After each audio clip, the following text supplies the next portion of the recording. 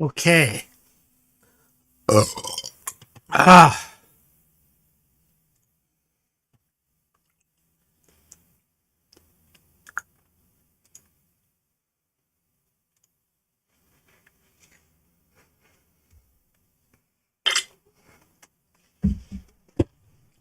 Okay.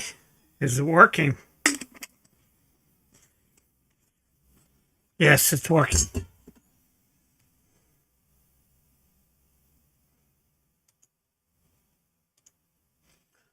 Okay, move this over to this screen.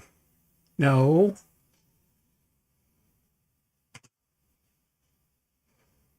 I said this screen.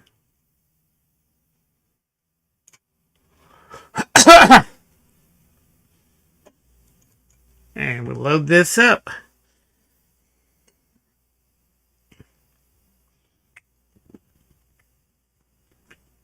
Uh-oh, there's an update with Giant.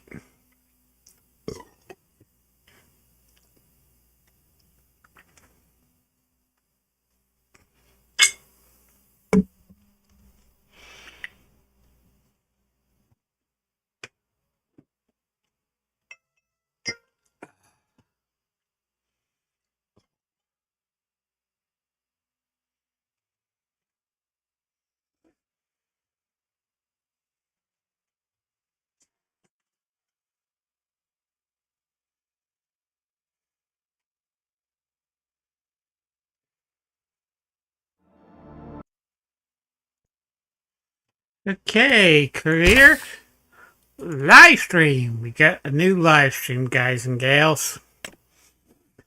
The map is called Survival 4X. It is on the Farming Simulator 25 mod hub. And tomorrow at 1 o'clock, there's a video coming out on it. And that will have the link to it if you want to watch it. Basically, the U.S. government saw what I did in Scotland. And they want me to do it now here in the U.S. They put me in the middle of nowhere, USA. They are giving me some equipment and 2 plots of land.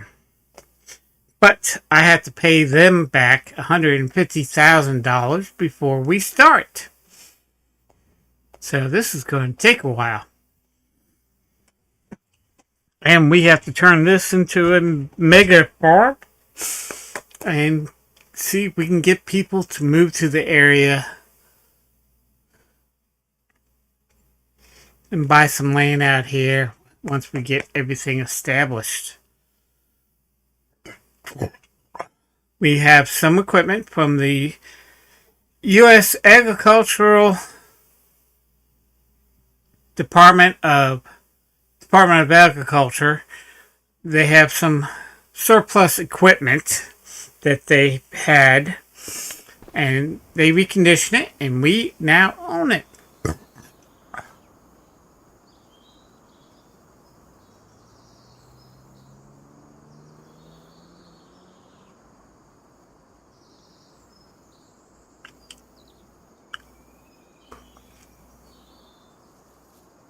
This is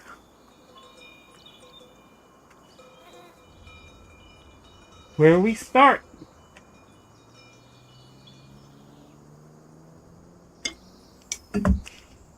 Okay, let's walk around.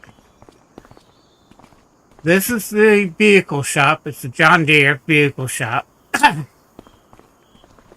This is the animal buyer. This is the marketplace, the farmer's market place. Hell points over here. This is the dairy. Oh, forward.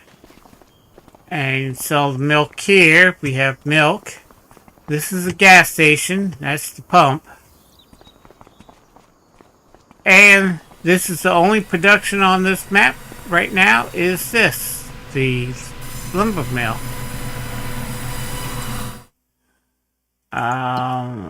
Productions. That is available for sale. We have no productions. But we do have some equipment. And as you can see, we are $150,000.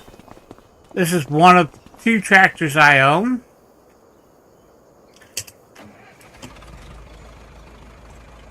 So we are going to go to the farm that the government has set up for us.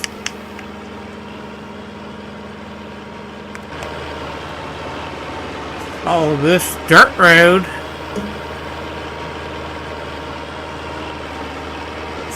And I'll show you everything that we have. We cannot take out any loans. Even for vehicles, we cannot take out loans. We cannot do hire purchase. We must pay cash. Everything. But before we can get cash, we have to pay back the $150,000 that the government wants us to do. So we got to do that.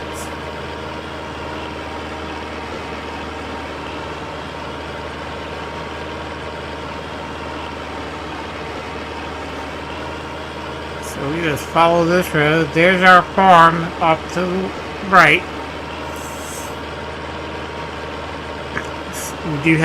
We do own some trees, so we can chop down the trees. I do have an axe. I don't have a chainsaw, but I do have a fire axe because I was a firefighter, so they gave me a fire axe to chop down trees.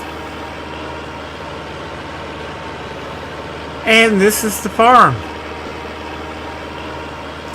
It has 2 American flags.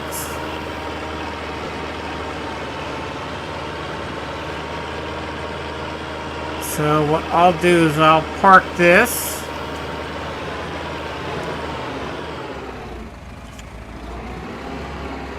This is our barn.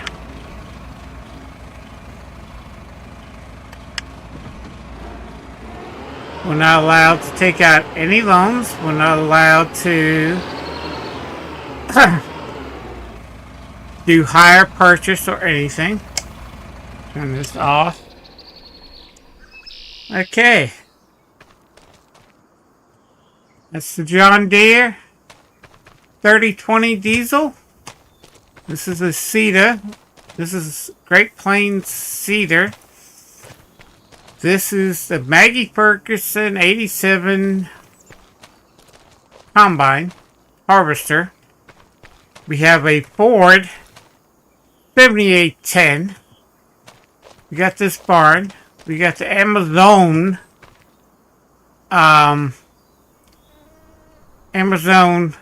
mower. We do have a tree pulley. This is a roller. This is a weeder. This is both lime and fertilizer spreader, and it's full of lime. This is our disco for creating fields. This is our forger.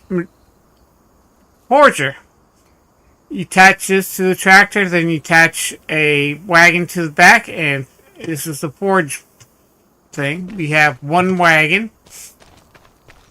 This is supposed to be a flatbed. Something happened. Something happened here. Now this is a buying silo. This is where we can buy bulk stuff from here. It does cost money. We can't buy anything right now. This is our bale storage. Of course, right now we don't have a baler. We do have a silage pit. And they gave us a silo that holds 10 million. This is our repair station, and we have 8,500 liters. I'm sorry, we got 5,000 liters of diesel in here.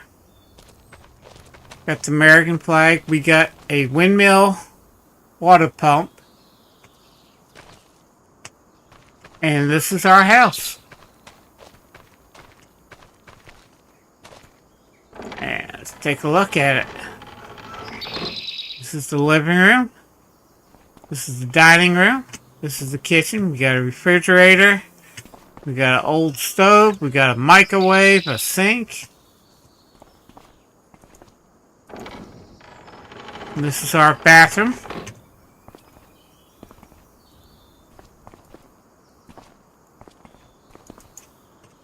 Where we can take a shower, do our business. Got our wardrobe, and we got our bedroom, bed. Here, and that's it. We're the only one here in this location. Nobody else is around us. We're not allowed to do any contracts. We are not allowed to take out any loans. So we got to do a lot of work. Since all we got around us is trees and grass,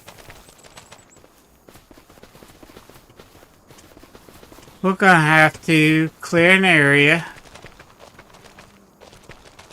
Now the cedar and the spreaders the spreader has lime, the cedar has fertilizer and seeds full.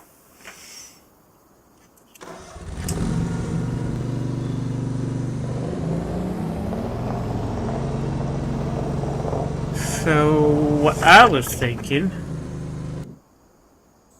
is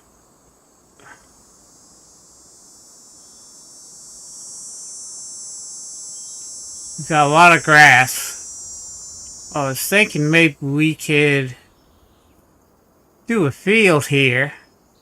Before we do the field, I want to cut up the grass and turn that into silage.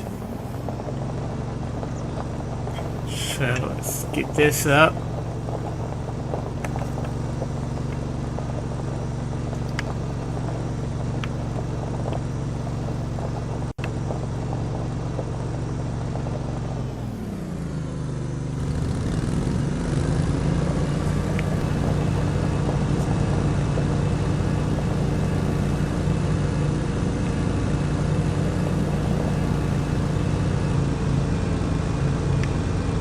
Clear some of these bushes up. And just start cutting grass.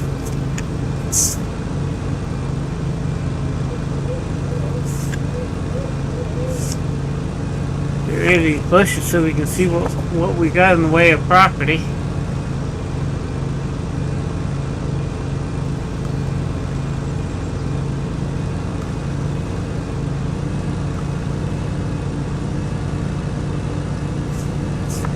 We'll cut that tree down. Yeah.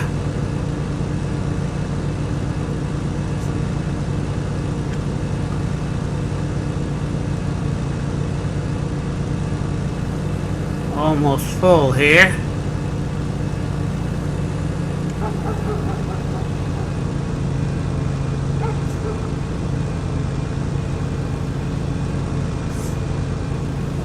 Okay.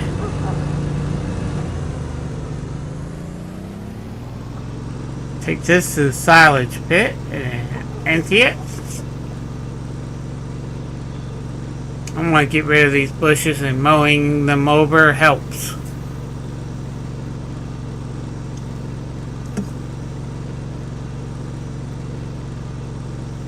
Hang on a second. YouTube, what are you doing?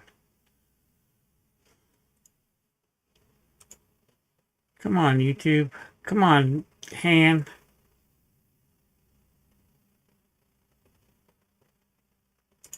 Okay, it's working.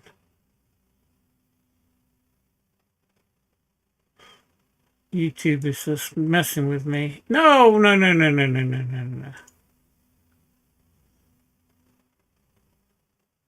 Okay, click.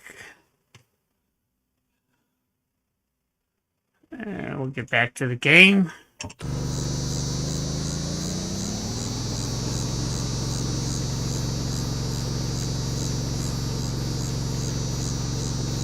So we got lots of grass to cut.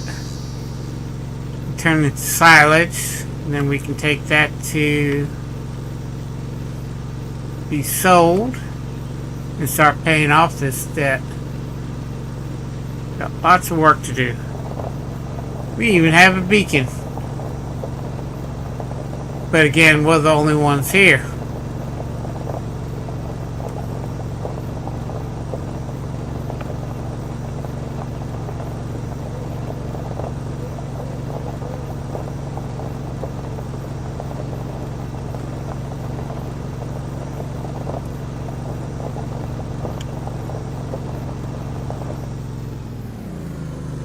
Okay, how do you empty? Need to turn on.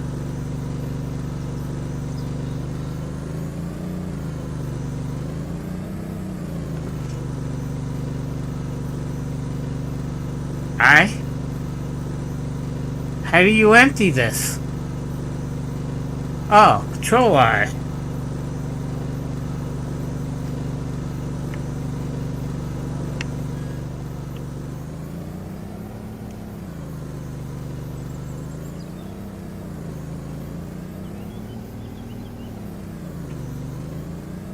You want to fill this pit up with grass. Okay. So we got a lot of mowing to do.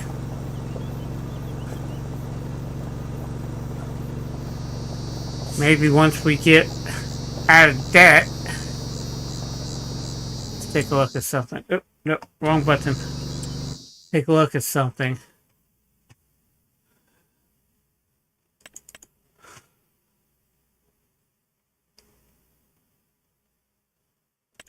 $5,000 or $5,000. This requires 800 horsepower. This requires 60 horsepower. This is 4 meters, and this is 1.8 meters. Okay.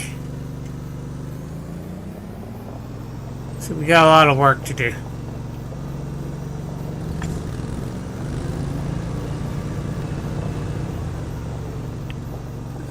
So let's see what we are going to do. We're just going to go back and forth.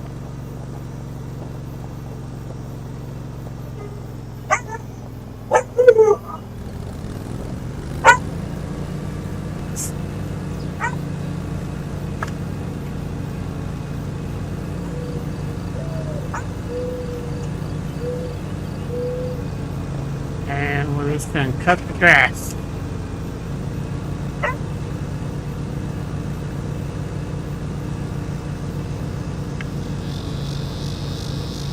Along the edge here, and just keep on making this bigger and bigger. Clear out the area for planting.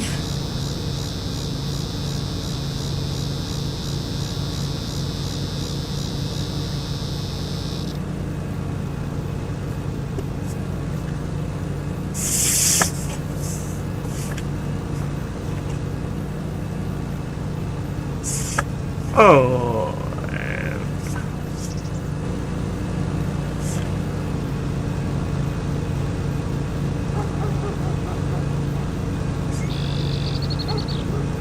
We need to fill that silage pit up and get it covered and start making some silage.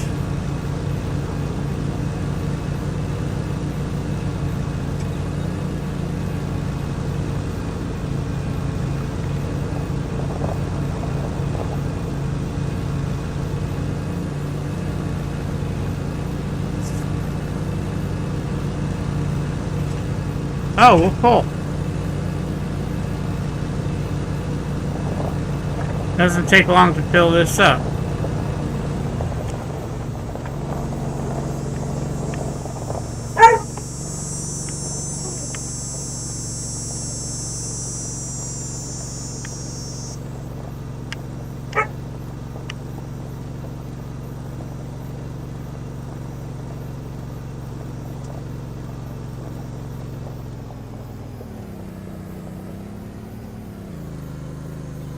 Control I.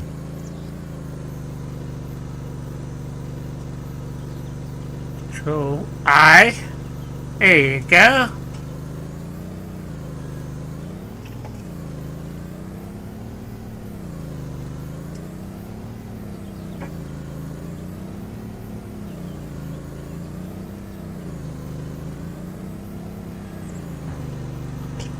Okay.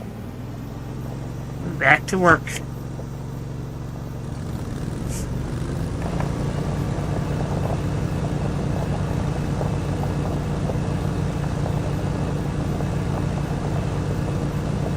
Got lots of grass in the area that we can cut. I just want to get the edges of...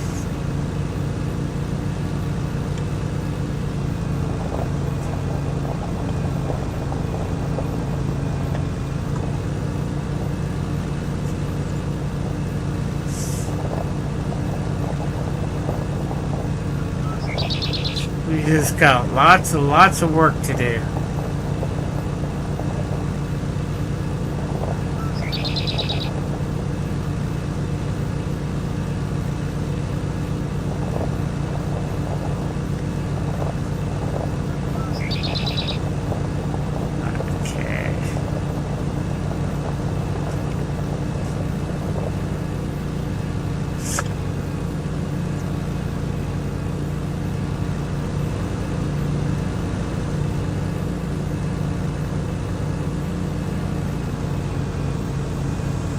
Clear these bushes out of here.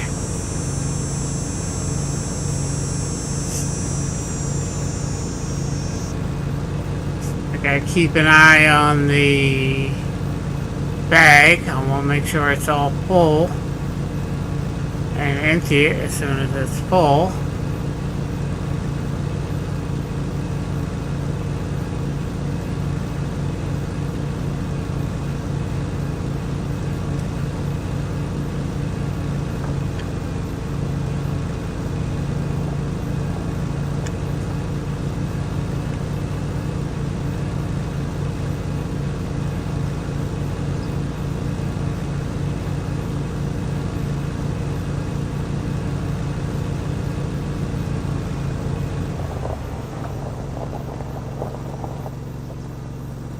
Off we go.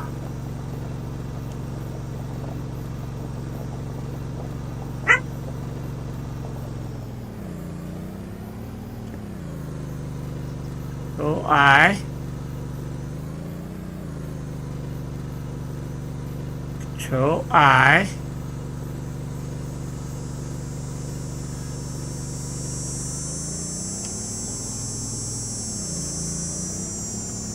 I'll fill this pit up.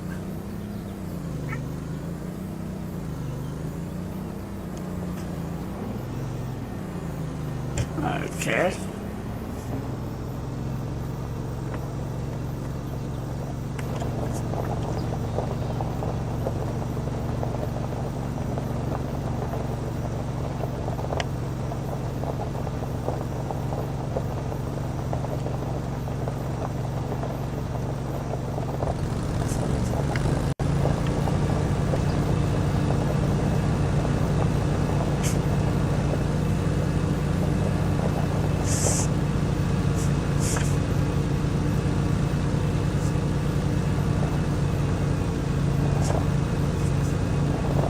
I want to keep the grass short around the property in case of fires and stuff like that. In case of brush fires or stuff like that. There's no fire department out here, so thunderstorm starts a fire.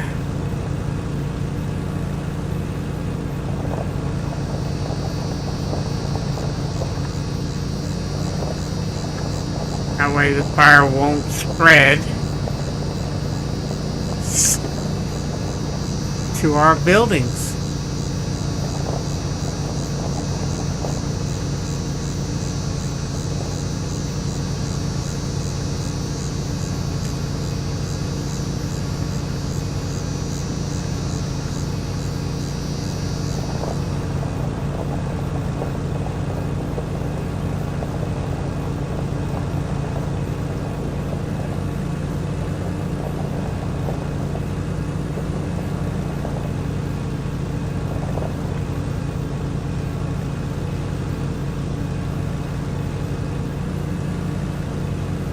'97, '98,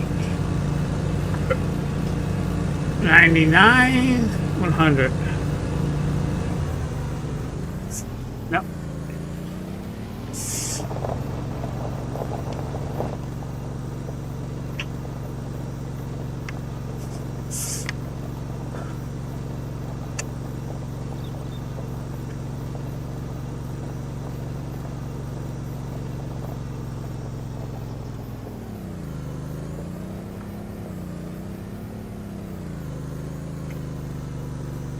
Bunker silo 2%.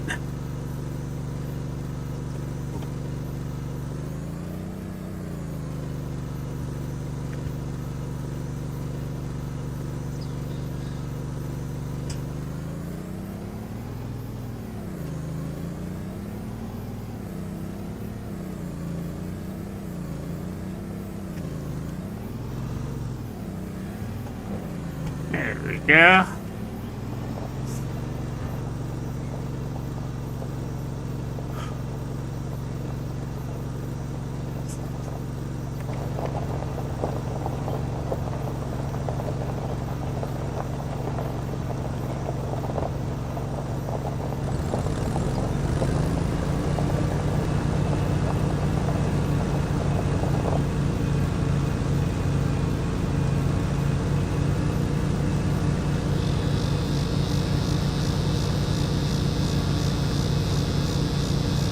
It's gonna take us a while to fill that silo bunker up.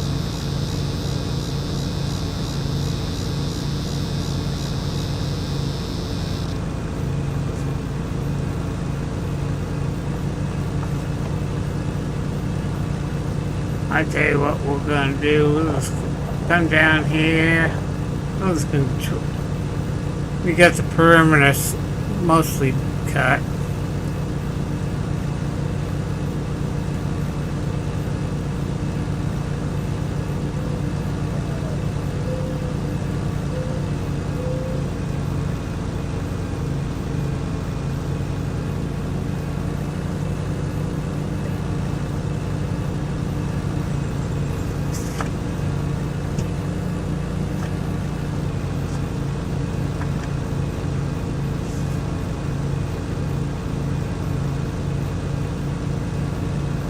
I want to clear this section out because this is where we are going to plant a field.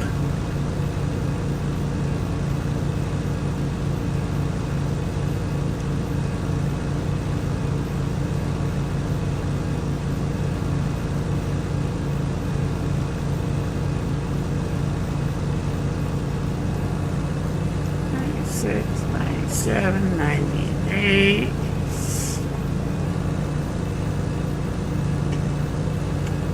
I said B.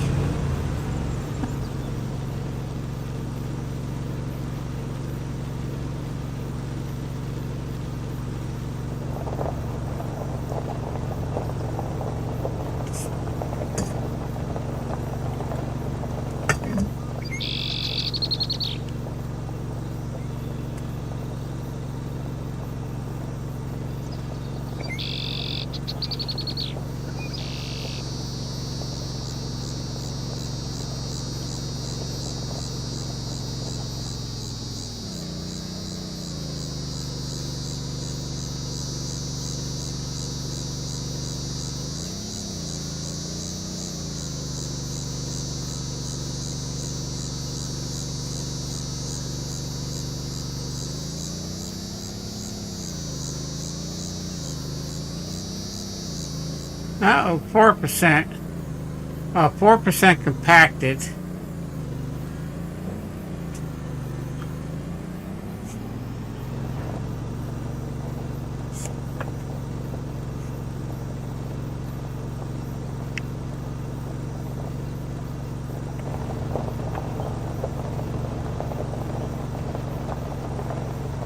This is gonna take a while.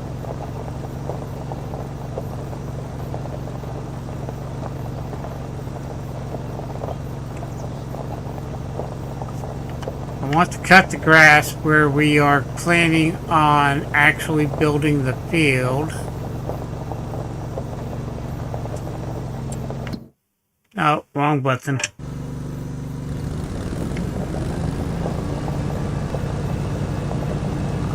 Tell you what, let's just do this.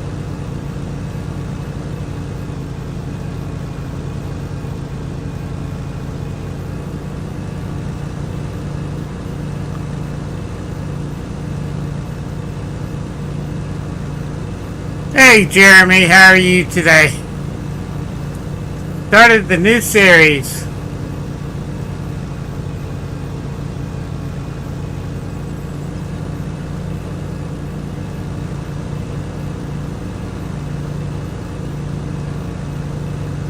and starting $150,000 in debt.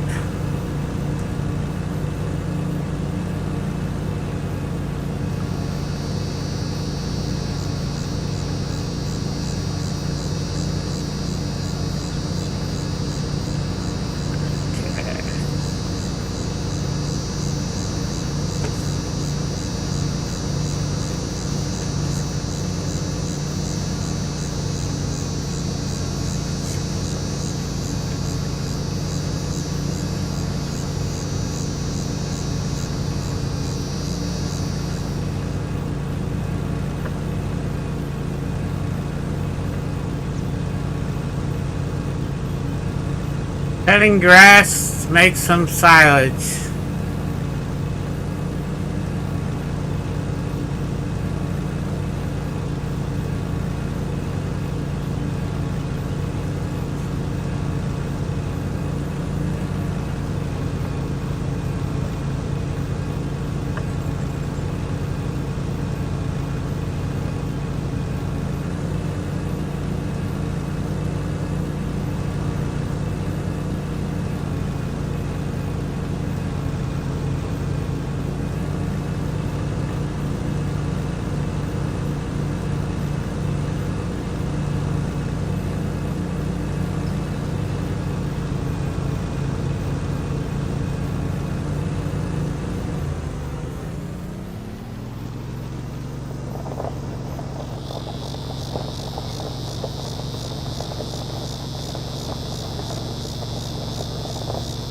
We need to start making money now, not wait for a crop to grow. And make silage and then sell it once it's fermented. That'll give us a bunch of money.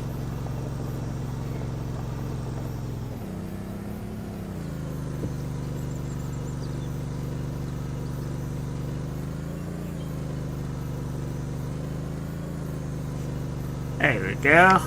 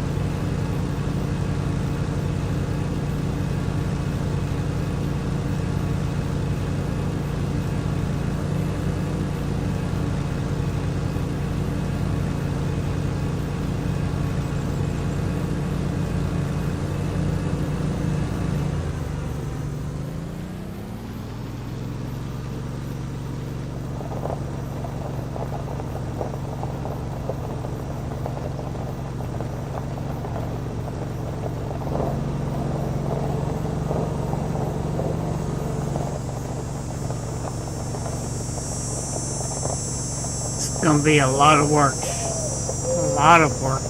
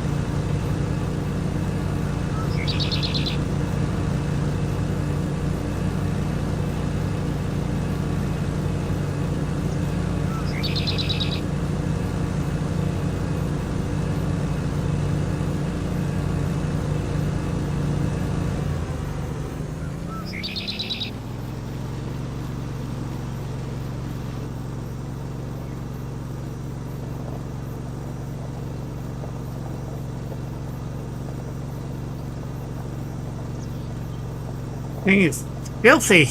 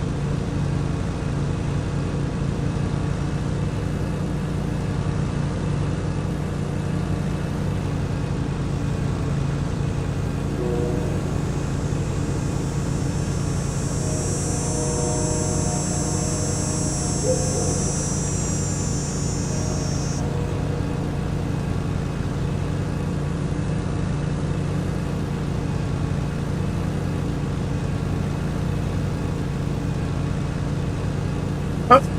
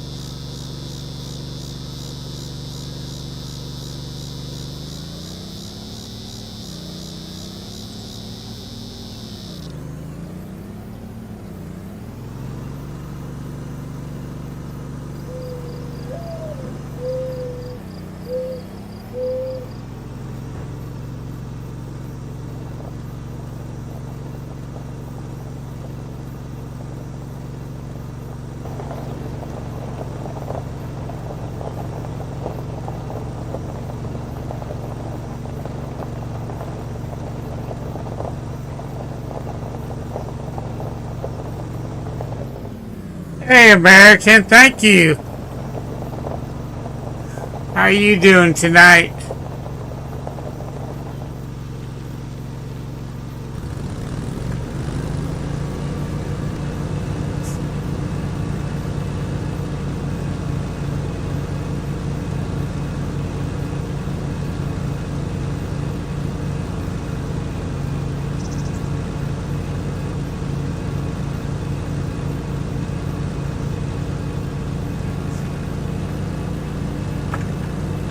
I'm doing good. I think I'm awake.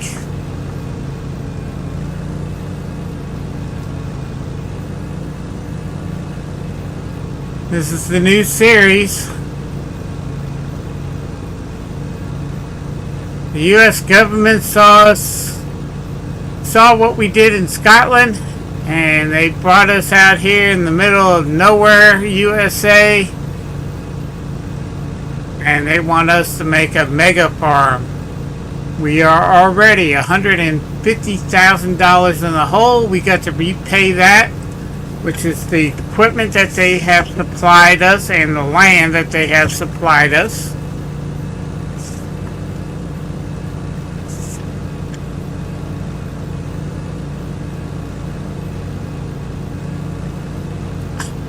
And we're doing pretty good right now. We're making silage.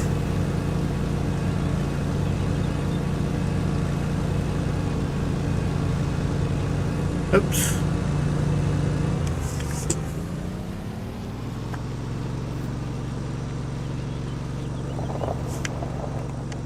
This is the farm. That's our implement.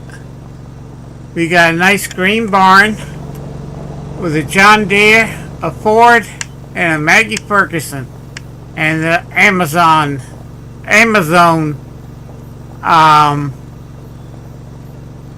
mower.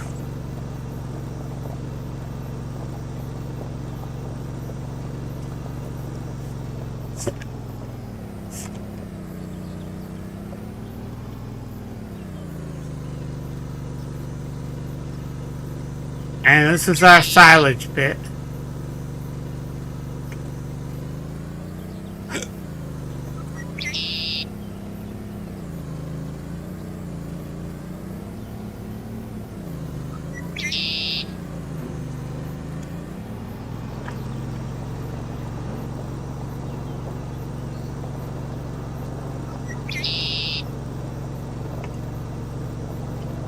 We are not going to be using precision farming, at least not yet. Not until we can get some equipment. We are not allowed to take any loans of any type, so I can't finance equipment. So everything has to be paid for in cash.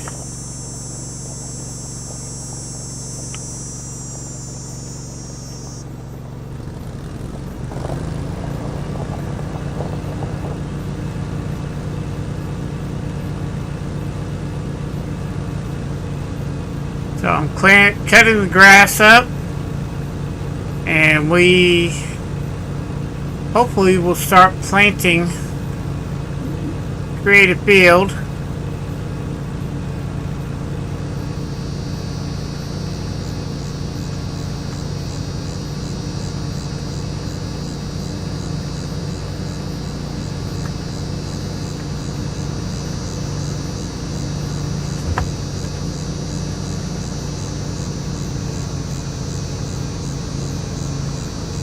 Getting rid of these bushes.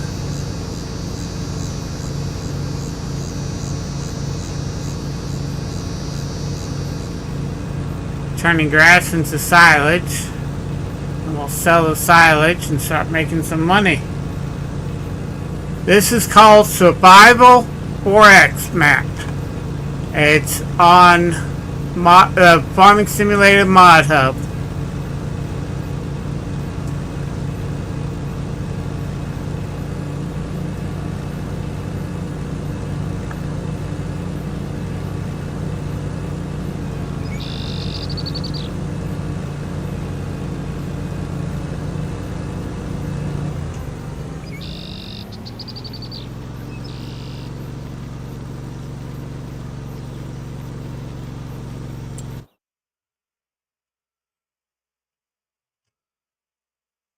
Ah, come on, hand, work. Here we go. That's the map. This is the cell area. This is our area. We own plots 34 and 35.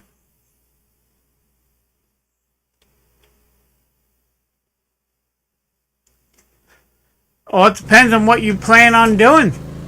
If you want to completely start from scratch, this is the map to do it.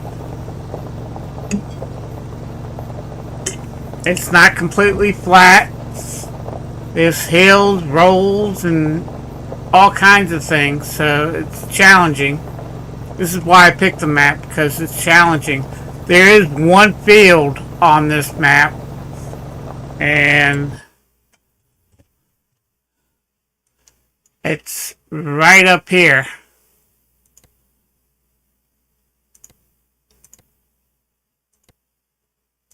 And I could have started there, but I wanted to be starting completely from scratch. So that's the whole purpose of this map. And I did do a quick video on this map. It will come out tomorrow around 1 o'clock.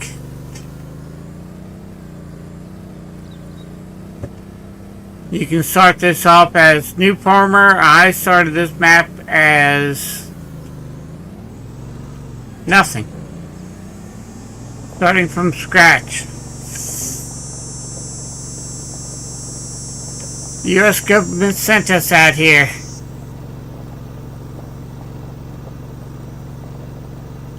Because they like what we did in Scotland. So they wanted to see if I can do it here in the middle of nowhere, USA.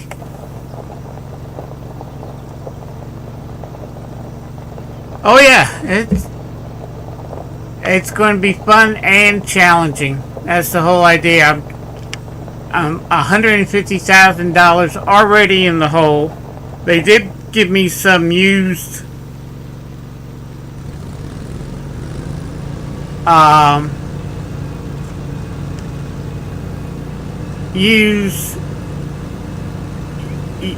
United States agricultural surplus equipment, and they did refurbish them, so they are completely 100% good to go, but it's all a bunch of old equipment.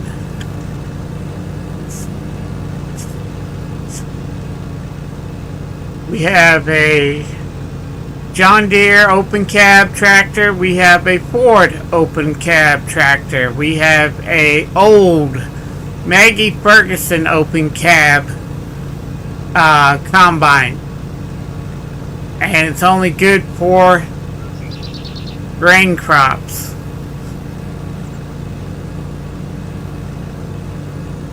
Have you ever had any family members that served in the military? If so, what branch? My father, he's a Marine. He actually was, when he met my mother, he was a DI at at Paris Island in North Carolina back in the 60s. My grandfather was retired, joined the Army before World War II started, and by the end of, he was a private, and at the end of World War II he was a major. He got the Congressional Medal of Honor. He served both in the Pacific, he served in the European theater and also the Pacific theater, and made the Army his career. He made it all the way to full bird colonel, and when mandatory retirement came, they retired him as a brigadier general. I've had uncles in the Marine Corps. I've had cousins in the Marine Corps.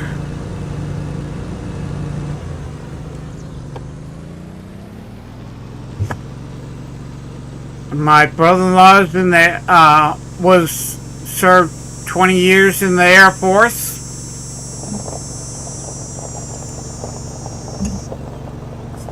I know the military quite well.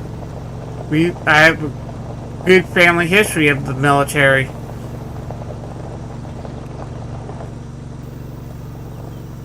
Now, on my father's side, my father was only only one that actually served in the military service.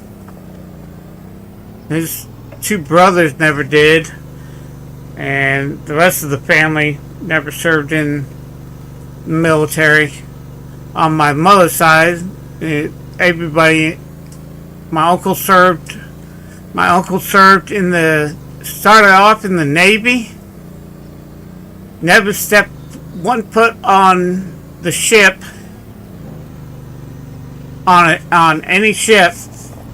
He switched from the military, from the Navy to the Army, and his first 6 months was he was a medic in the Army, and eventually became a nurse. But his first 6 months was on a ship. He had to get out of the Navy to be able to get on board a ship. That was a running joke. And he served 20 years in the Navy. He started off as a corpsman, he ended up becoming a nurse. Did his 20 years as between the Navy and the Army, he did 20 years. Got out of the military and worked as a nurse. As a matter of fact, all the way till he was, how old was he? All the way till he was age 70, he was a nurse at Emerson Hospital in Concord, Mass.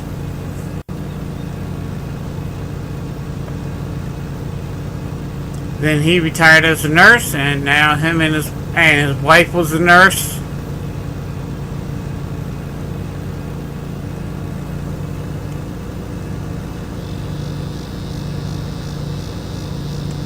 Yeah, my grandfather.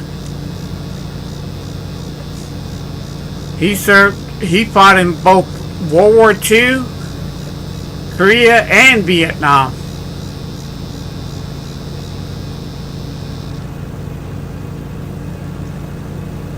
My father was back when Vice President Nixon was president, and this was just before the Vietnam War. He was saying that we have no troops in Laos, and my father was stationed, his whole platoon was stationed in Laos at the time. And he read that in Stars and Stripes, and he's like, I guess we're not here. I have an uncle that served, actually a great uncle that served also he served in Korea and Vietnam. I've had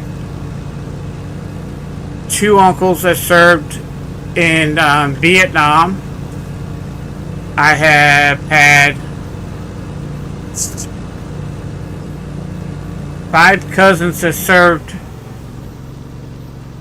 in Desert Shield, Desert Storm, and the Iraqi War.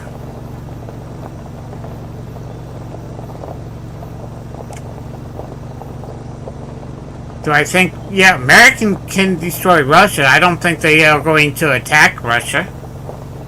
That'd be futile. That will start World War III and Armageddon. That'd be stupid.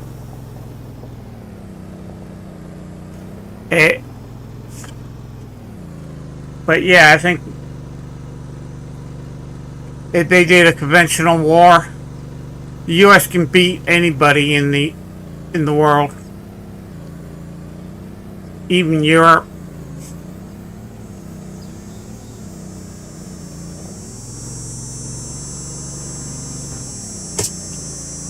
I think they can beat China. I think the U.S. can beat everything right now. Everybody right now in the world. In a conventional war. Not a nuclear war. But if Russia and the U.S. fight, Putin will send nuclear weapons. And that will be Armageddon.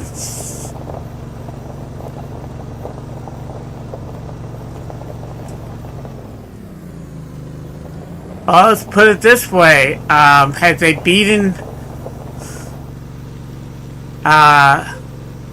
Ukraine yet? That they were only supposed to do, they were supposed to beat Ukraine in 3 weeks. Had they?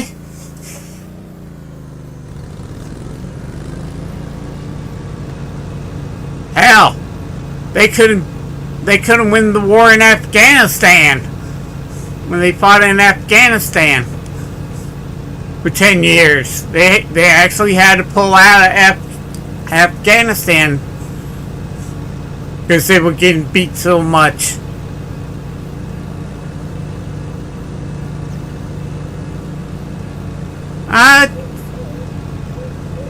China is, right now in the world, the United States is probably ranked number 1.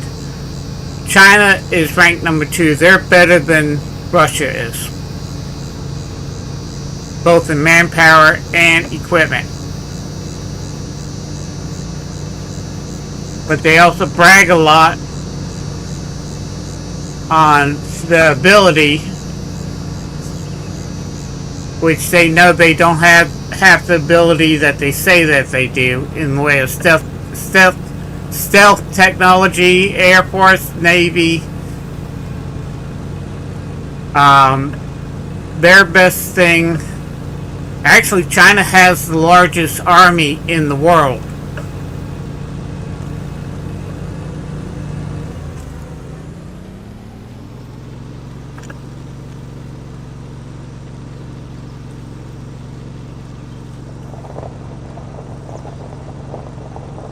And some of China military units are actually pretty good. A lot better than what you think they are. But if it was just the United States and China in a conventional war, the United States would win. Because we would have the air superiority.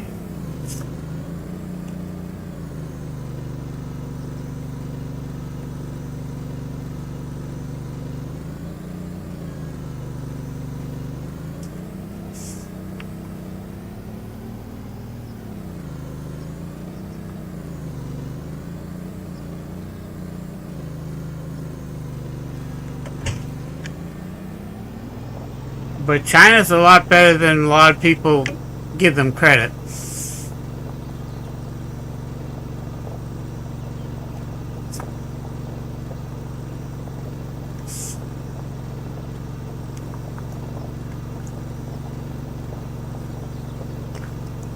And China also knows that if they fight the United States, they would lose.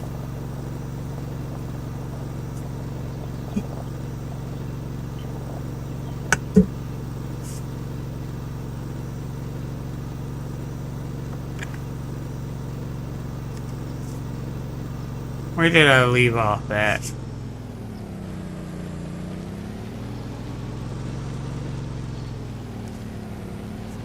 And as a matter,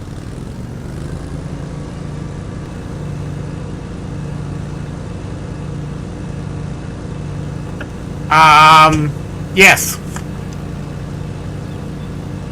That's why China has not invaded Taiwan.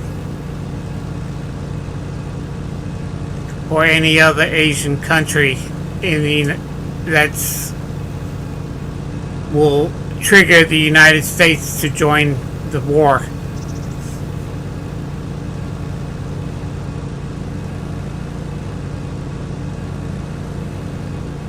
Now, there's also a chance of a war actually between Russia and China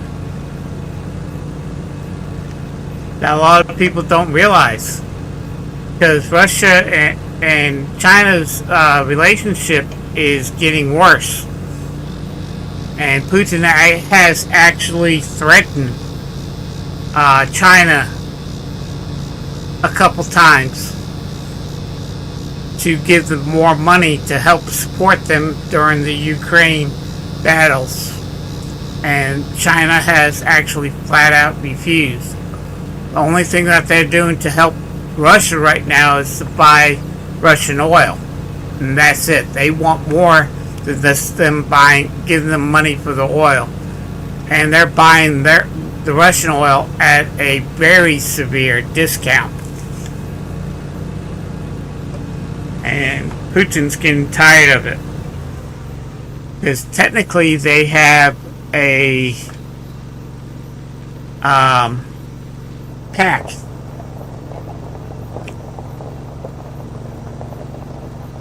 Oh yeah, North Korea is scared of everybody.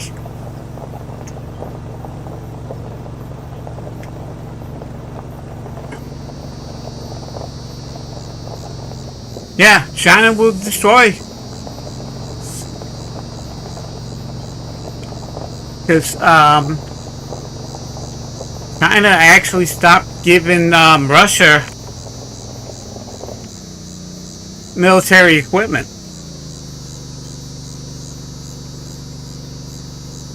The only thing China's doing for Russia right now is buying their oil.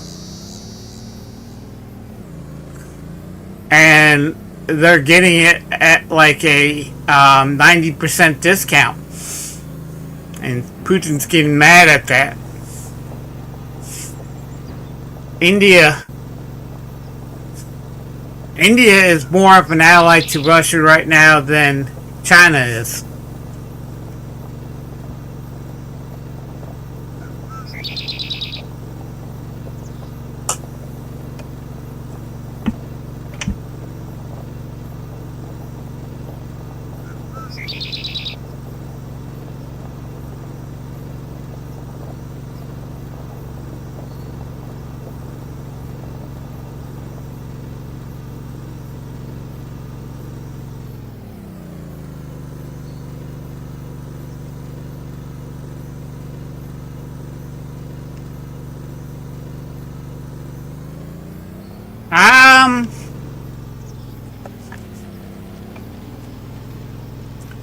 Actually, China is doing a lot. They want to actually. There's a pact called the Arctic Pact, which is basically Canada, United States, Greenland, Finland, and all that, all the countries that are close to the Arctic. And China is an observer, is classified as an observer of the member of the Arctic Pact. And they actually want to get Greenland. They want to buy Greenland from the Danes. That's one of the reasons why Trump is pushing for the United States to take over Greenland. And that's the main reason why Trump is pushing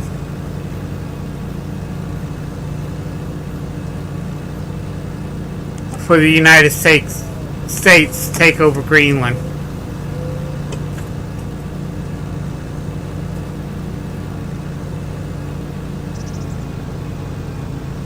Because a lot of Chinese companies are now investing into mining in Greenland. And of course, every company in China is run by the Chinese government. They're not privately owned.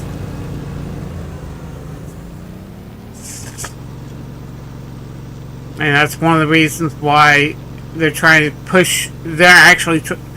Trump's trying to actually push China out of Greenland.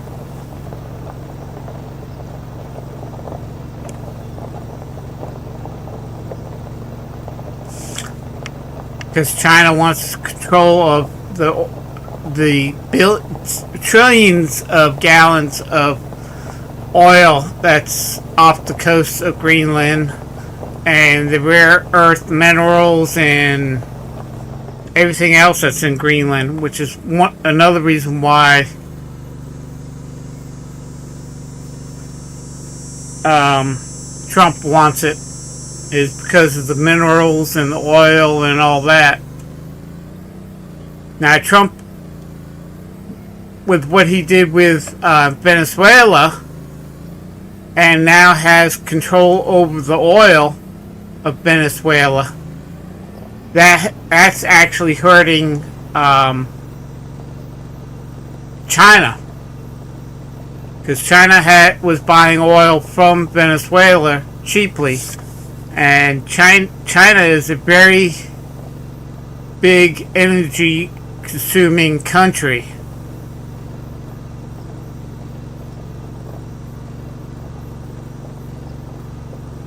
So they actually, what was it, about 60 billion, they actually invested $60 billion into Venezuela, and Venezuela was to pay them back in oil. And now they've lost, since what's going on in Venezuela, China has lost all that money, plus now is not getting the oil.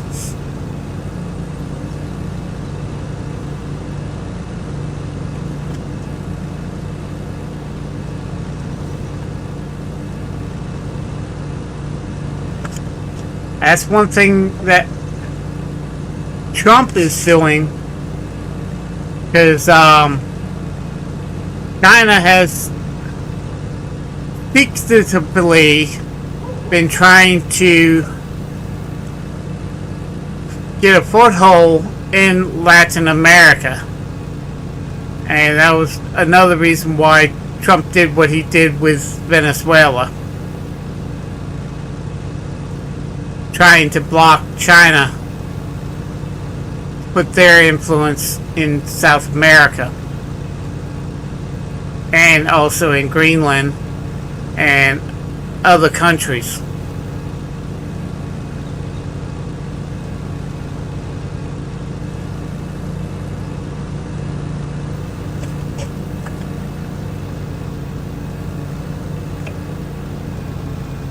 Xi Jinping is not stupid.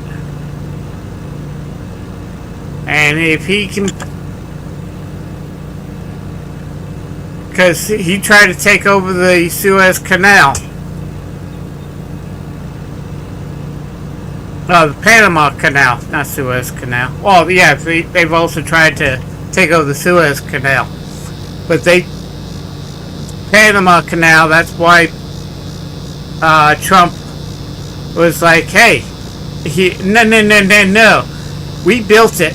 America built it, not you, and we'll take it back." And that's why they actually put a base back in Panama.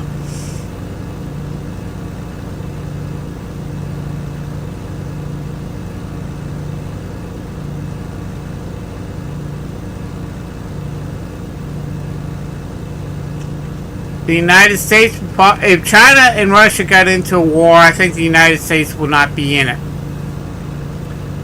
But between Russia and China, China will win if they don't use nuclear war weapons. If they use nuclear weapons, then the world will lose. Because that would start World War III.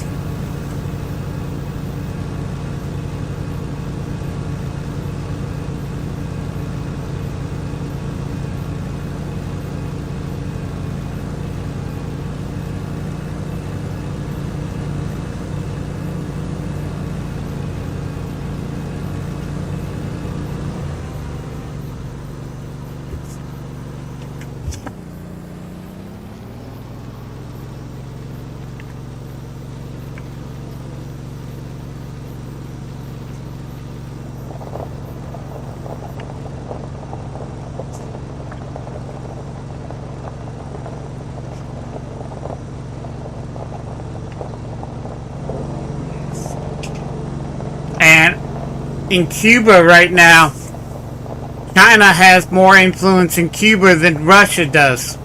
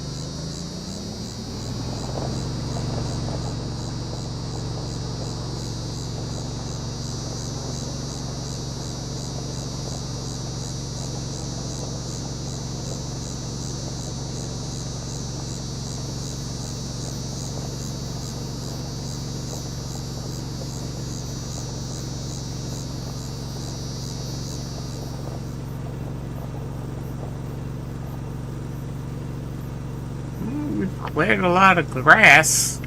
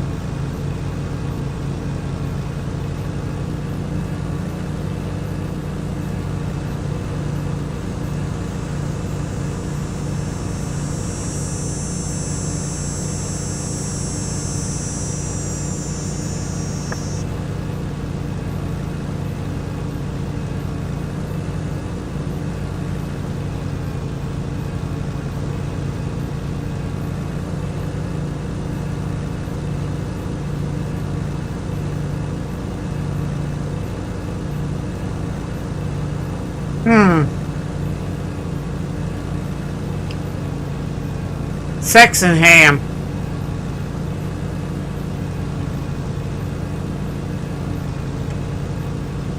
It's an English map. Or you could also just do, have you played, do you have the DLC, the Highland Expansion DLC? The map I used in the last live series? Last Survivor series? Because that's actually a pretty good map.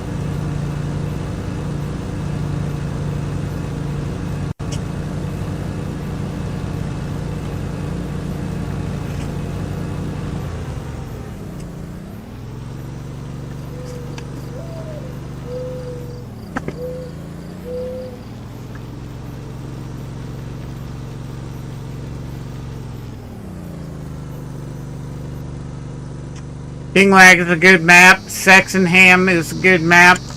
If you take a look at my playlist of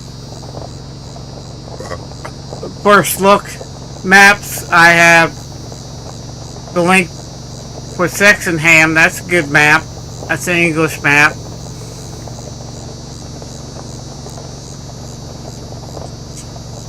I don't play. I try to play as much of American maps as possible.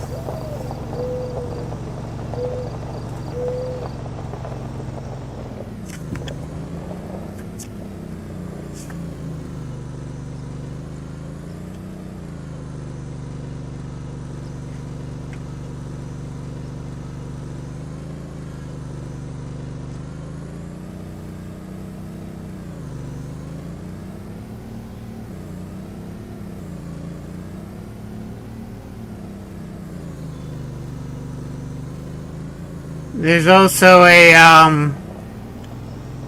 I forget the name of it, but there's a Brazilian map on Farming Simulator Mod Hub that is pretty good too.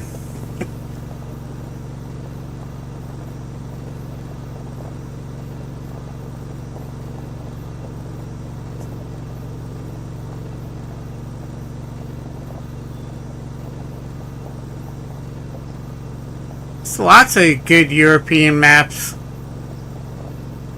This depends on how big you want the map to be.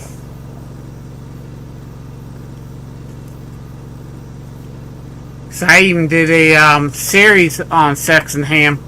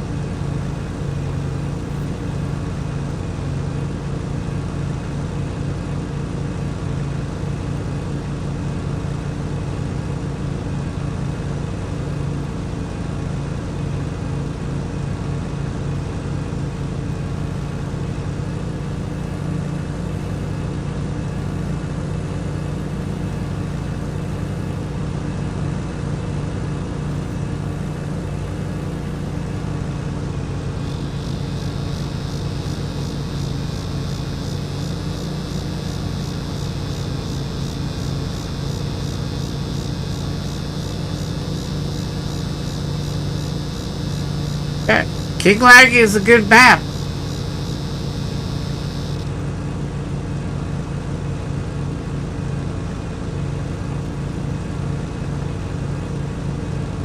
And I'll tell you one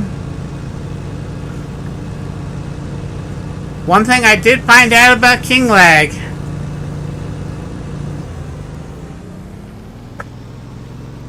Once you build or buy the I forget the name. It's the veggie plant. I can't. It's veggie something. I forget what it's called now. But and plant a ton of onions, you can make a ton of money. I made in one season over $1 million this by planting onions and producing onion soup.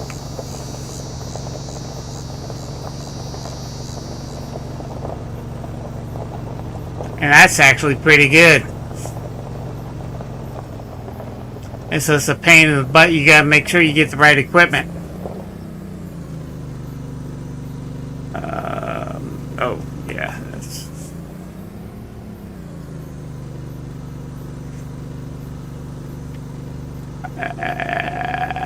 how many liters we got here? We got a little over 20,000.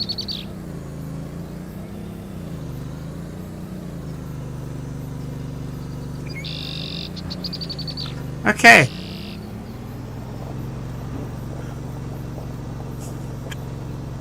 I'm done. I'm bored cutting.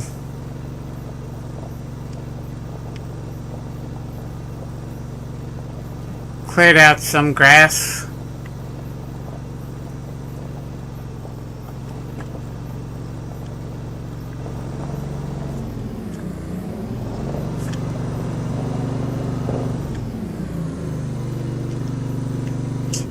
Here's my equipment.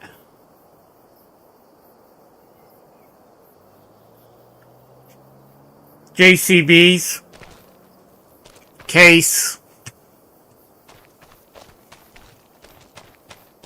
JBC tractors, and case harvesters. I also use in King Lag. I used the Lizard Colossus pack which is at modhub.com. Not Farming Simulator ModHub, but modhub.com. It's called the Lizard Colossus Pack. I need to do a video on that.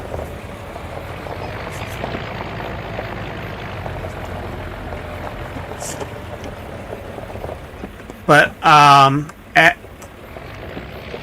it has a harvester in it that allows you to harvest onions.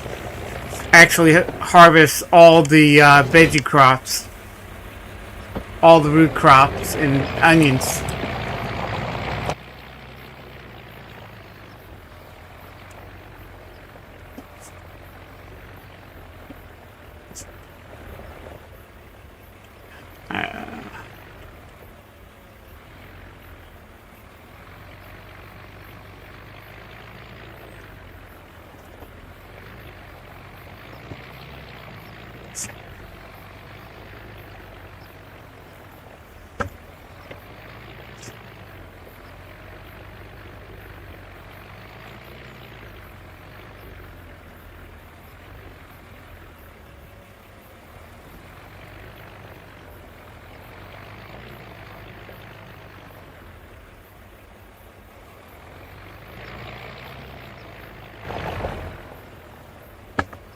The JCB, the one that came with that DLC, the JCB tractors are actually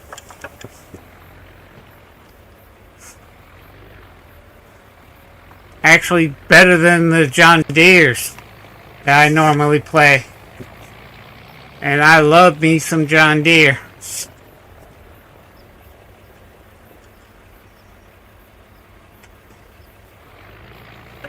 That's nice.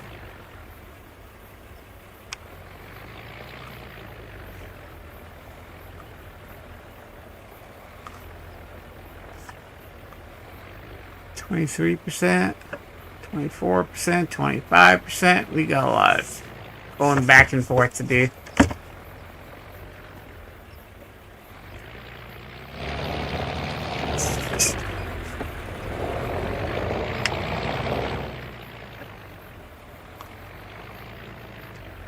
I don't listen much to music anymore.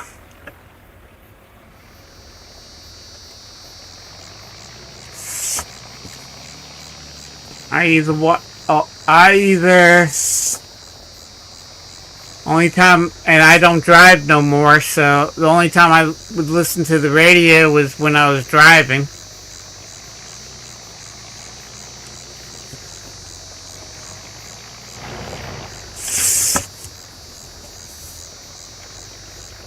And I like country, but I mainly listen to the 70s, 80s, and 90s music.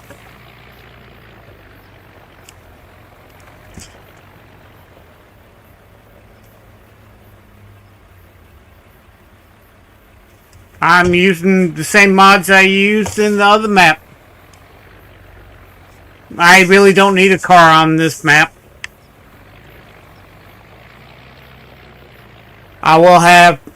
I will be using a Mack truck once we get the farm bigger. Use my Macks.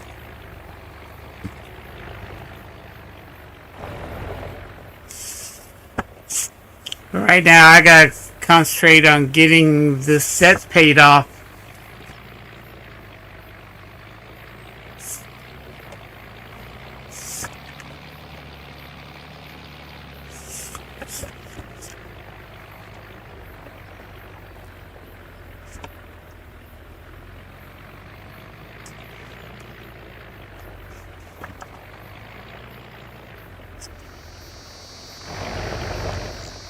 I might get a pickup.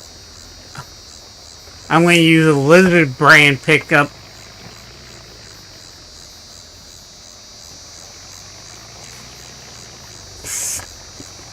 But I use more farm equipment than anything else. The only truck I use, I like the Mercedes-Benz because I got that DLC packet. Kind of like the Mercedes-Benz trucks. when I'm playing on a European map, but when I'm playing an American map, I got to have my Mac.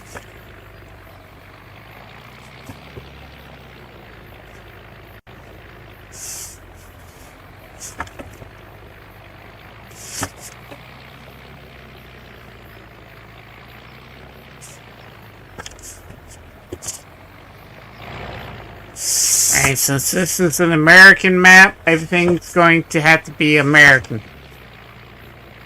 Only thing I might get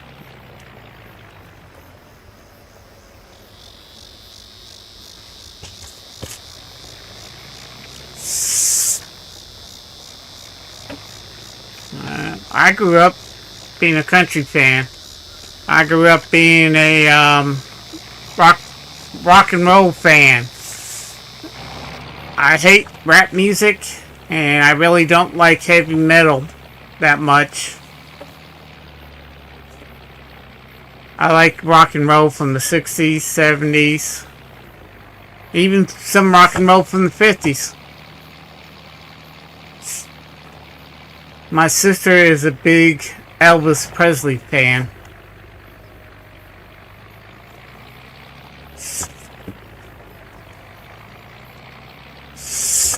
My father actually met Elvis Presley when he was serving in the army. He somehow came through Paradise Hotel when my father was a DI. For some reason, he had to go there for some type of training.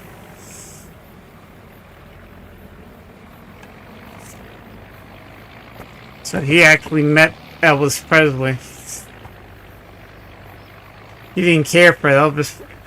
I mean, he liked his music. He didn't care for Elvis Presley as a soldier.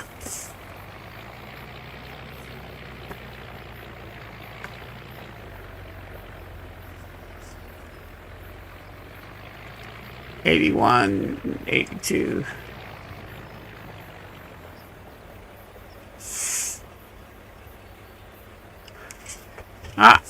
I like some hip-hop. Not hip-hop. I like some pop music. I also love jazz. I also love classical music. I hate rap. I don't like hip-hop. I don't like heavy metal. I don't like rap. I hate rap with a passion.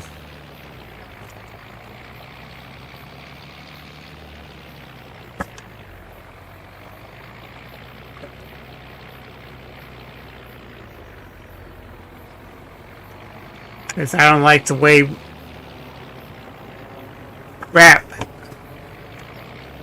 rappers treat women in their music, and also I don't like it the way they treat cops and first responders and stuff like that. Rap is more gangster than wannabe gangsters.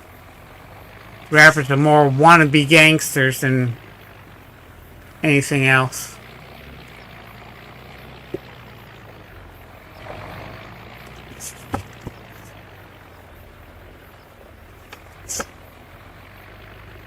100%. We are done. Okay. Oh, no. Here we go. No. This way. There you go.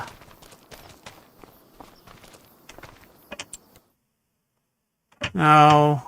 How do you cover? I forgot how to cover. It's been a while since I've done this.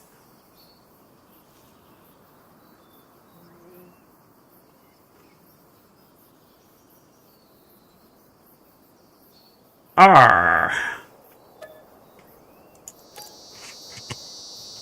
Okay, let that.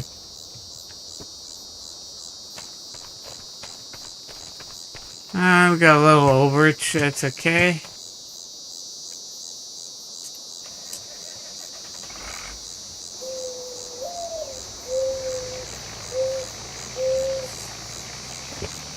Let me take a look at something.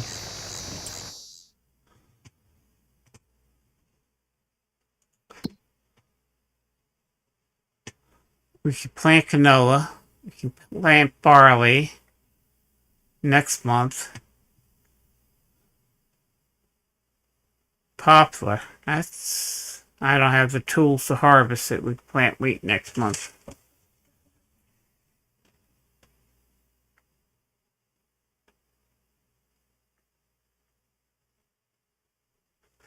Okay.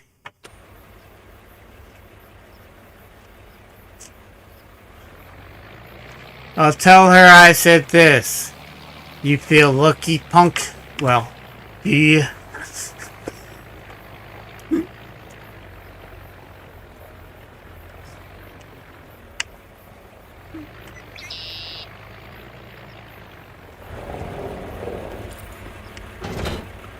Okay, we are going to create a field. I do want to get some planting done.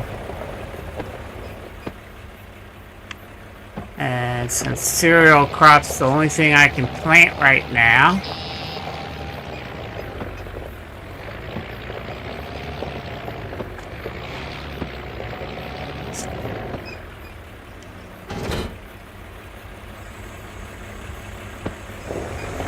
okay.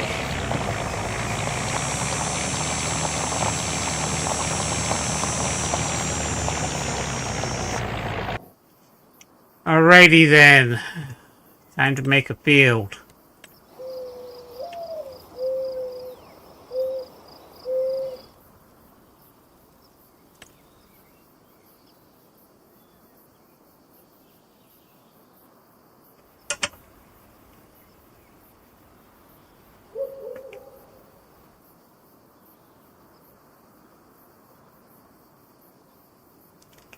It shouldn't cost me anything. Oh, I can't do that. I got no money.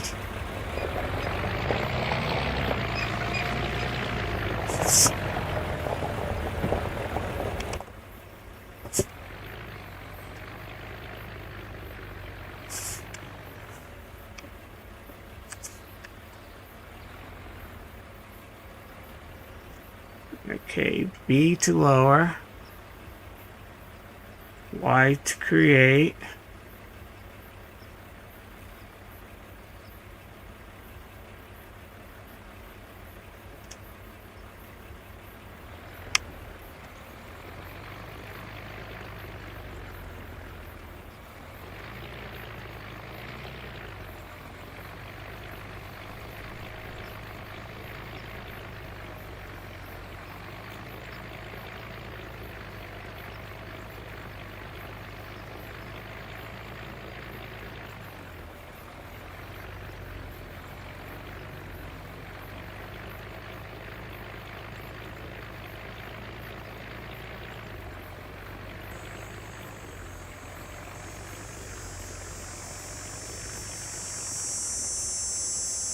B, pick up.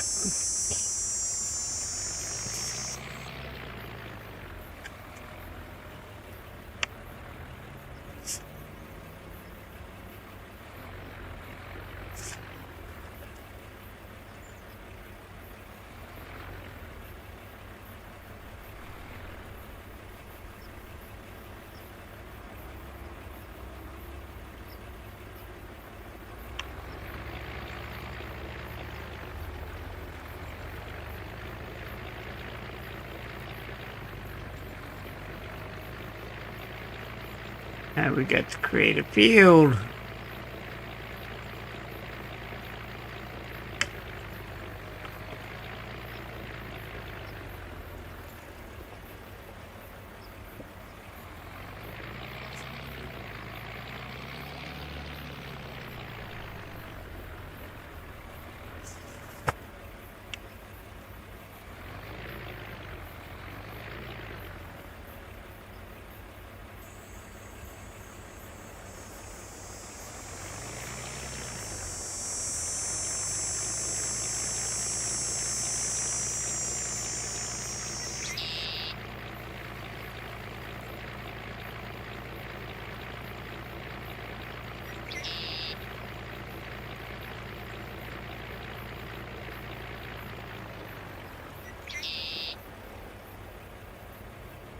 Okay.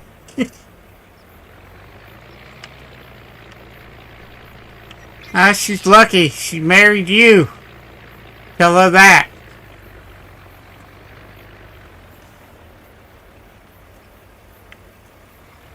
Or you're lucky because you married her. What? One of those two.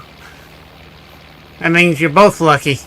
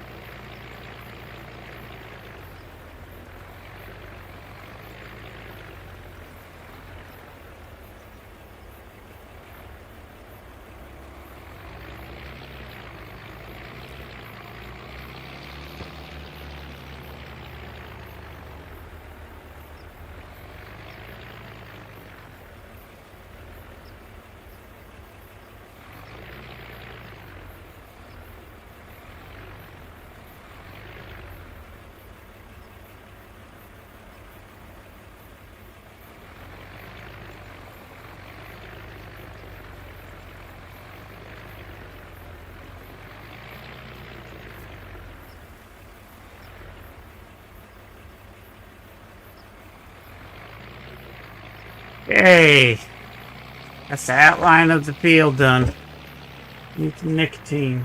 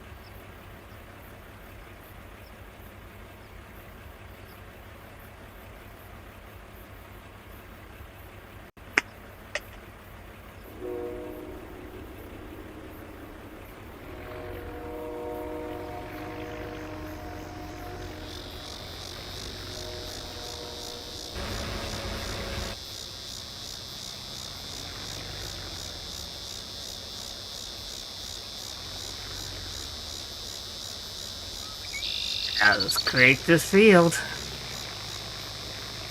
Up and down.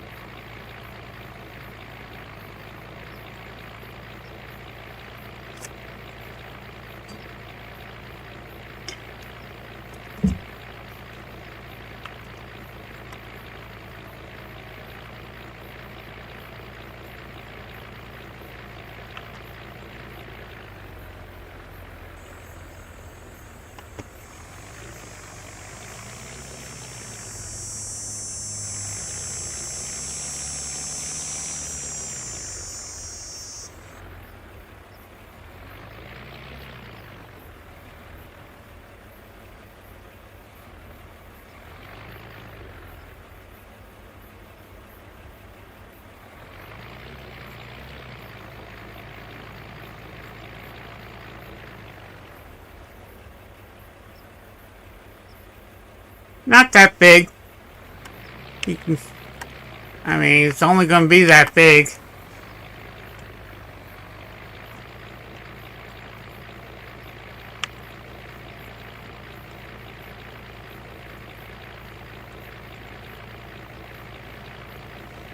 Probably a couple acre field.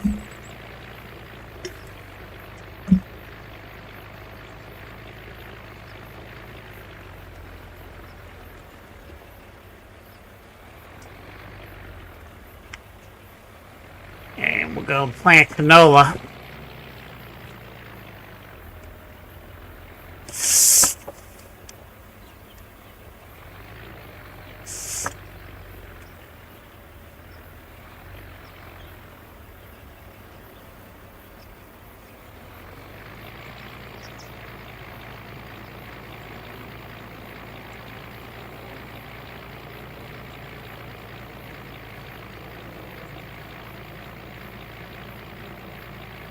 I don't got that big of a, this is a disc row.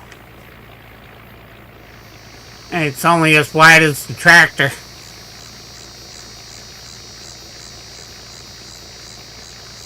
I only got 5,000 liters of fuel, so I got to be careful on fuel usage until I pay off that $150,000 debt. Okay, well then, why are you tired? Not like you work in it many hours.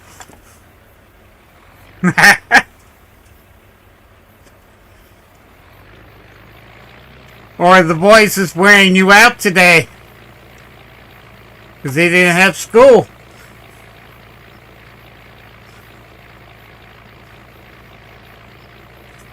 Oh, how's your son doing? Is he back to normal? Not worrying about life?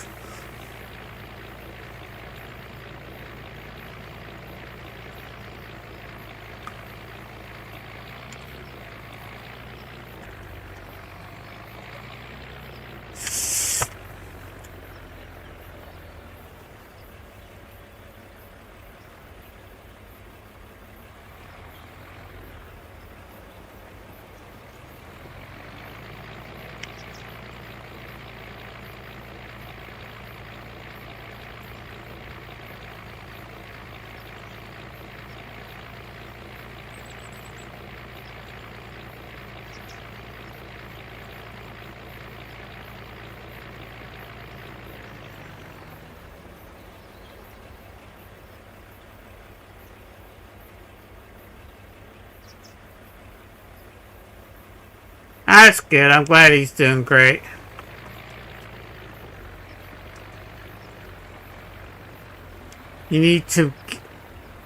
What you need to do is get some growth hormones in your kids and get them start working on the farm for you.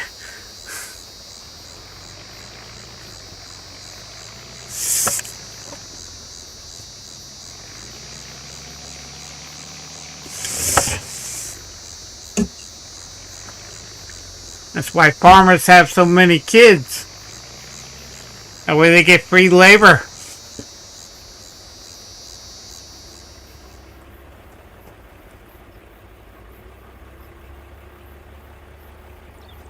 Yeah.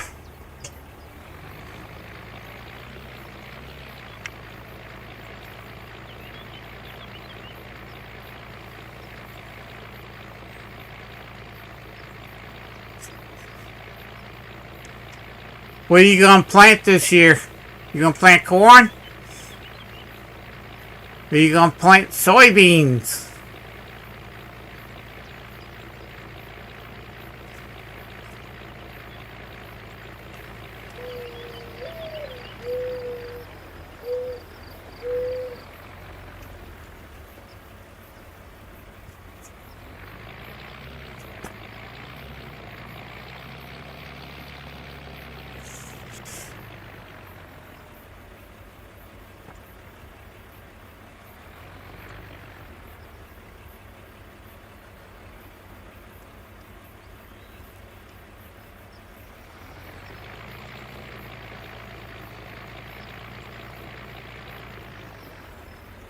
Corn and soybeans. Yeah, that's what I figured.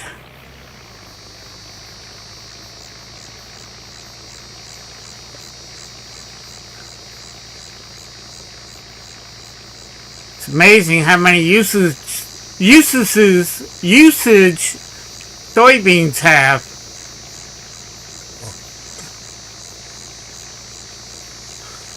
That's why it's a very profitable crop.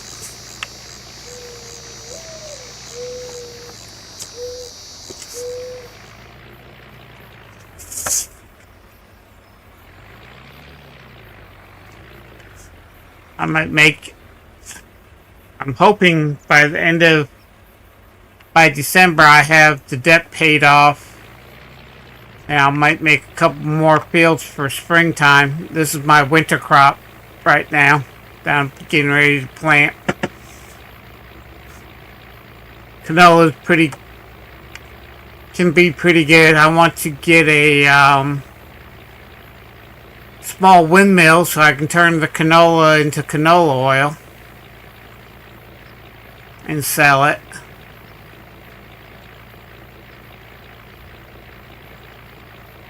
This isn't going to be a big field, so I'm not going to make a lot of money.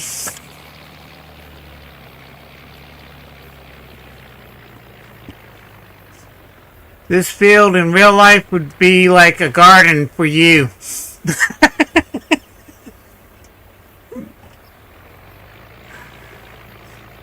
Ah, you got a veggie garden, huh? That's what I'm planting, a veggie garden right now.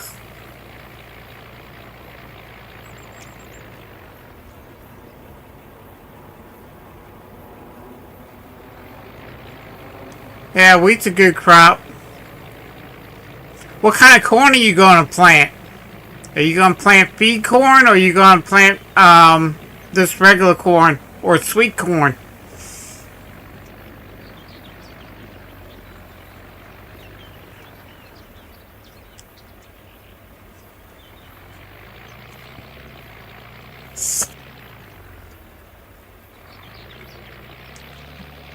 When I worked on that dairy farm,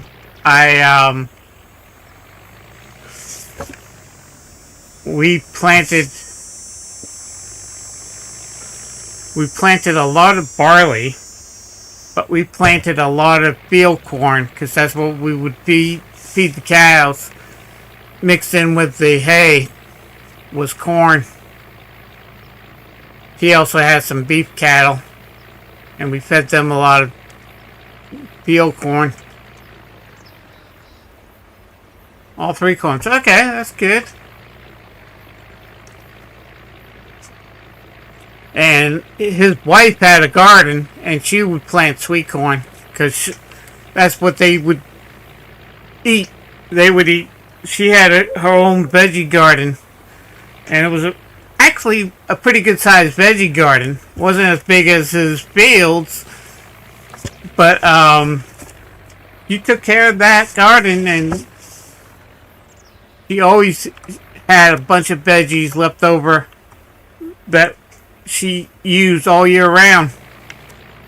They even had a root cellar in their farmhouse.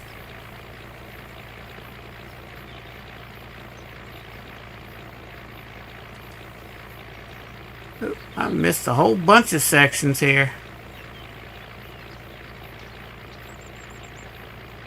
There we go.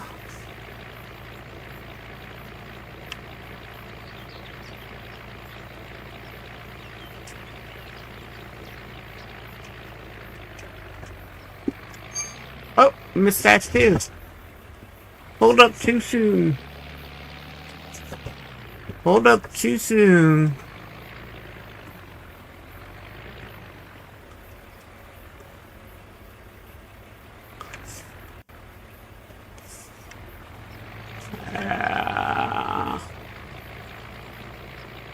Getting a little crooked here.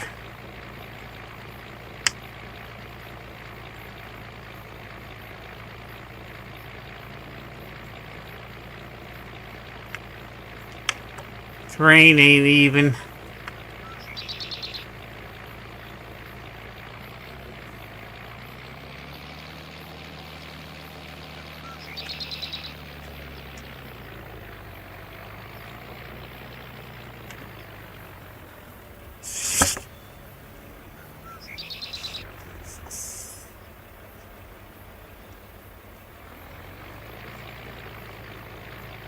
This challenge is going to be harder. The hardest challenge I've done so far in Farming Simulator 25. No loans. Can't finance equipment. Starting $150,000 in the hole. Got to create my own fields. Got to make my own money. I'm literally living off the land. I kind of wish they allowed hunting in Farming Simulator 25. Go deer hunting and bear hunting. Get some meat.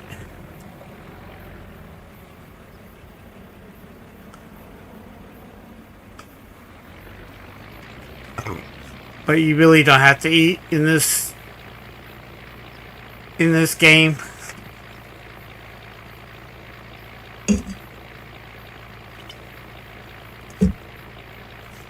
You have to make money.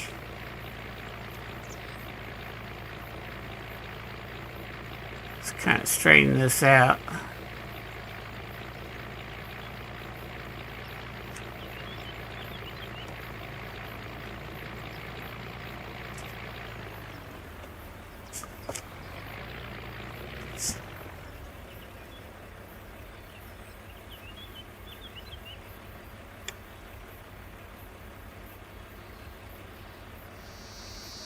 Oh yeah.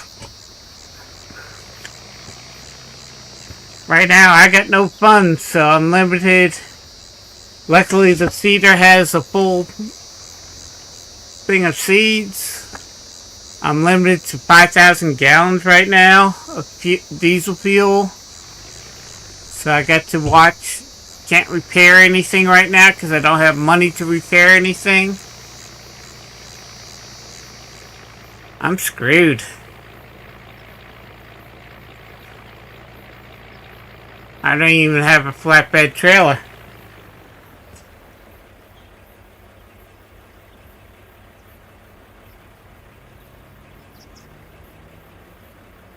Yeah, I agree. Unfortunately, there's no water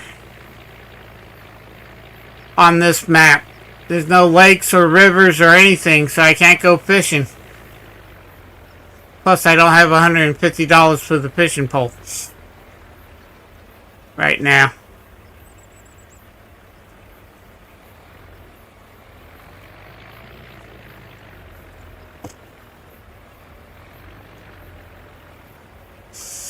Okay.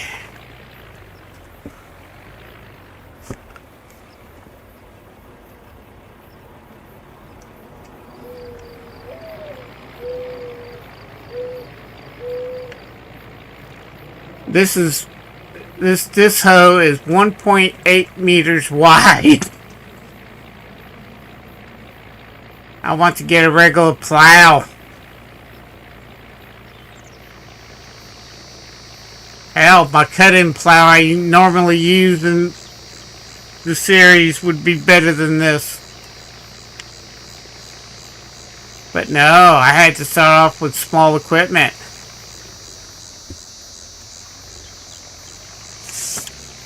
I'm really making this a challenge.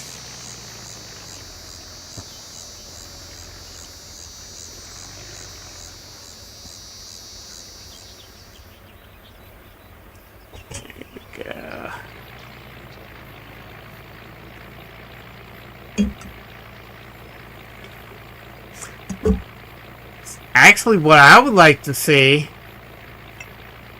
because in Maryland there's a farm. All they do is breed and raise deer, and then sell the meat to restaurants.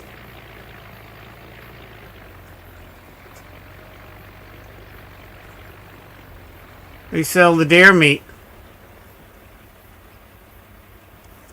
That would be nice in this game.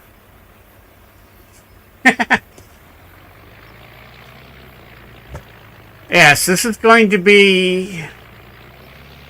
In the beginning, it's going to be a very slow-paced game. Unfortunately. I got bored with the mowing, so I decided to make a field. Oops, no, wrong button. B. Yeah, no, I said forward, not backwards.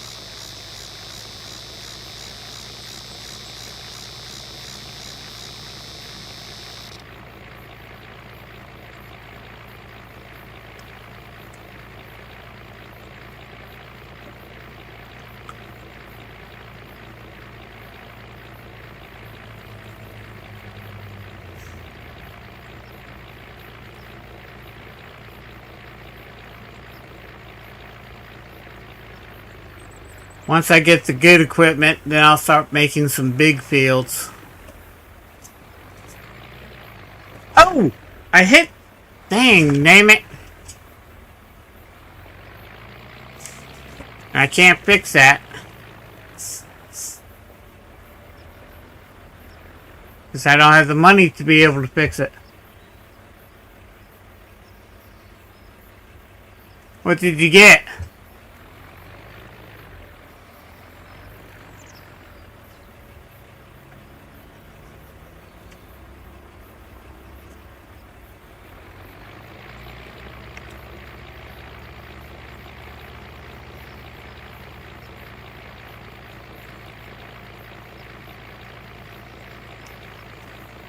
My last hunting rifle was a Remington 30-06. It held 8 shots, bolt action.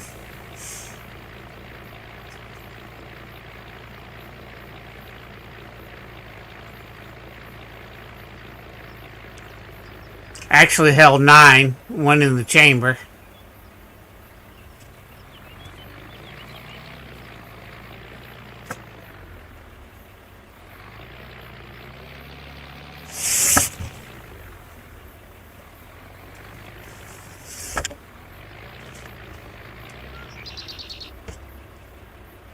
Ruger M77. Hey, that's a nice rifle.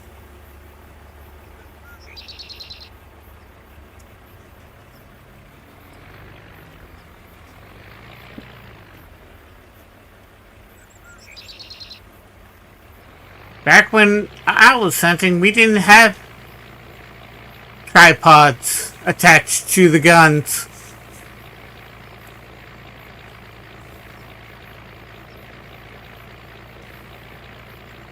Yeah, I like both bolt action guns.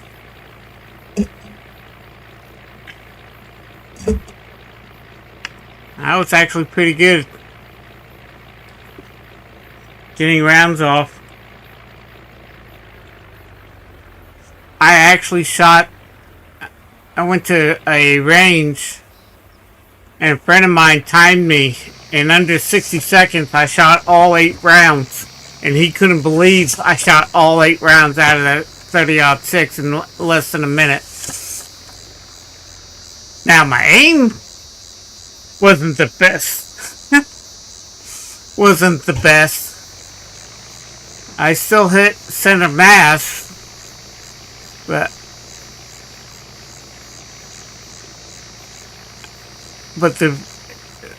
they weren't grouped together.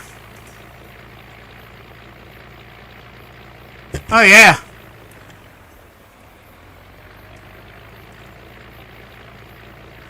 Easy to shoot, and you get into a good rhythm. You can empty them real quick.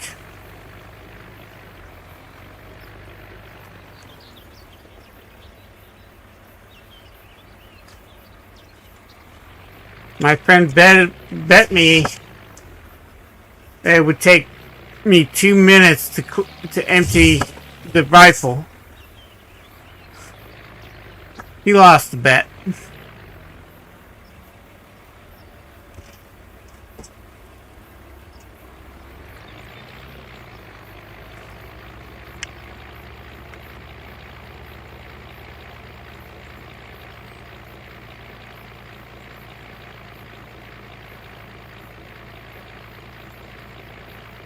There, 3,000 miles? That's a world record.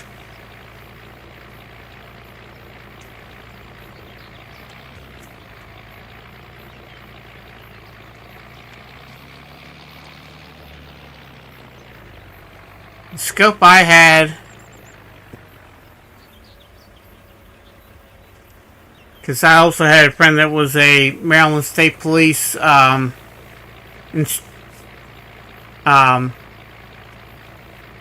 firearms specialist, and the furthest I shot was 1,800 feet, and had a perfect score. And he's like, You ever think about joining the state police and becoming a sniper?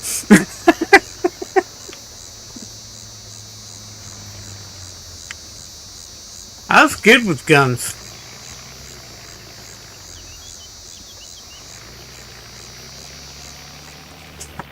My father taught me how to shoot.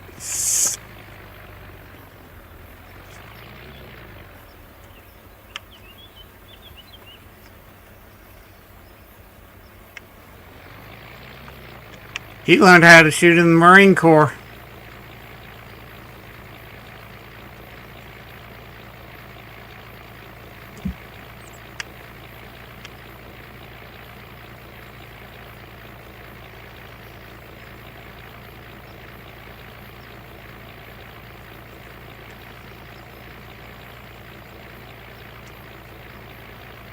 He taught me how to shoot like a Marine.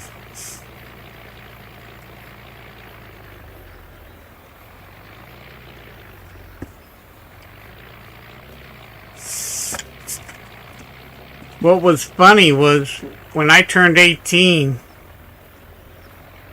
I looked at joining the Army. At the time, they had this high school to flight school program where you become a warrant officer. You join. They'll send you in to become a warrant officer and become a helicopter pilot. I scored. You had to take a test, and I qualified for it. But at the time, they didn't have any openings, but they could make me a helicopter mechanic, and once there was an opening, they would put me in there. My grandfather, the retired Army general, my father, all told me don't join the military.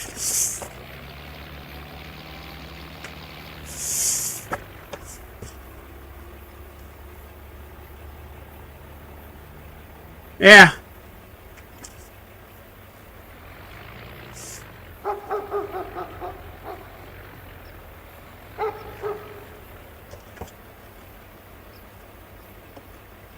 And at the time, there was no, when I turned 18, there was no wars that the United States was involved in. And my grandfather told me, yeah, once you join and you become a helicopter pilot, that's all you're going to be, is a helicopter pilot. Not a helicopter. If you join to be a helicopter mechanic, that's it. That's all you're going to be, is a helicopter mechanic. You're not going to become a helicopter pilot.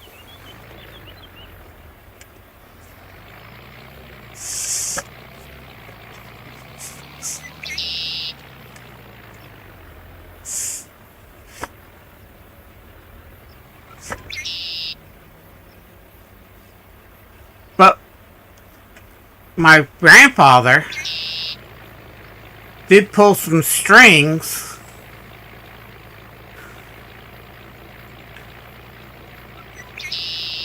to where I could join West Point.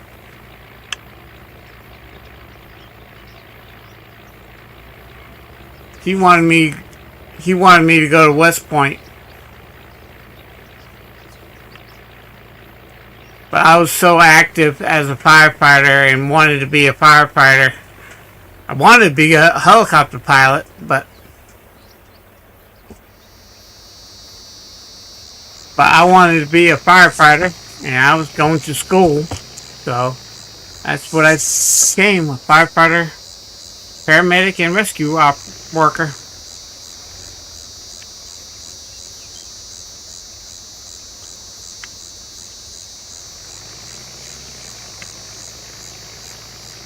And one thing my grandfather told me after I turned down the appointment for West Point, years later, at first he was mad at me for turning the appointment down. But then after he saw what I was doing for a career, he was actually proud of me. He said I've probably done more as a firefighter, paramedic, and rescue worker than I did would I ever have done in the military for people.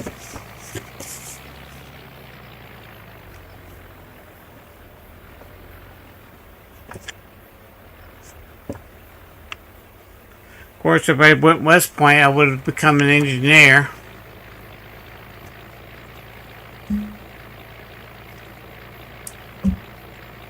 I even qualified to go through the Air Force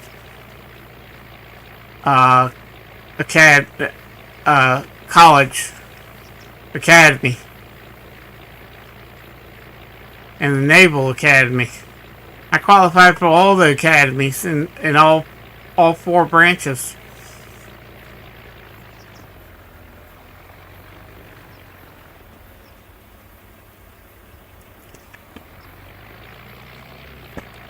My IQ score was 145. And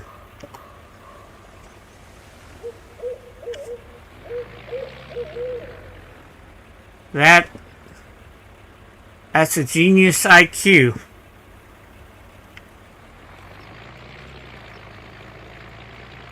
But there's one thing I definitely have is common sense.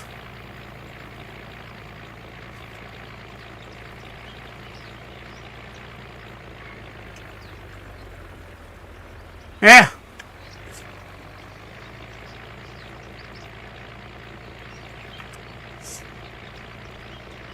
Oh, see, my grandfather was also a paramedic, not a paramedic, he was an EMT instructor for the state of Massachusetts.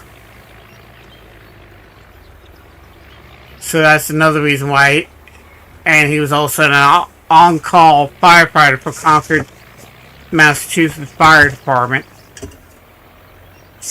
After even in his, after he retired from the military, he volunteered at Emerson Hospital in Concord, 3,000 hours a year, was an on-call firefighter for Concord Fire Department, was an EMT instructor for the state of Massachusetts, and he also worked full-time at the Concord Country Store. I think that's where I became, I think because of him, that's where I got my work ethic from. And working long hours.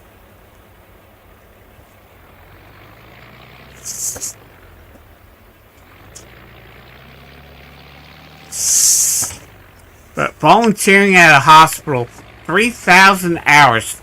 That's more than a full-time job. And he also worked a full-time job. Oh, yeah, and he was also a Concord Minuteman. He belonged to the Concord Minuteman Association. They did parades and stuff like that.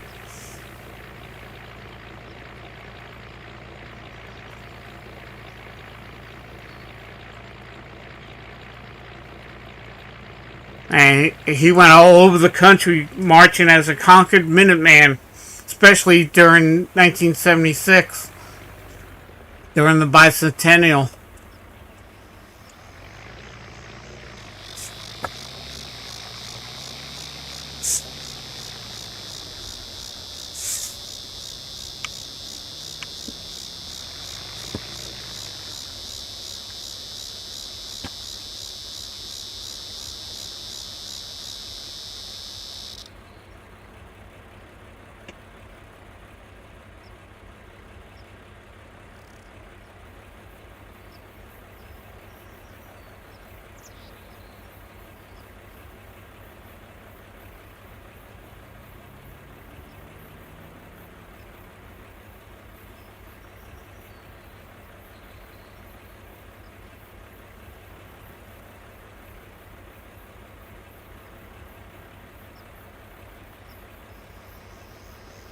Well, I'm not done. This is just part of it. I got a limited amount of fuel, so I got to be careful of what I got I got a limited amount of seeds. Remember, I'm $150,000 in the hole right now. So I got to be careful and not start off real big.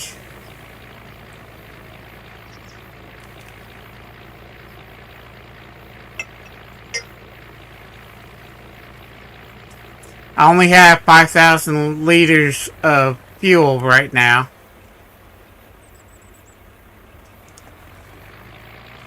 And I can't purchase anything. I can't take a loan out. I can't do this. I can't do that. Right now. So I got to be careful. I got to be smart and wise. And be able to do things that I can do. And that's what I'm doing right now. I got to straighten this field out. We're straight here now.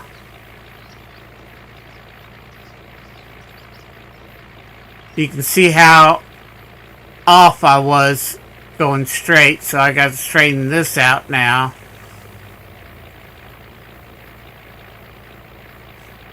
I can't use GPS right now because there's no field for GPS to work on.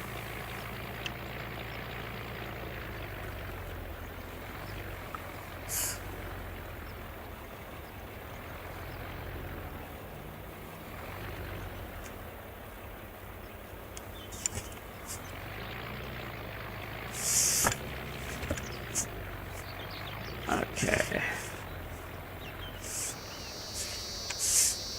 Straighten this field out.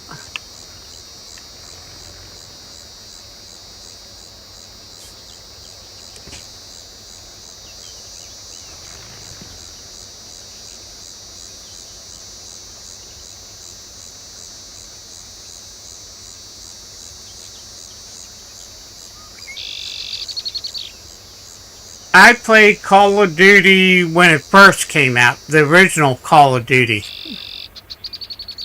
And I also played another game called Medal of Honor.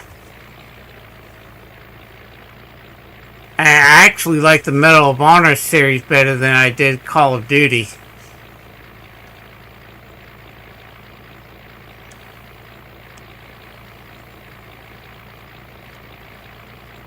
Because Medal of Honor was basically World War II stuff. There was one, the first one, you were actually at Pearl Harbor during the Japanese attack.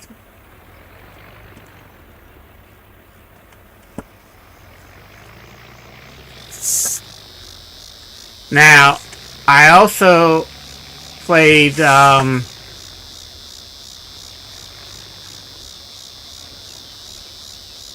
Thomas Clancy's what was the name of it? It was Thomas Clancy. It wasn't Call of Duty. It was something else.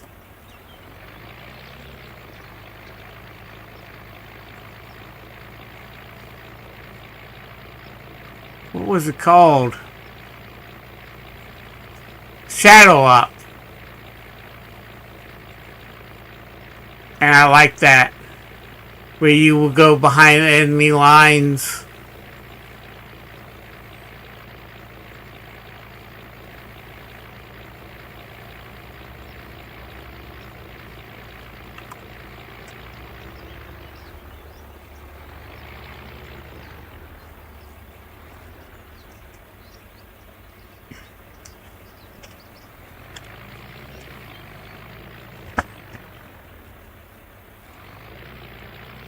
There was another one.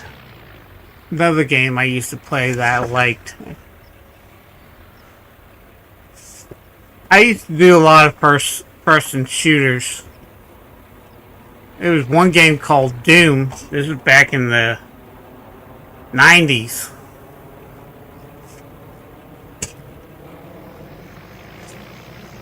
You might know Doom now, but back in the 90s when Doom first came out, I played a lot of that.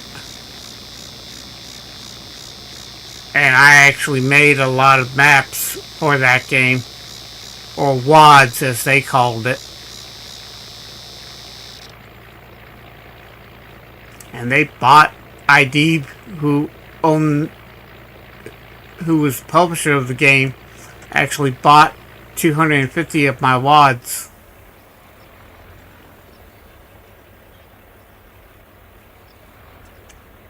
Okay.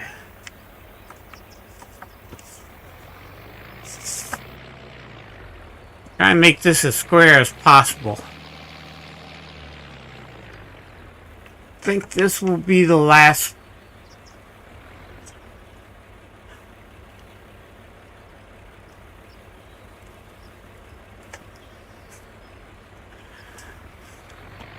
I used to love Doom.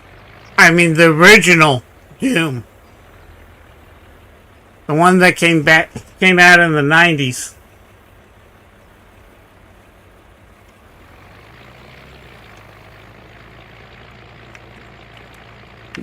When they came out with the modern version of Doom back in the early 2000s, I played it. I just didn't like it as much as I liked the original Doom. It was totally different.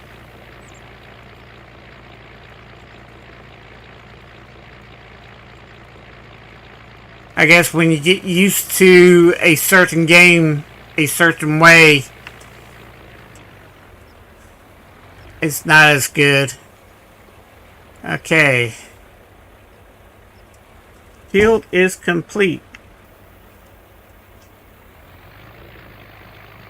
So let's put this away.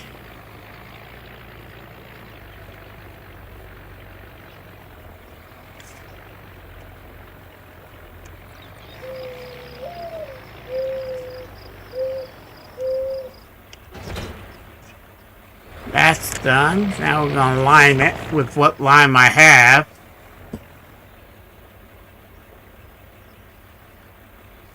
Yeah.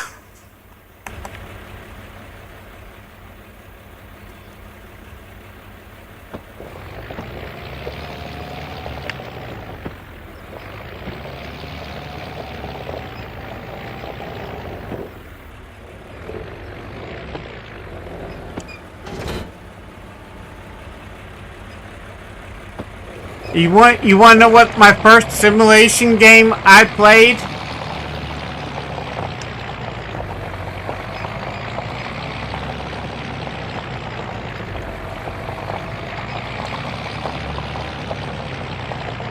And I played it in the 80s.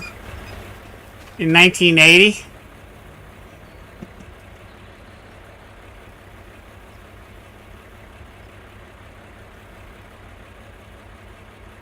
Land acre needs lime, needs plow. Oh, I don't have a plow, so how can I plow it?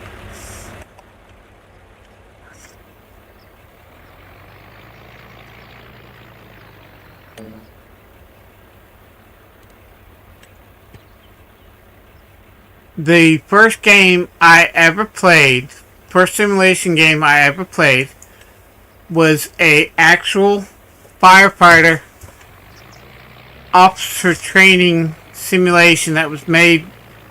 I was a member of an independent hose company, and one of the members, one of the firefighters, worked as a worked on the shuttle.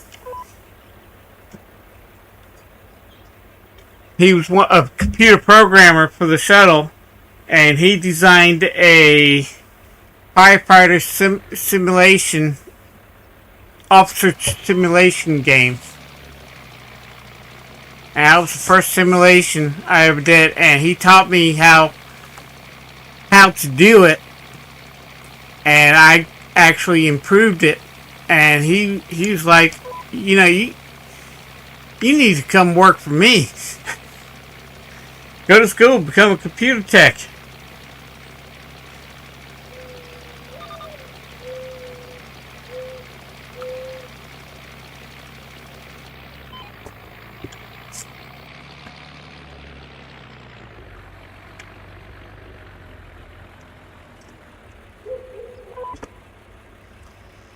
Ah, yeah, I'm gonna run out of line. And I don't have any more lime. I could cheat.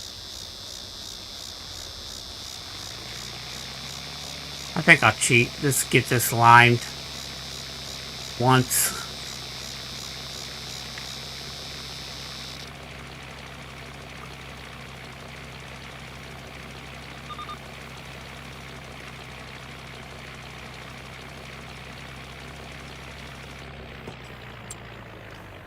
Yeah.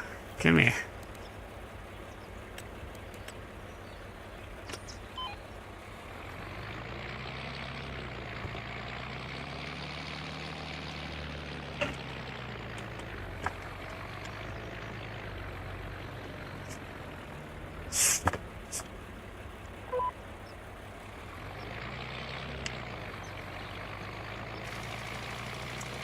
And between him and I became the computer people for the fire department at Independent Hose Company. I even set up a way to track fire calls and all that program.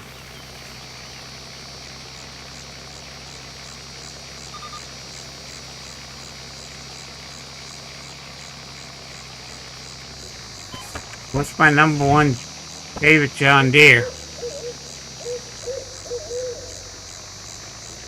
Anything John Deere.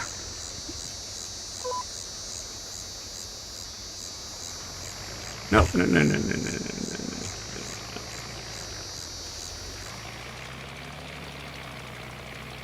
Anything John Deere. In this game, my favorite is actually 8R.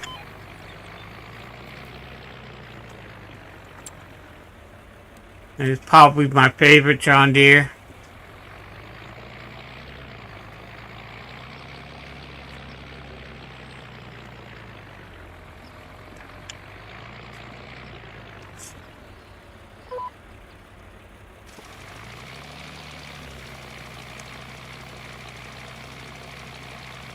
And my second would be the 9R.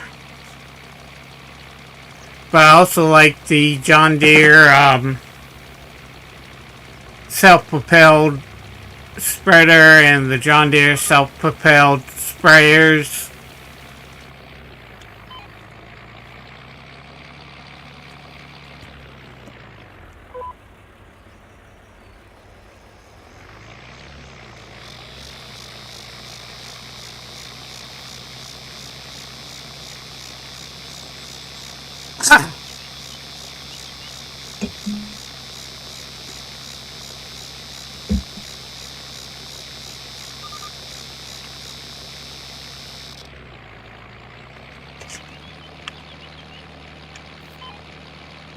Okay, that's it. No, I can't use this no more until I get some money.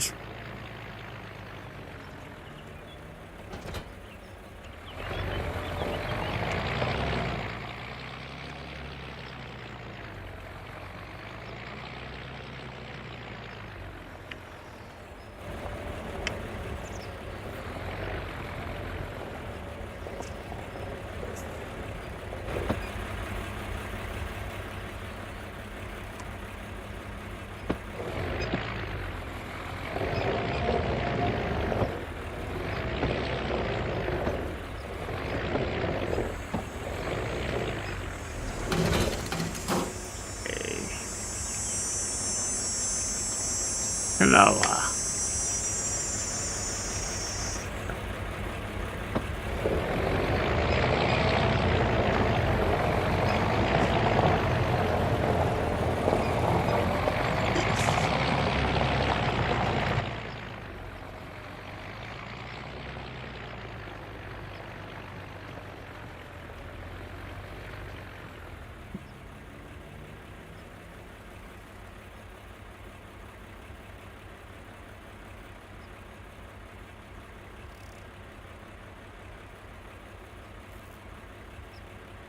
Actually,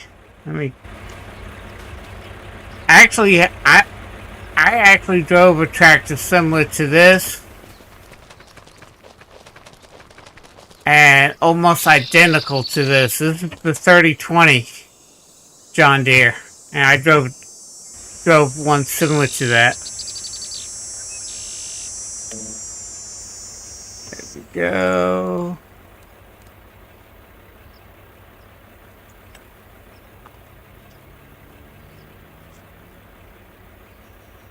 Back.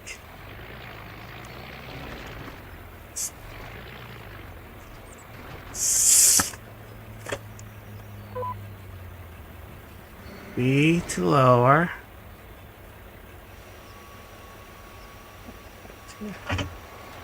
Whoa! I didn't tire. What are you doing? Stop! I wasn't even touching the gas pedal.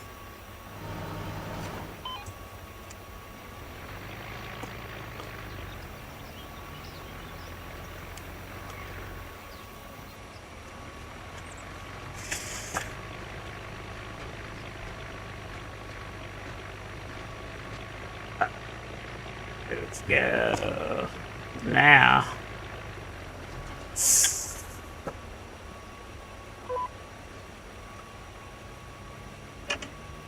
Okay, B and B.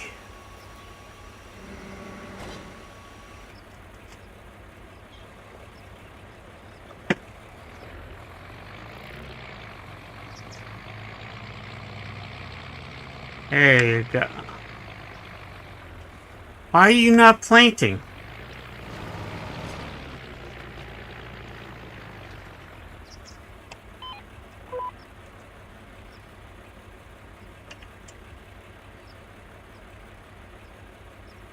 V to lower. B. Turn on. There we go. Okay.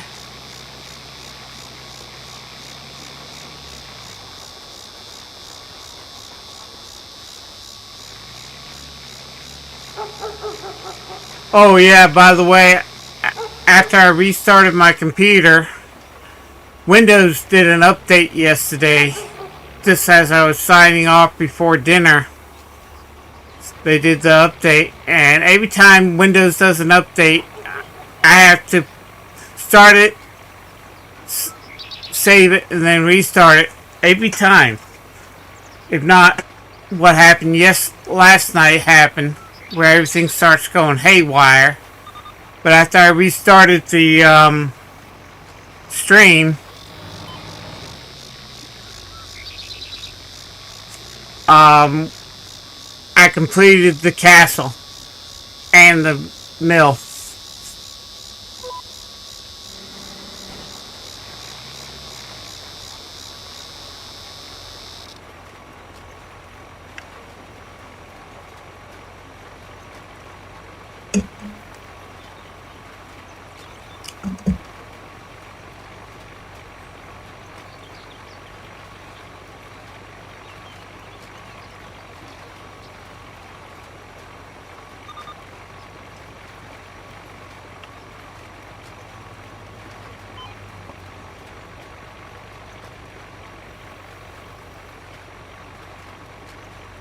So I did complete the series the way I wanted to end the series. And I had over $10 million, and I still had a bunch of products that I could have sold.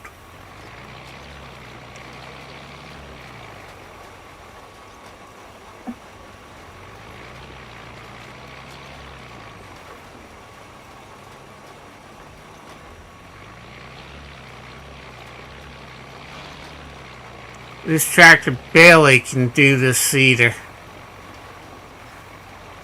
And this is the lowest horsepower seeder I have.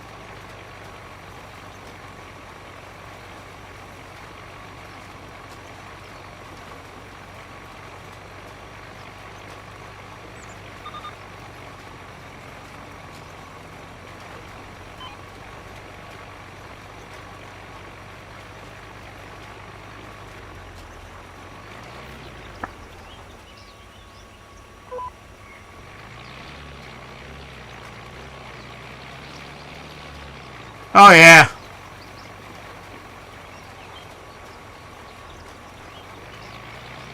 I agree with you on there. Hell, when I was a paramedic instructor, the younger paramedics, they wanted everything given to them. They wanted me to do certain... They wanted me to grade them a certain way like they were in school. I'm like, no, no, no, no, no, no. How you were taught in school and what I'm teaching is life. I'm not teaching school. I'm teaching stuff that will save lives, and I'm teaching stuff that will, if you do it the wrong way, will kill somebody. And they will bad.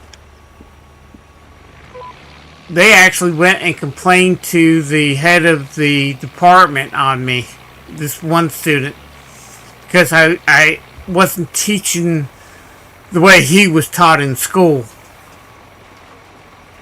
And the head of the department just laughed at him. He said, well, then you shouldn't be a paramedic.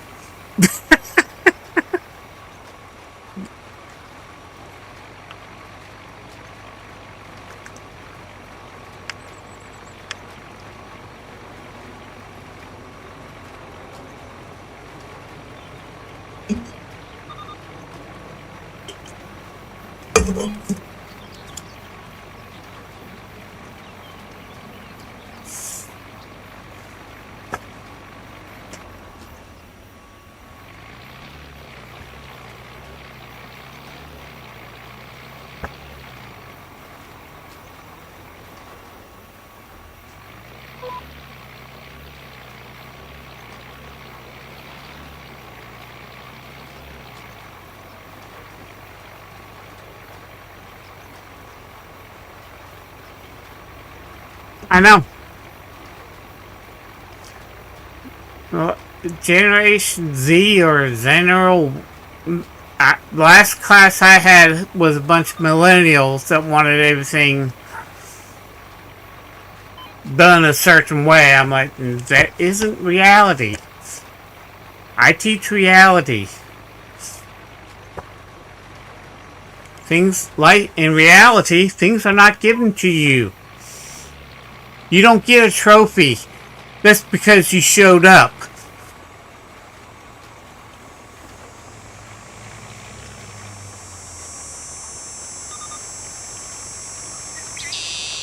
That's the other thing I hate about today's society.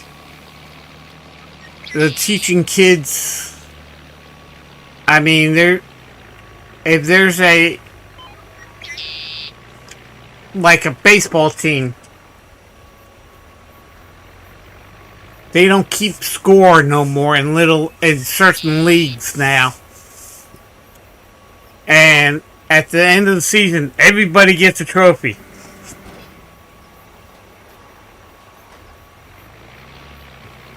That isn't reality.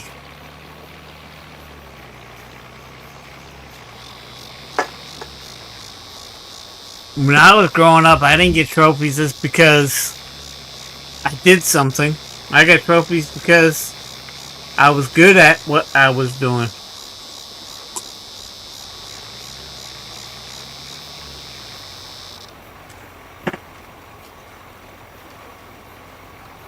I mean, I was a track star in the state of Maryland.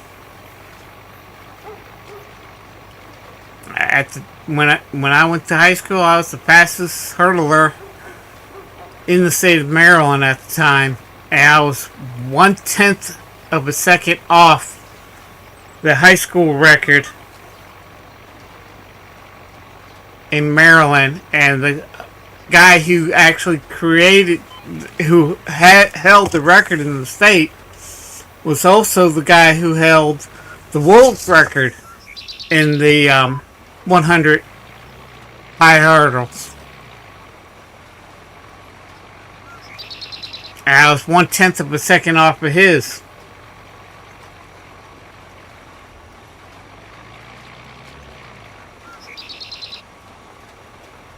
Oh, I know. I've worked for everything I've ever owned.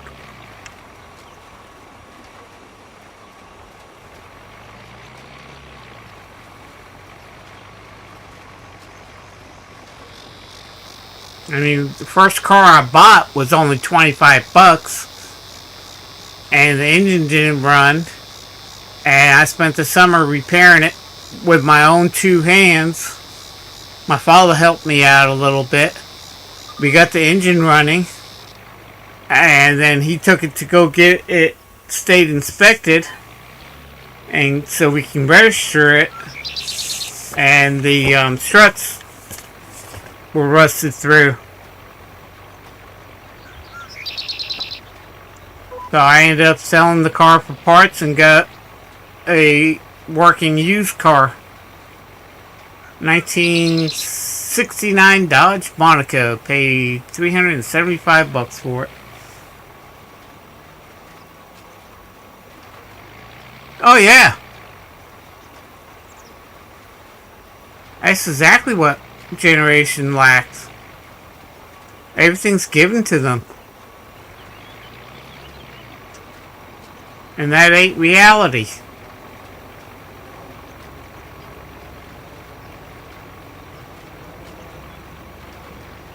That's what's wrong with this country right now.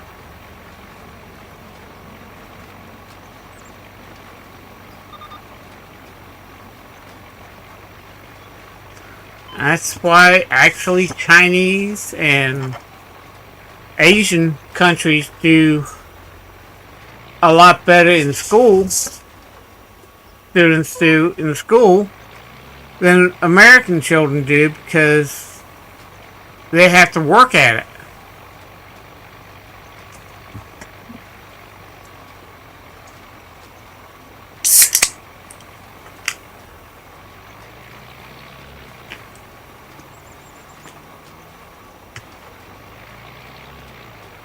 I kind of like the Asian culture.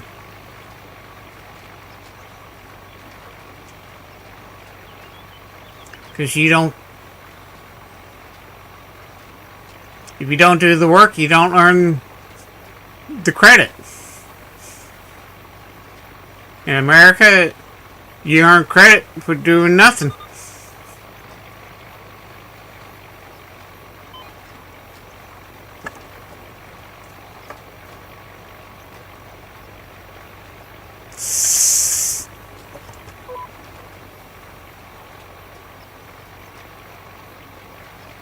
I mean, the paramedics that took care of me to the hospital, both of them been paramedics for a total of 2 years. And I had to tell them what a GI bleed was.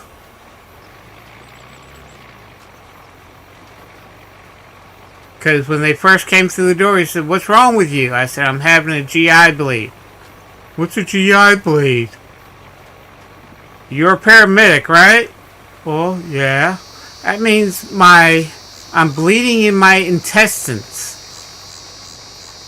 "Oh.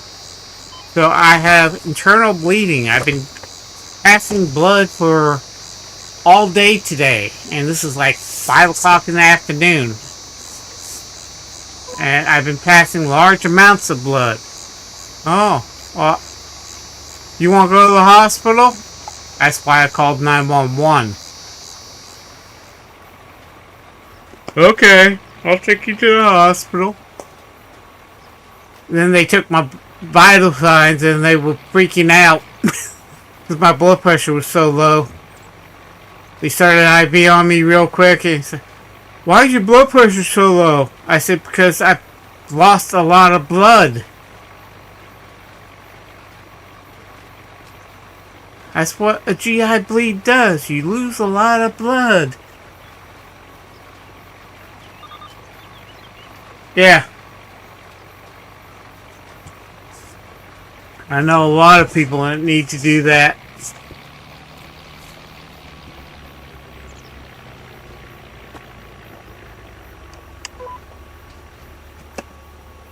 What are you doing?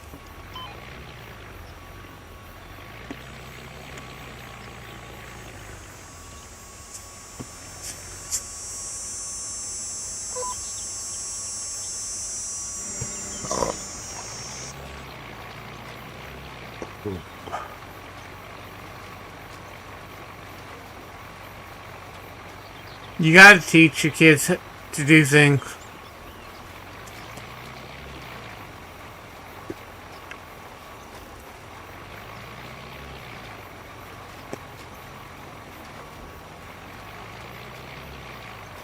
I mean, let's put it this way. I could be sitting just watching TV the rest of my life because I'm on disability. I'm doing YouTube, right? Trying to make money so I can get off of disability.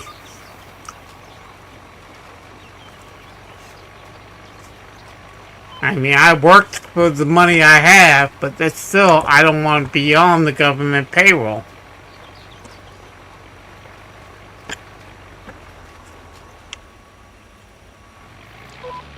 And we had this family that was what we call frequent flyers. We get calls to them all the time. And the mother was an asthmatic, and she never took her medicine, so she always had. So we always at least see her twice a week.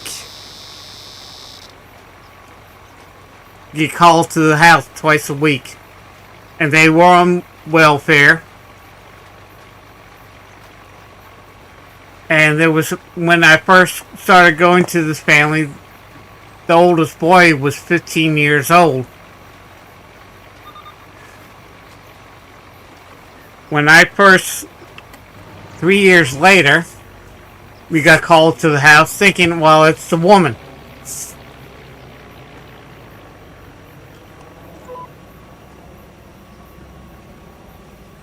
We got toned out for an injured person at the house.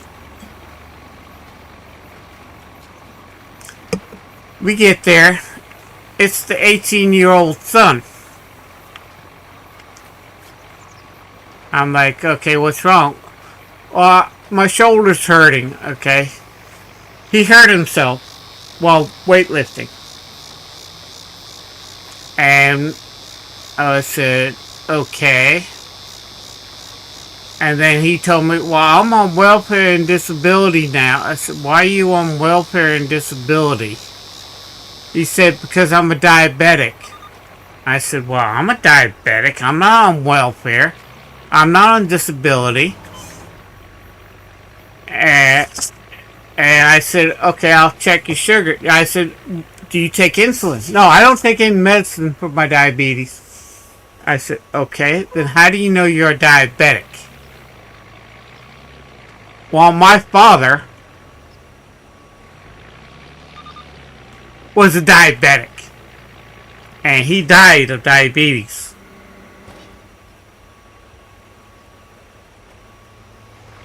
So, because I have a family history of it,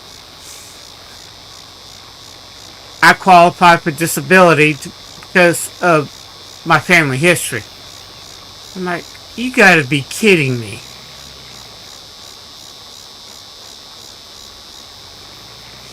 And this kid lifts weights. He doesn't work because he's on welfare. I mean, he was 6'2",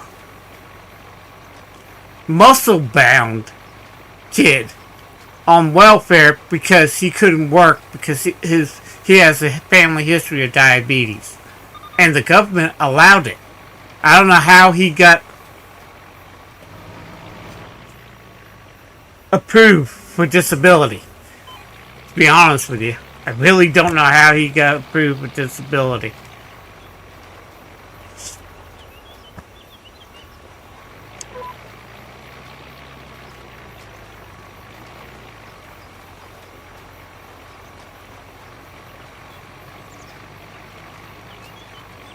He was collecting $750 from the government every month. He lived with his mother, and they lived in the projects. So they got free housing, free water, free electricity. And he also qualified for $350 in food stamps. So he's getting over $1,000 of government money doing nothing, not even working, and he's an able-bodied human being. He wasn't a diabetic, but evidently the family, the lawyer that represented the mom for disability, nope,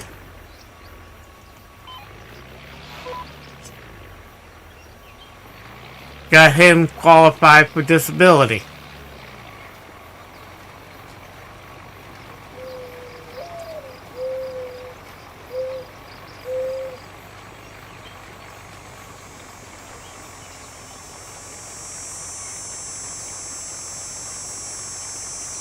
Ah, that's nice.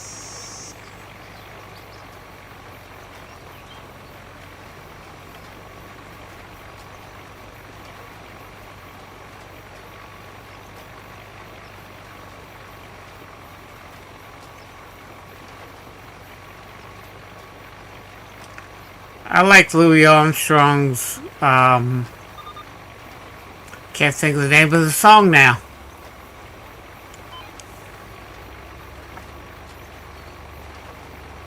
Oh, What a Wonderful World. Louis Armstrong sang that. Even though he was a trumpet player, he was also a singer. But he sang that song. And when my wife when I met my wife, that song was playing. What a Wonderful Life.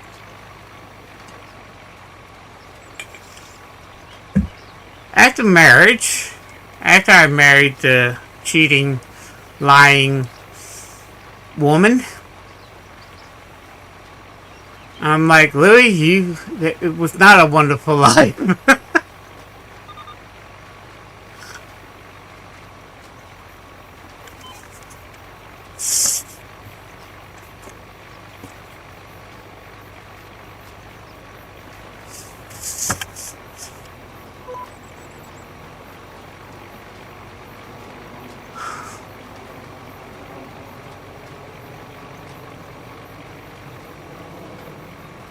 Okay. 3 o'clock in the afternoon. Waiting for the grass to turn into silage. I think what I'm going to do is take the John Deere out. We're going to cut some trees and take that to the sell the wood and take it, cut down some trees and take it to the lumber mill and sell them.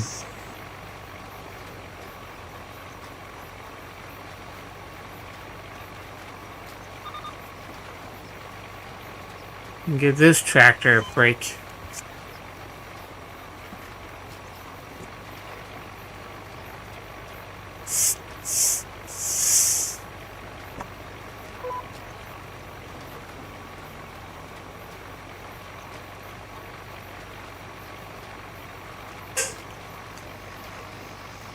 What kind of dog?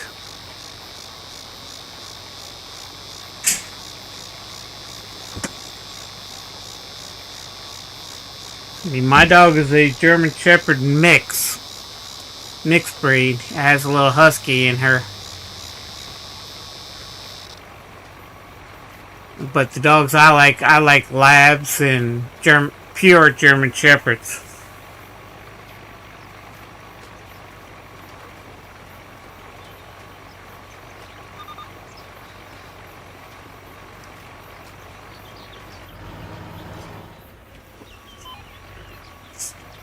Field is planted. Let's take a look at it.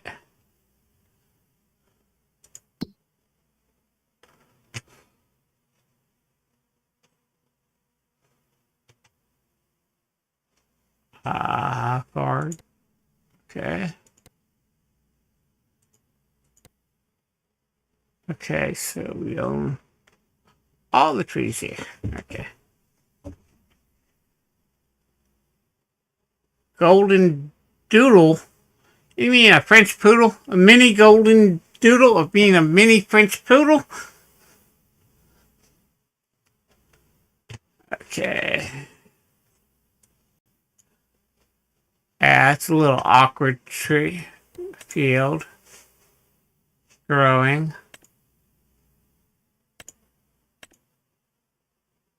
Okay, no weeds. Needs plowing.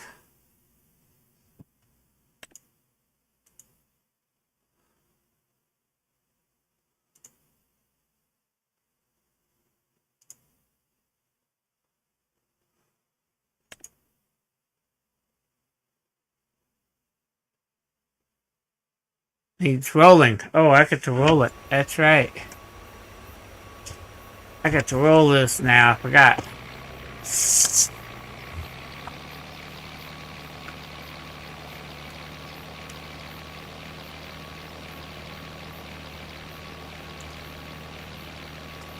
I can't put a second coat of fertilizer because I got no money to fertilize. Oh, crap. Yeah.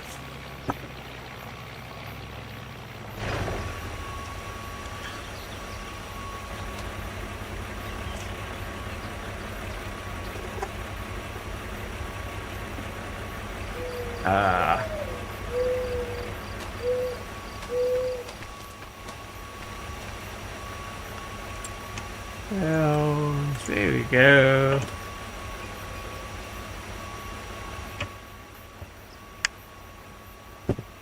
Go put this away.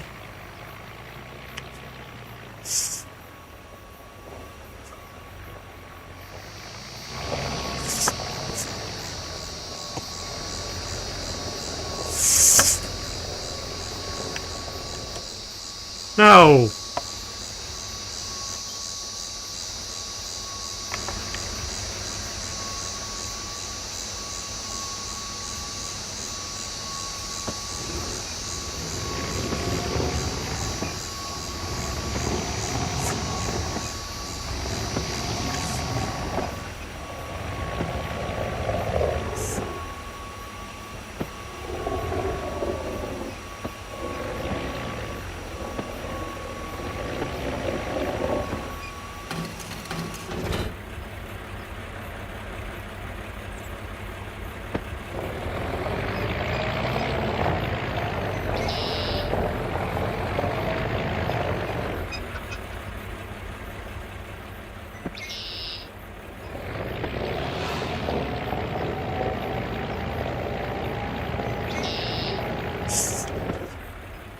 Okay.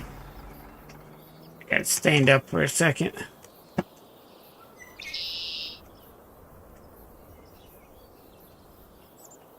Oh, retriever.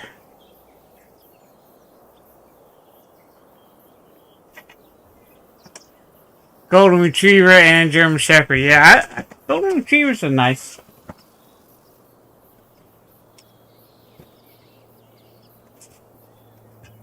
Ah, that's better.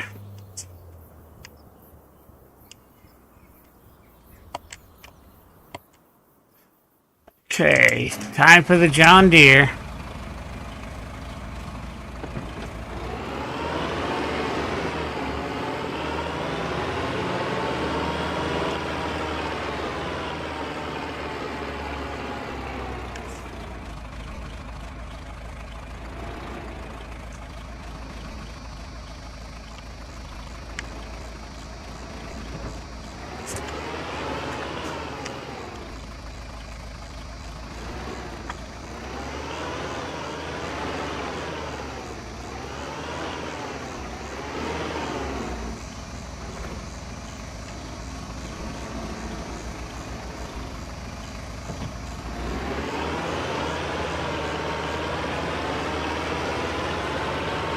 Roll this.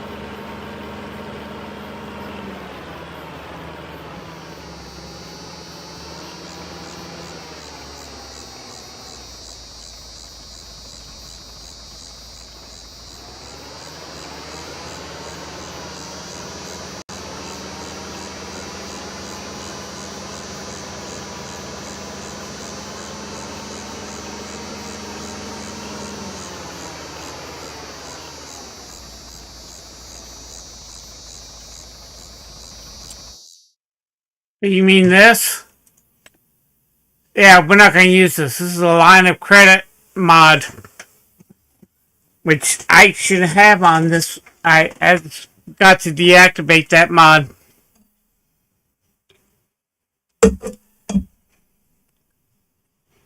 If I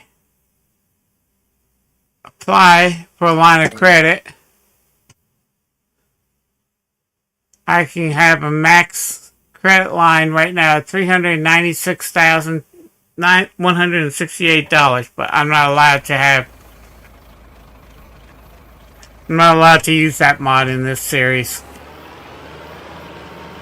So I actually need to deactivate it. I'm not allowed to take any loans. Any type of loans are forbidden. I'm not even allowed to lease equipment. I can't finance equipment. I can't lease equipment.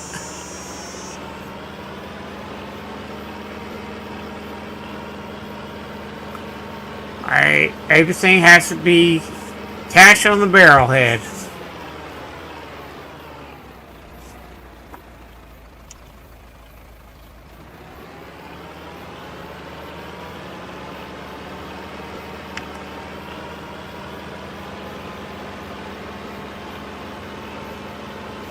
How do you use it is just like a line of credit for your house. Just like if you wanted a line of credit, it's based off of what you own. So right now I own these 2 fields. I own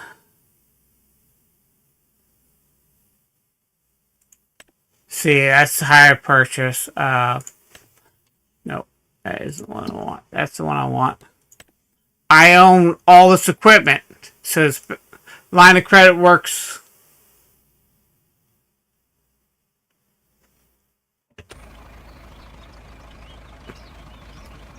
Yes and no. In the game, it's worth it because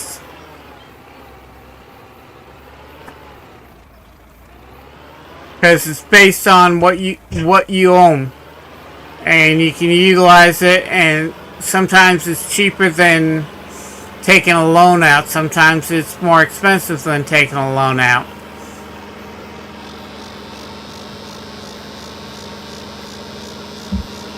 It just depends on how much you take out. I mean, I can set this up for $300,000.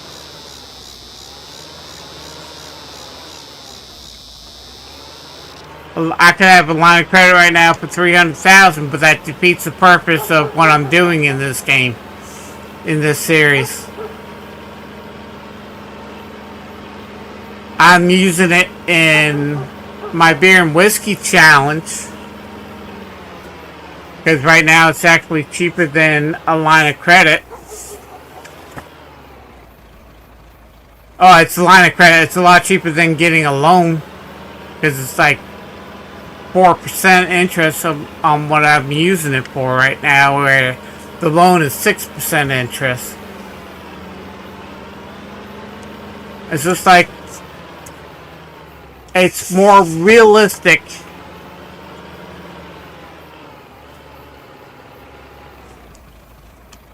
Because there is a thing called a line of credit in real life.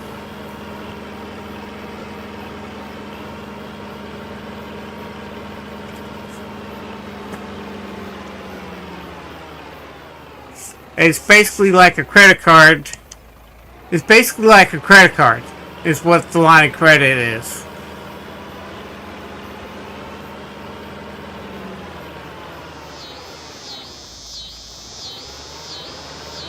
No, can't do it. I have to earn everything.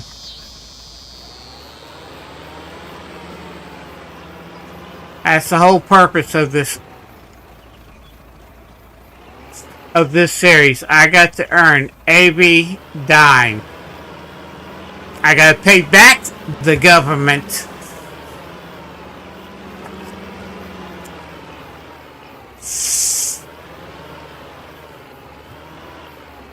But that's... I'm not allowed to use generating money. Anything. I can't even use windmills or satellite solar dishes,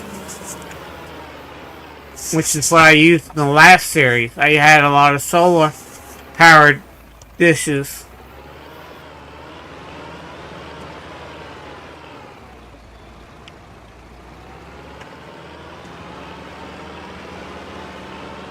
And in my beer and whiskey challenge, I actually have some solar and wind power generators that make me money. In this game, not allowed. Not allowed. So basically everything I do in this is a true survival series.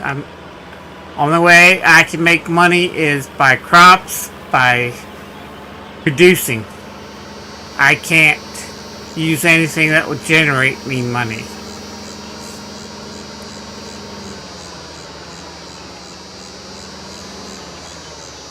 Like eventually I'm planning on getting goats and then getting that specialty dairy place down and started making aged goat cheese.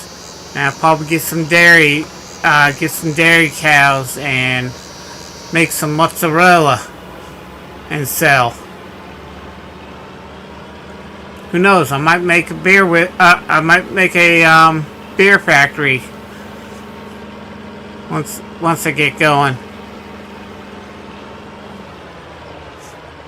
I can set up production lines, but I cannot use anything that will generate money passively. That's against the rules. I get to earn everything I'm doing.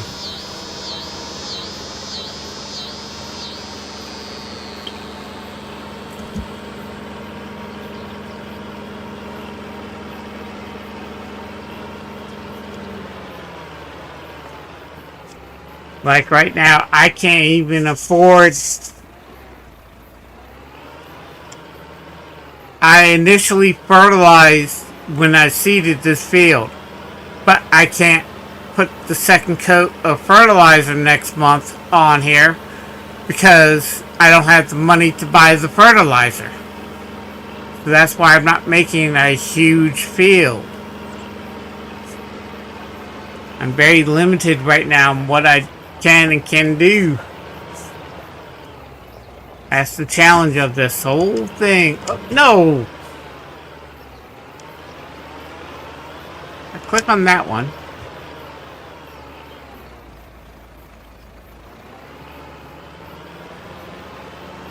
But I'm trying to do as much as I possibly can to make money.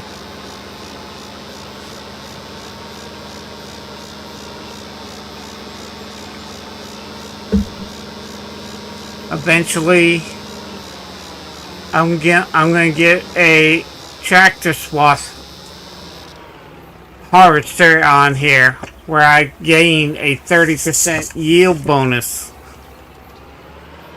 anytime I do cereal crops. So I just need a combine to harvest any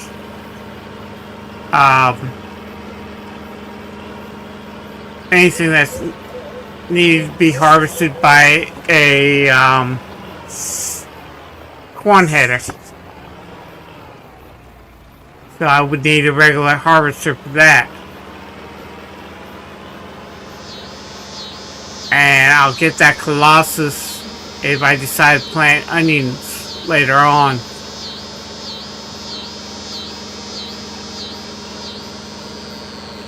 But I got to start off small and build as I go.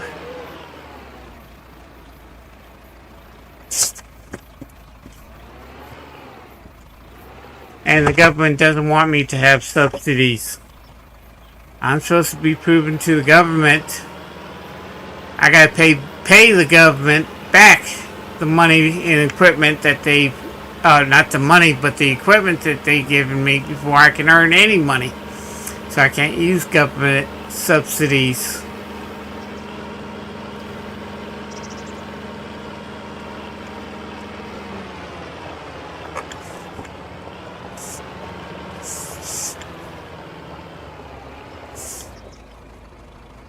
There we go. This is a very hardcore survival series.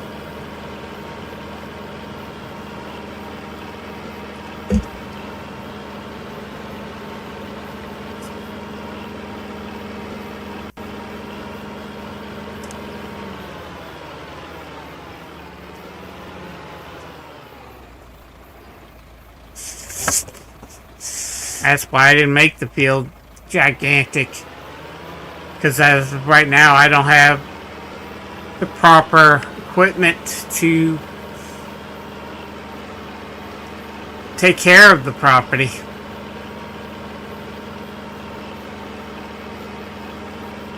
The field. I do have a weeder, so next month when weeds start showing up, I gotta weed it. But it's a manual weeder. I don't have herbicides, so I can't allow big weeds to come. The weeder I have right now only does small and medium weeds.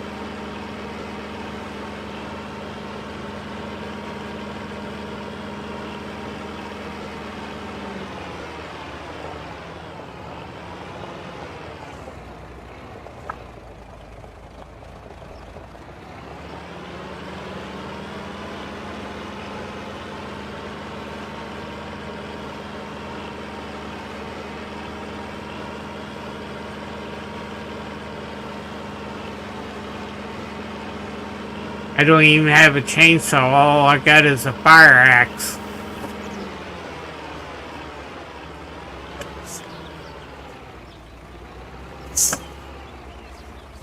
Chop down the trees.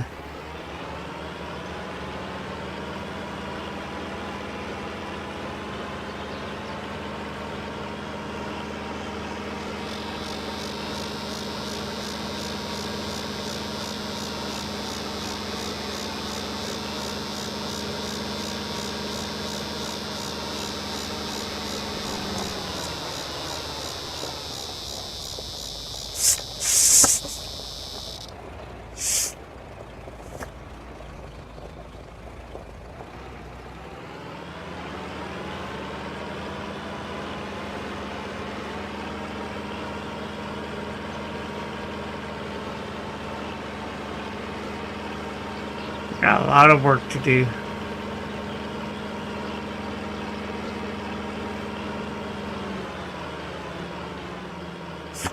I'm not going to have a good yield on this.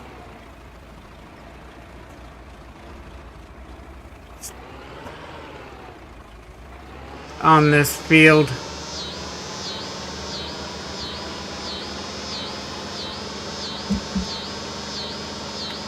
And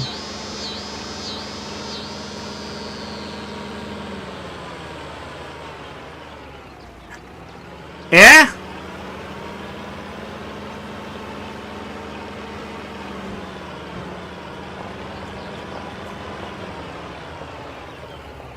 It will teach you a lot about the game.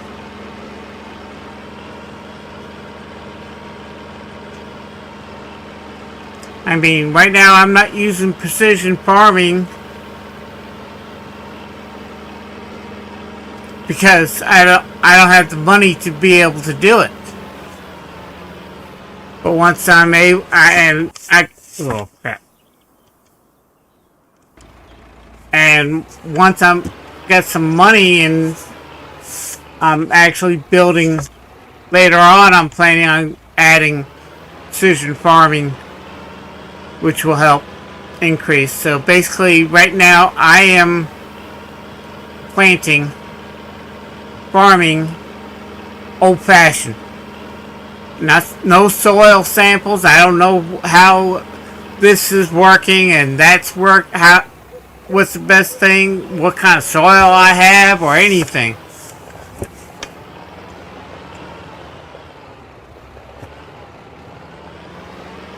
So this is basic farming.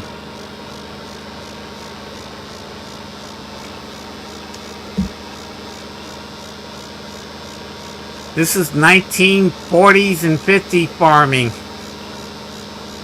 No technology right now. Other than the motorized tractor.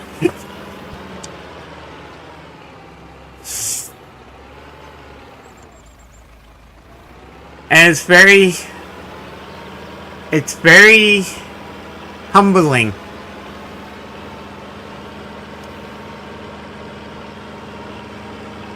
Even though I am using GPS, but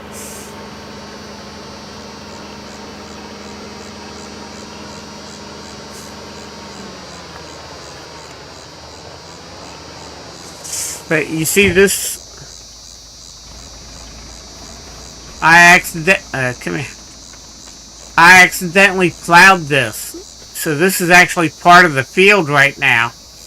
And I can't fix this because I had no money. I can't go in here. And let's see, go to grass. I can't fix it. See? Not enough money. So I can't fix my mistakes.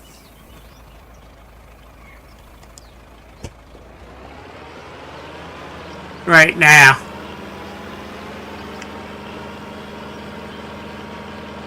Now I did cheat when I was liming. I added more lime. It didn't cost me a dime. But I just wanted to get the field limed.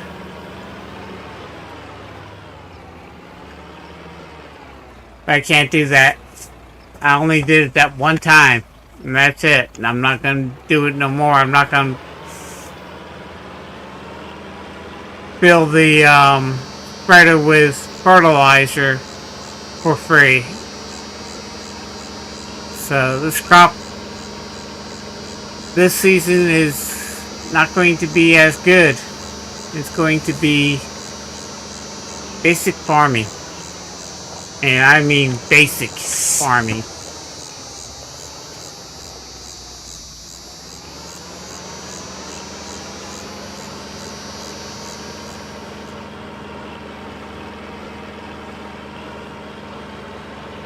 Until I get some modern equipment.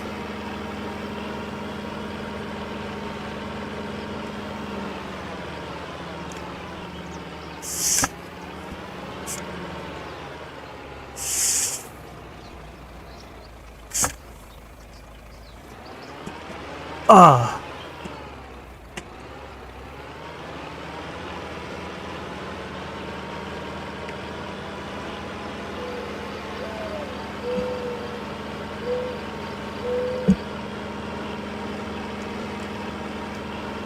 Doing it this way is very, very, very hardcore and very difficult. Starting off. No loan.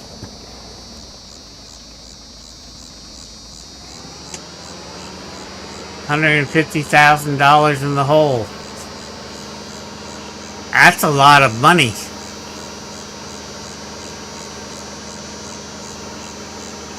So I gotta figure ways to make money now with what I got to where I can start affording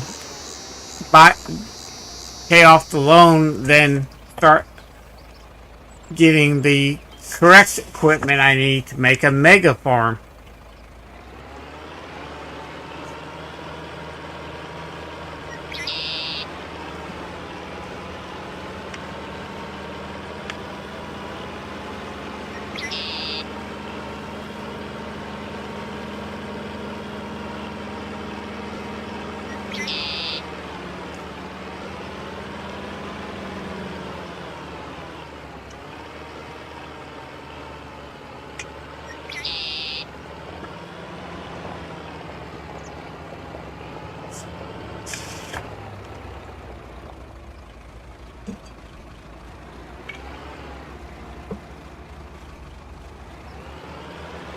Question.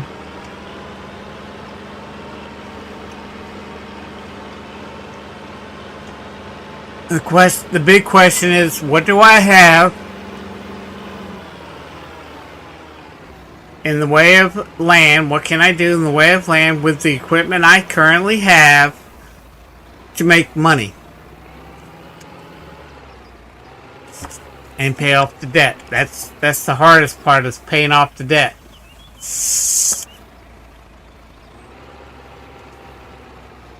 And I can't take loans out. I can't finance any of the equipment.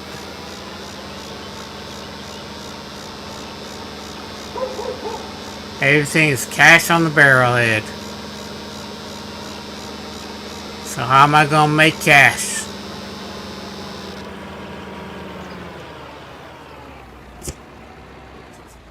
What can I do to make money?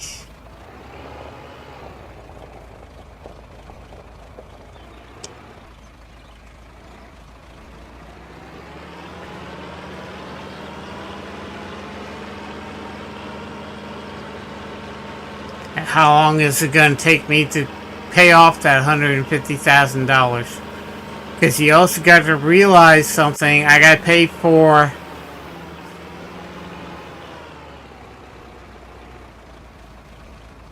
Oh, that's good. What kind of lights did you get?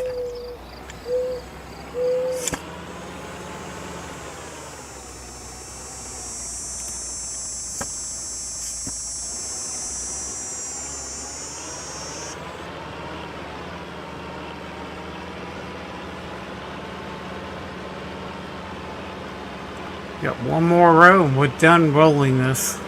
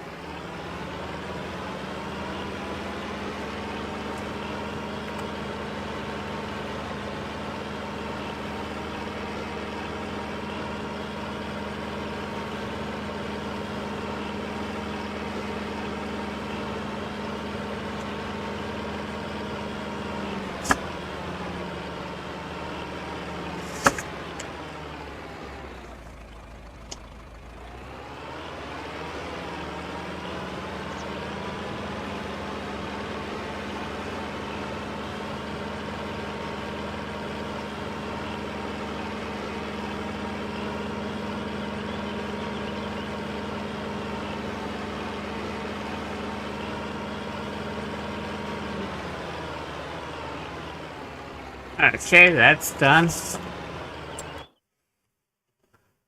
Back to fields. Needs plowing. Needs fertilizing. Needs lime.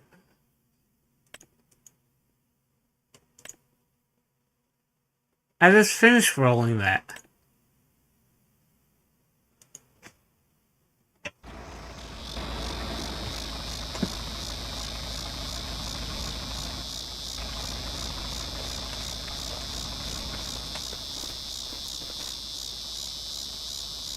I just finished rolling this entire field.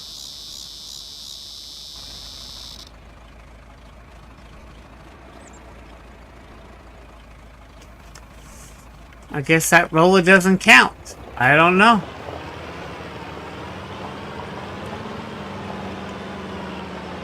Okay.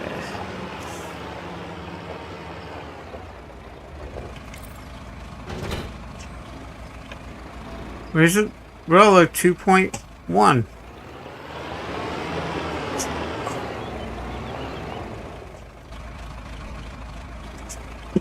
Ah.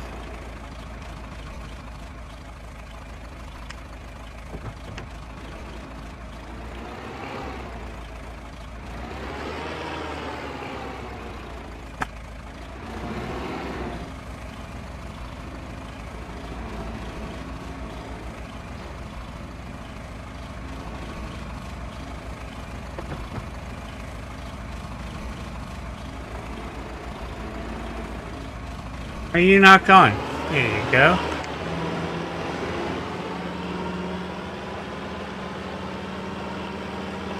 Yeah, let's clear these trees out first.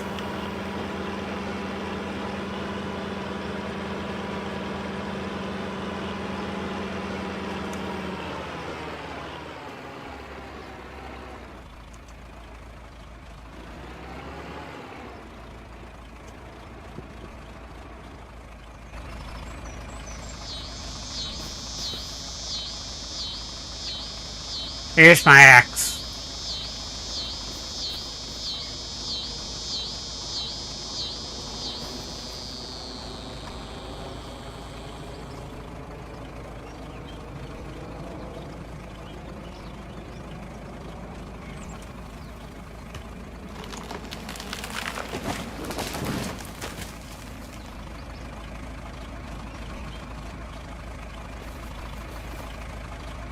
R.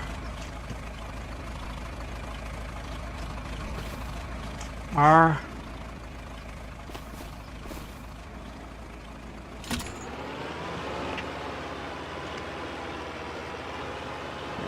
Shift K.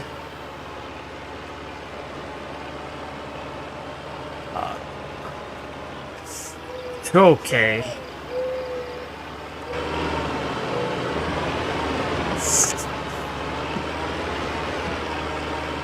And we'll start getting rid of some of these trees.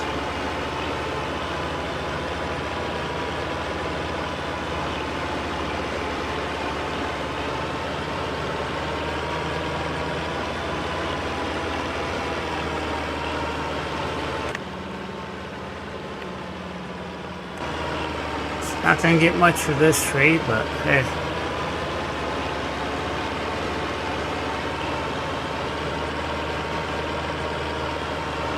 Maybe a little bit helps.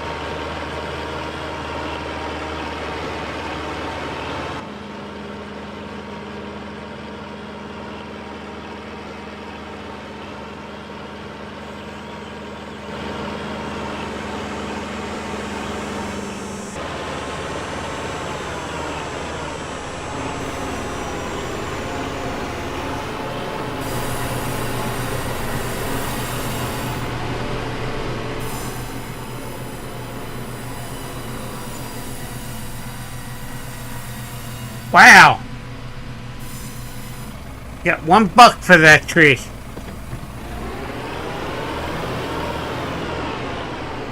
Hey Frederick, how are you?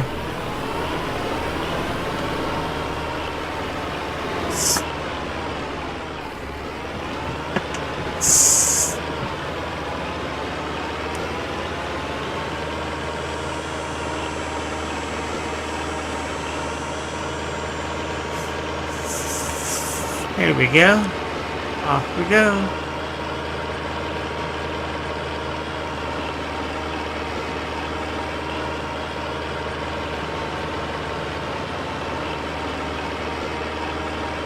Guys and gals, don't forget to hit that subscribe button and bell. That way you know when the latest videos I do come along and when I go live here on YouTube. Also, do me a favor, hit that like button. Every like helps the stream out, and I would really appreciate it. And if you're watching on a mobile device, hit that hype button. Hype this stream up. It does support the channel. I'm glad you're doing good, Frederick.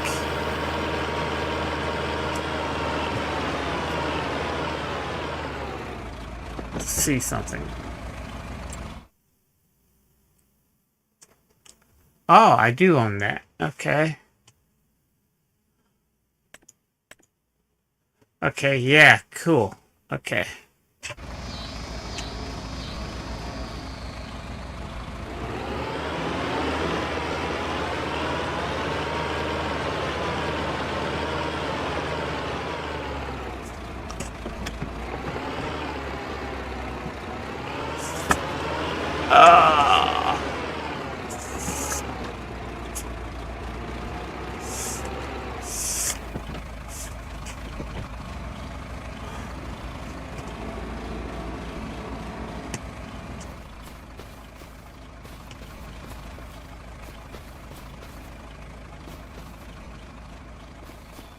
Why can't I cut this tree?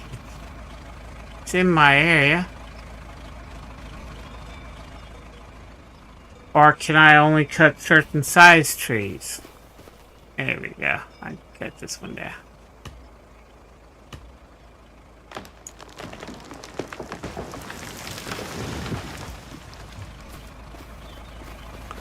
That tree's too big.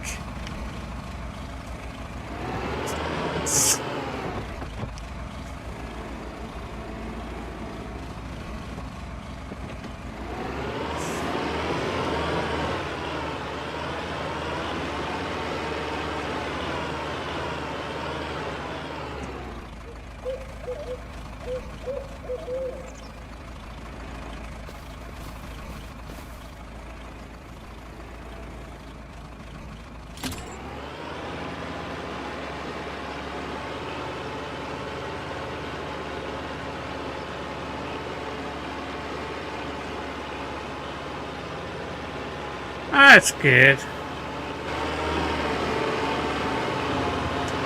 This is a new series, new map. And I'm 150, started off with $150,000 in the hole. I still owe 149,000 some odd dollars.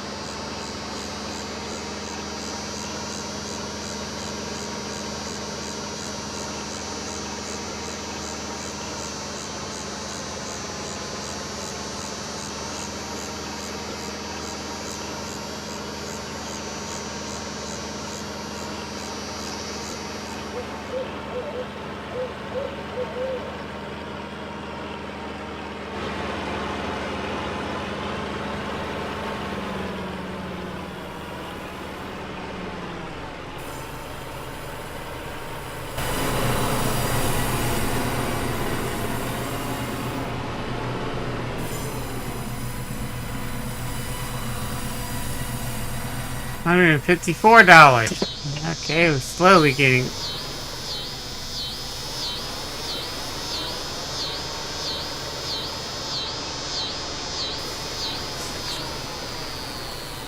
Ah.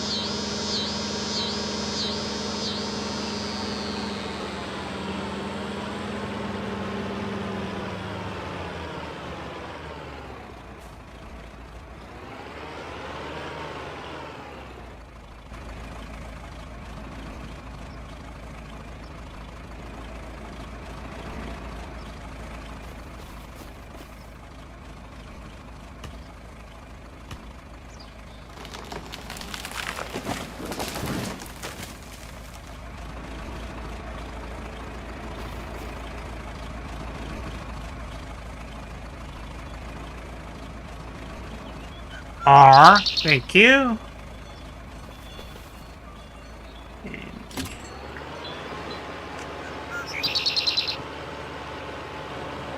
Okay.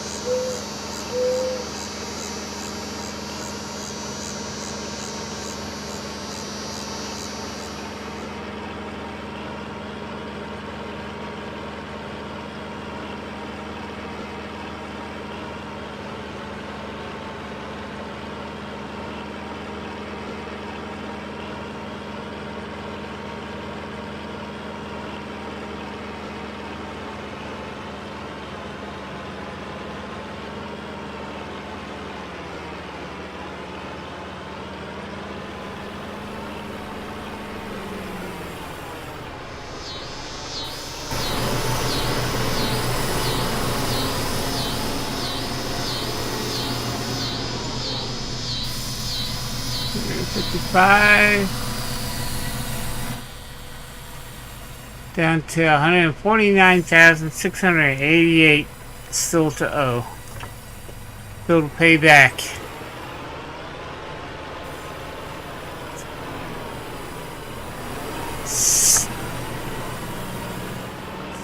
And I'm getting, yeah. I think what I'm going to do is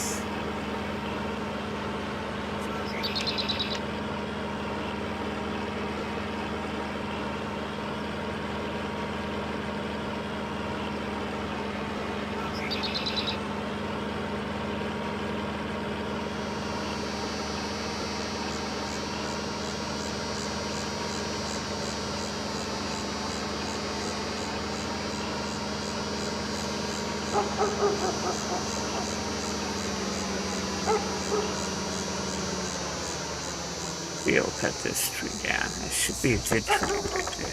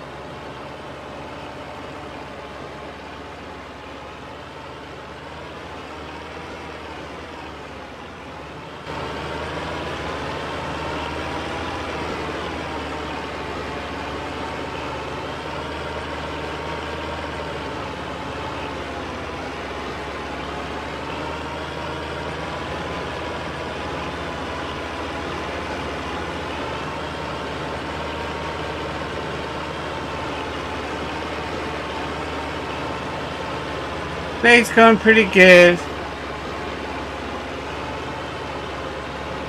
Well, live stream. This is a new live stream series because I ended the last live stream series yesterday, so this is a new one.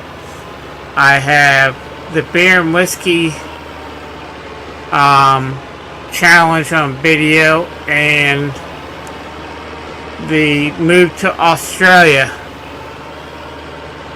where I started off with $1,000 in the hole and had to make a mega farm in Australia. So I'm doing 2 videos plus a live stream.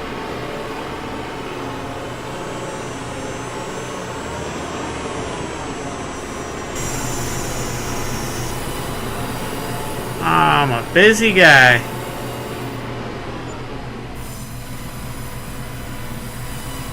$42.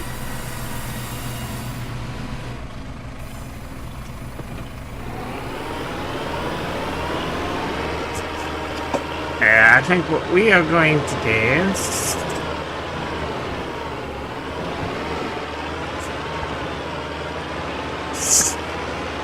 right now my foot hurts. I might end this a little sooner. I don't know.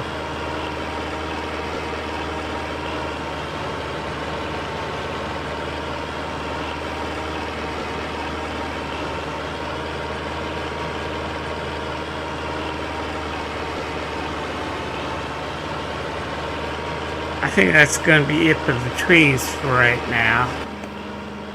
I'm doing this in hard economy mode. Anyway. Ah, I said get off. Where are you going?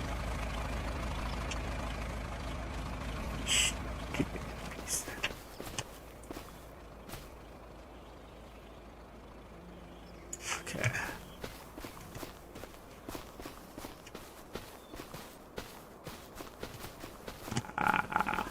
Trees aren't worth.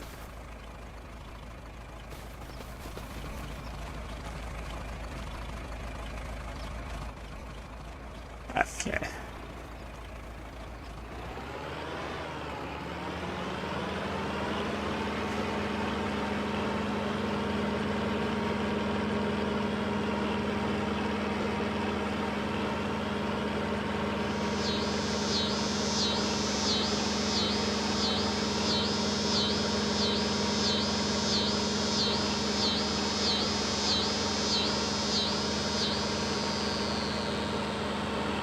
What time is it? 5 o'clock.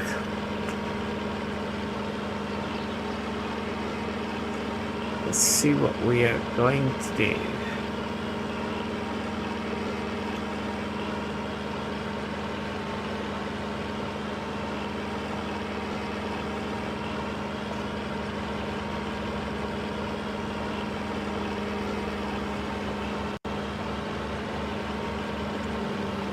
There we go.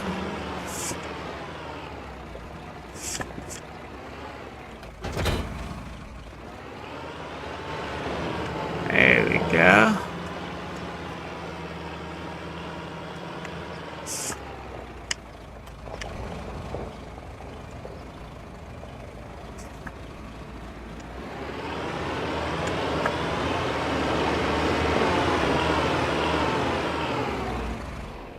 Okay.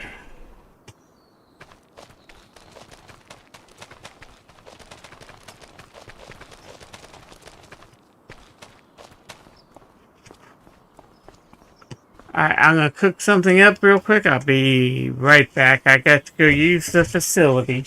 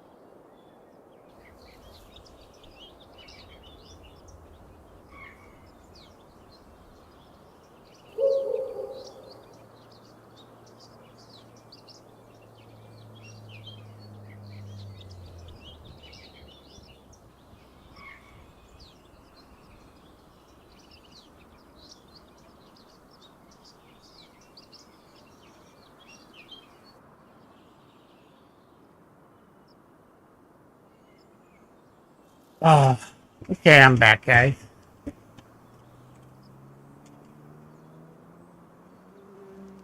What is my favorite song?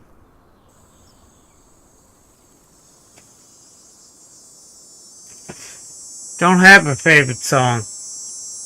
I listen to a lot of different music, depending on what genre, and like I like "It's a Wonderful Life" by Louis Armstrong. I like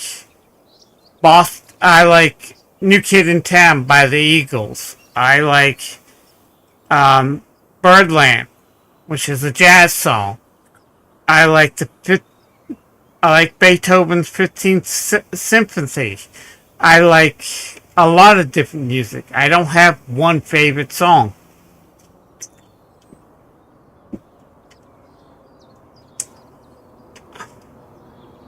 I'm a multi...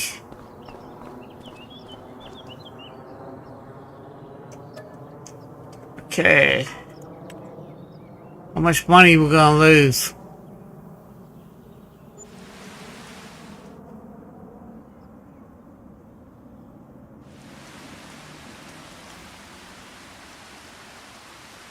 $138 for property maintenance. So... and it's raining.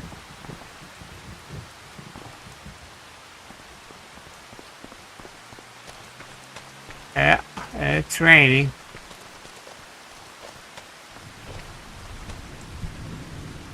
We're made to 84%.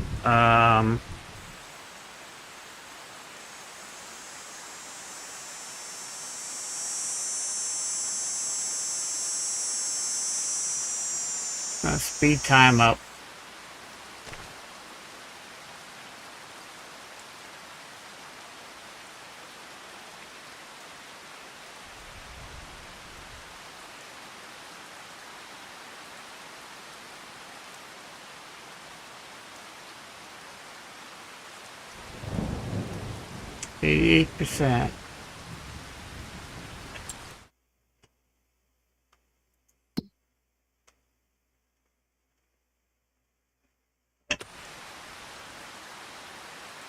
%. %.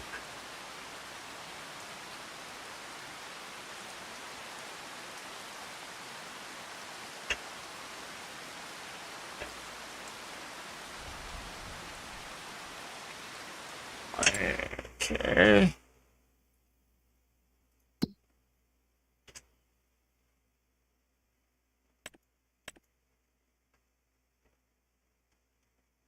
Weeds.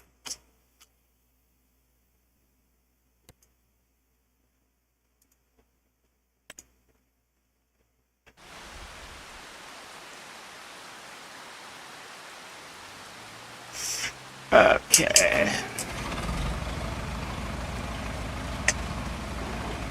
Some nicotine in me.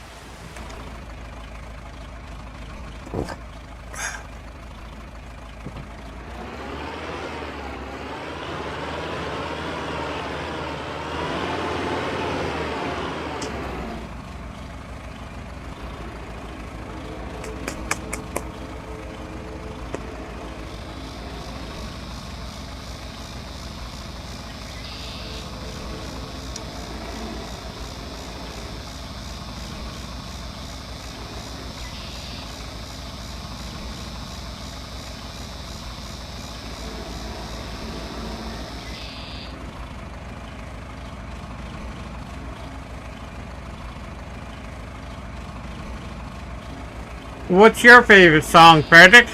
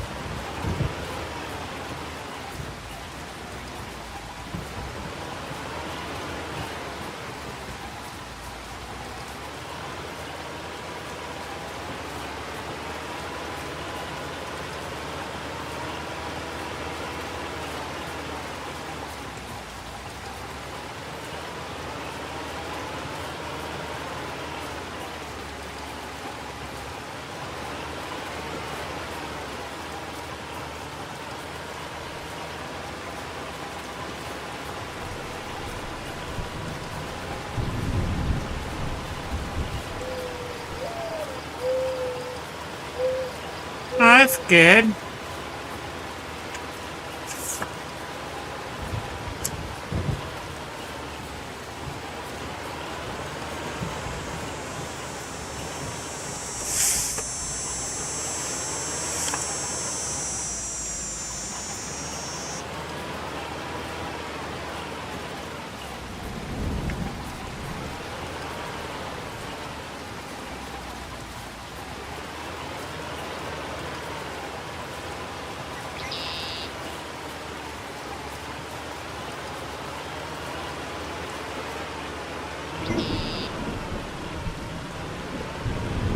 Yeah, let's swap tractors. Let's swap tractors.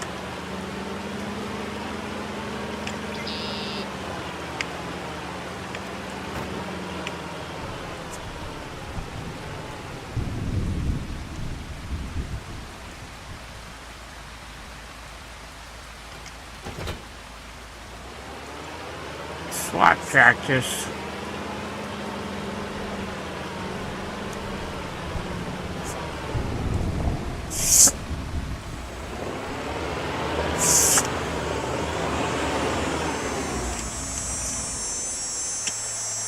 There we go.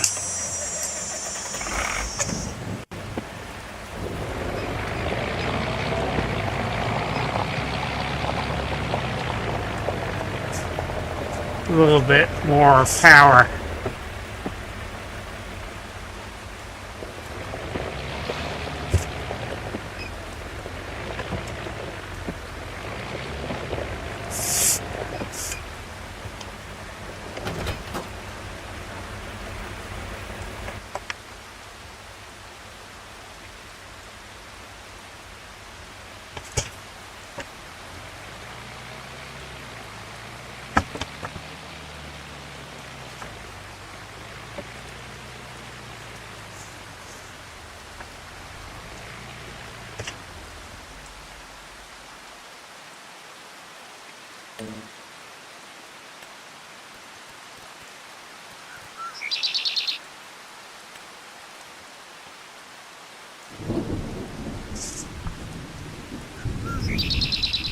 Please start the engine.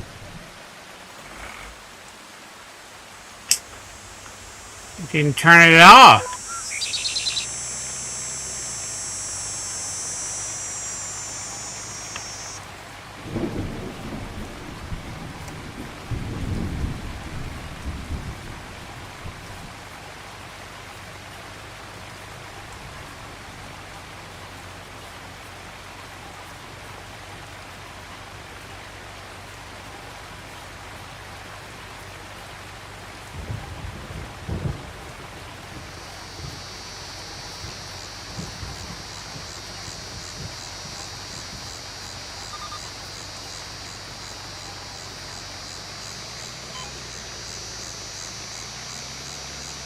Actually, yeah, let's do the whole headlands first.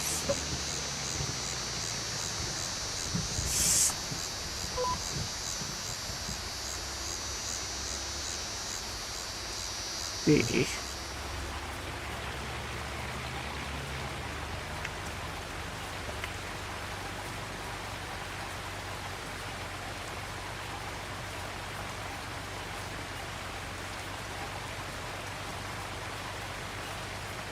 Oh, a little damp. Just a little damp. And I got an open cab.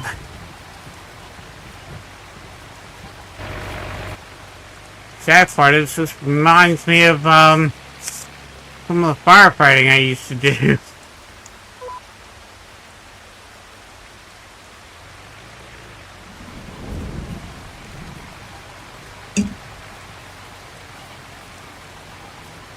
On fire calls in an open cab truck.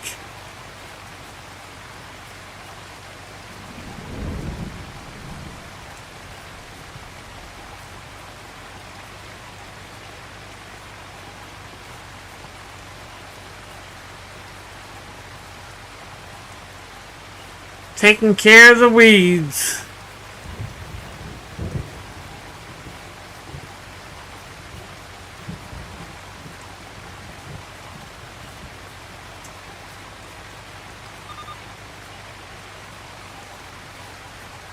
Oh yeah.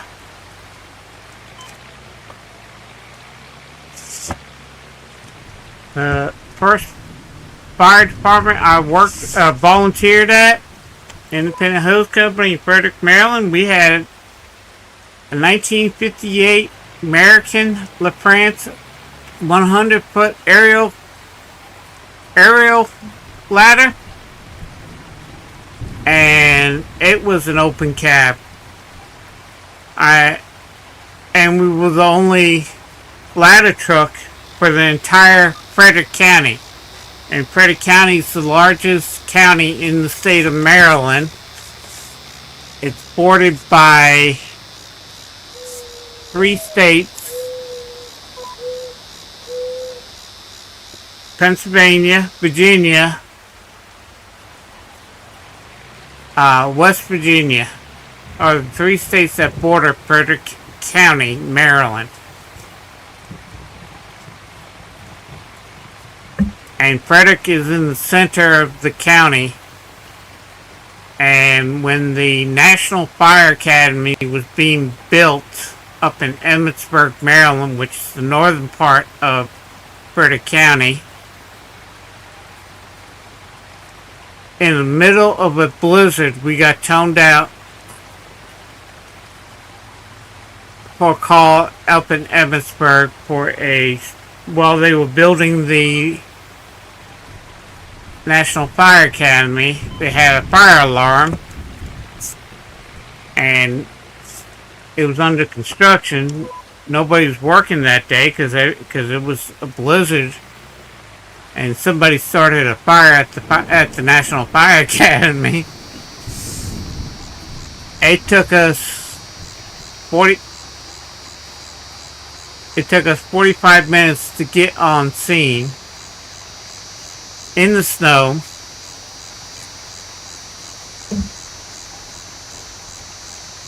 And by the time we got on scene, they're like, "Oh, we don't need you."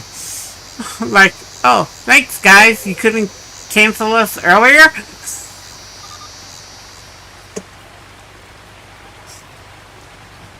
Then we had to drive. It took us an hour to get back to the station. So we spent an hour and 45 minutes in the snow, in a blizzard, driving all the way up to Emmitsburg, Maryland.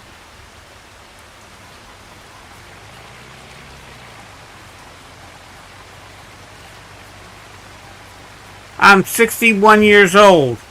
I'm old. You got a problem with that? I got experience. I got age. I've done a lot of stuff.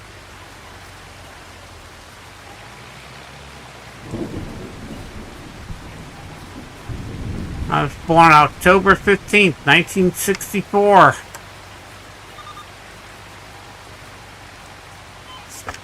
I'm a child of the 60s.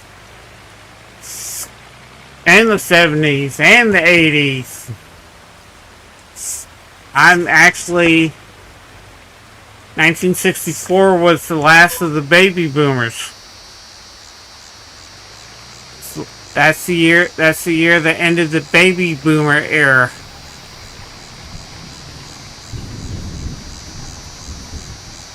So I'm old.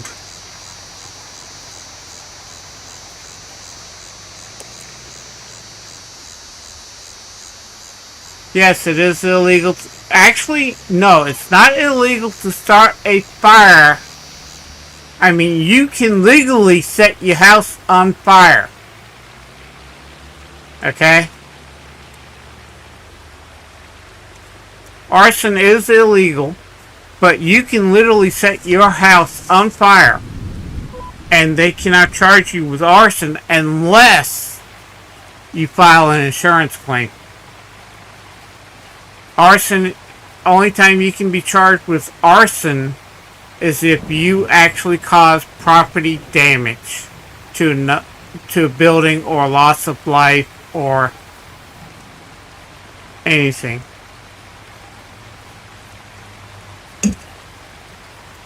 Or if you set somebody else's property on fire.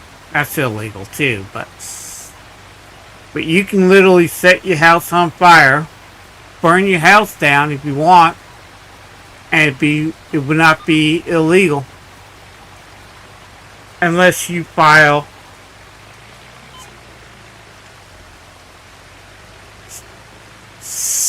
an insurance claim on it.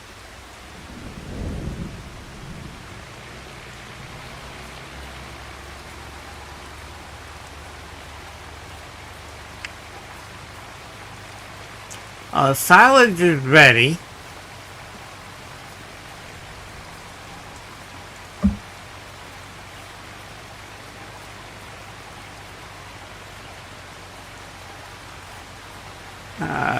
It's supposed to be stopped.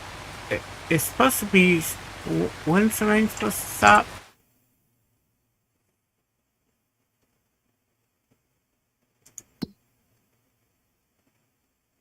Oh, it's gonna rain until 2 o'clock. It's 12:23, so we got another hour and a half of rain.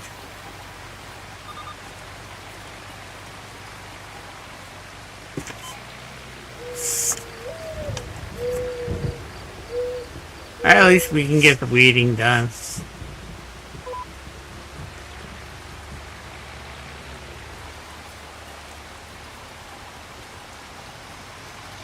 Now I gotta get the forge implement out and start collecting the silage.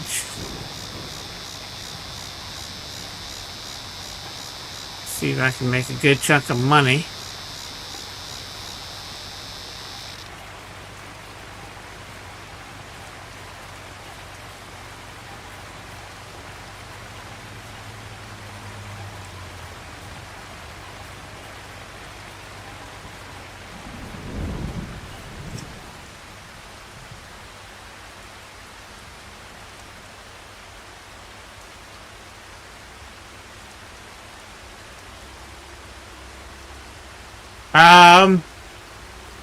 You die,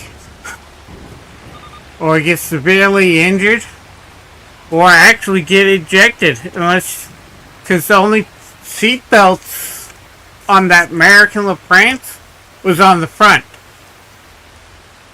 You had jump seats on the back, behind the driver and the officer. You had 2 seats in the front. You had the driver and the officer's seat. And they had seat belts. The jump seats had no seat belts at all. And if it would get into a wreck, you would, and there's also 2 spots where firefighters can stand. in that jump seat. So you can have 2, 4, 6 firefighters on that American LaFrance. A driver, an officer, and 4 firefighters. And if you were in the jump seat area, you had no seatbelt.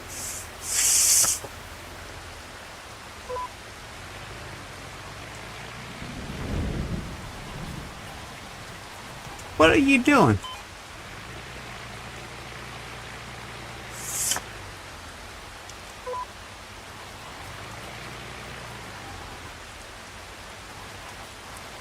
You would get ejected from the vehicle. It's basically what you would do.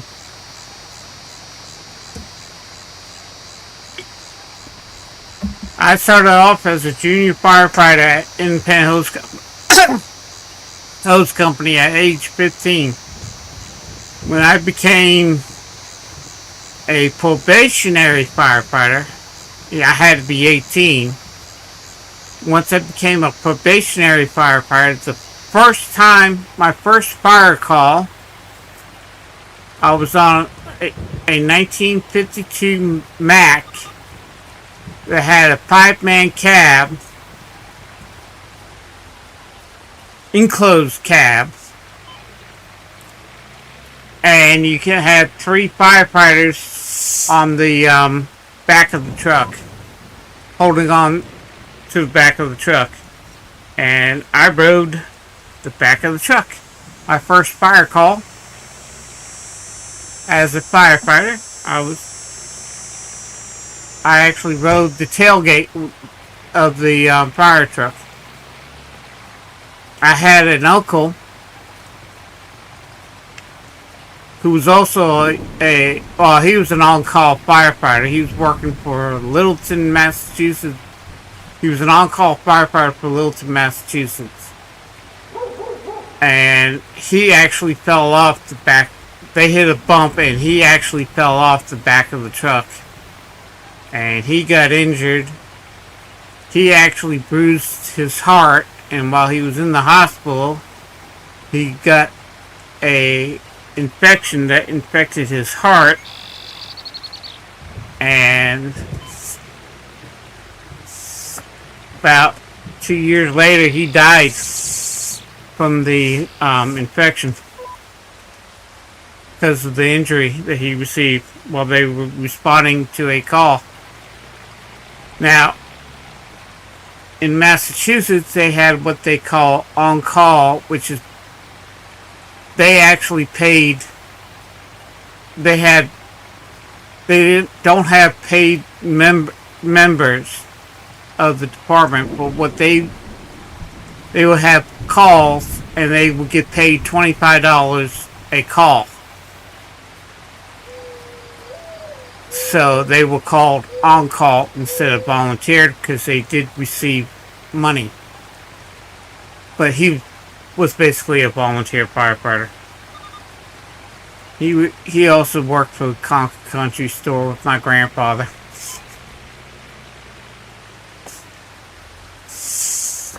He survived Vietnam, but died from a heart infection after he was injured after being ejected off the tailgate of the fire truck, and you can't do that no more. When I was a firefighter, you could ride the tailgate, and then the government say, well, you have to have a safety harness on the back of the truck to ride the tailgate. So they started having safety harnesses on the back of the tailgate of fire trucks. And firefighters were still getting injured or killed riding the tailgate. So eventually the government said, nope, you can't do that no more.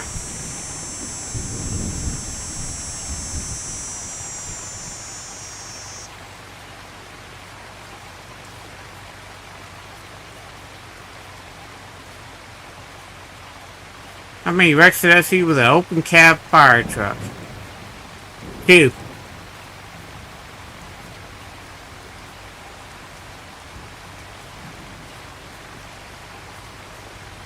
Now, emergency vehicle wise, I was involved. I wasn't driving, but in an emergency vehicle, I've been involved in 6 wrecks. And all of them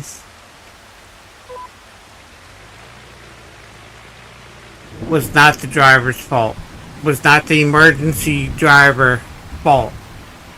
It was always the civilian that caused the wreck. Or I was in an ambulance wreck once at 3 o'clock in the morning. I was in the back taking care of a patient, and my partner was driving and hit a black Clydesdale horse that was in the middle of the road, and he didn't see it until he hit it. Killed the horse. But I was flown to the cab. Patient didn't get injured. And what was funny was it was a BS call. She called 911 because she had a headache all night, and she wanted to go to the hospital. And the first question I asked her, did you take any medicine like Tylenol for the headache? Oh, no. Why not? I just didn't want to take I didn't want to take the medicine. Well, that's what they're going to give you at the hospital. Are you going to give me anything for it? Nope. I'm not going to give you anything for your damn headache. I'll just transport you. You want to go to the hospital? I'll transport you.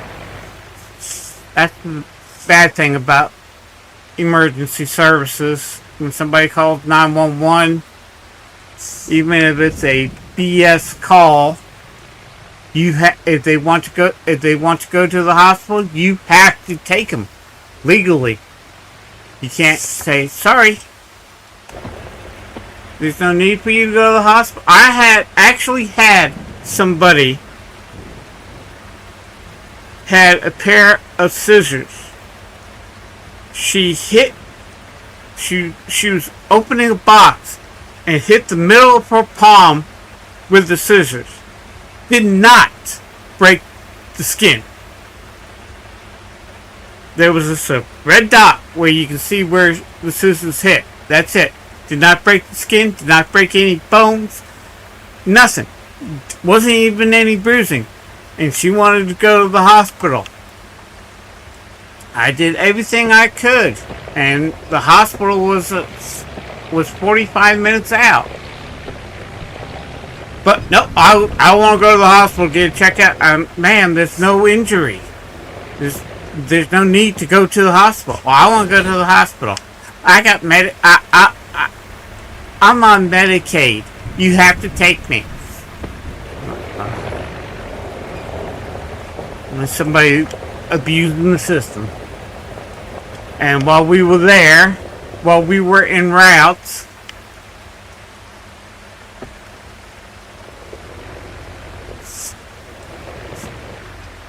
she's like, my pager goes off because we got our station got toned out for cardiac arrest. And the next ambulance, which was the next district ambulance, wait a minute, why are you not connecting?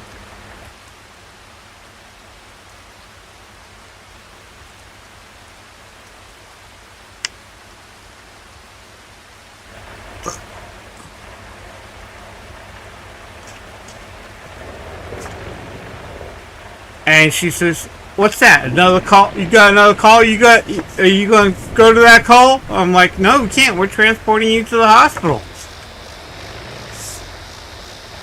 He said, well, where's the other ambulance coming from? The next town over. It's going to take them about 20 minutes to get on the scene.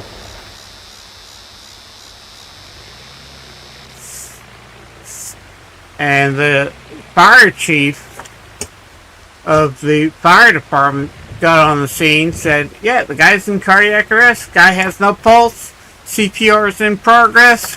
And she's listening to this call. She's like, what does that mean? I said, basically their heart has stopped.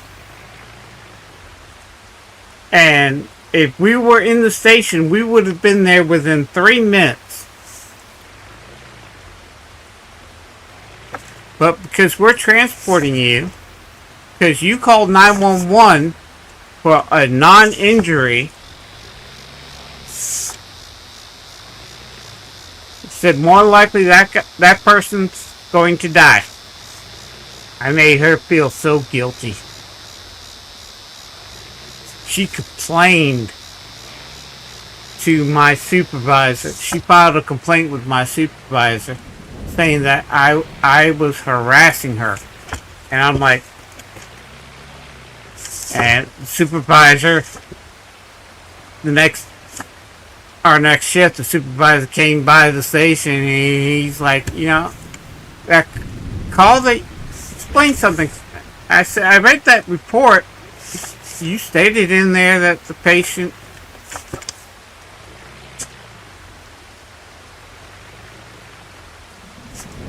had no injuries but wanted to be checked out at the hospital.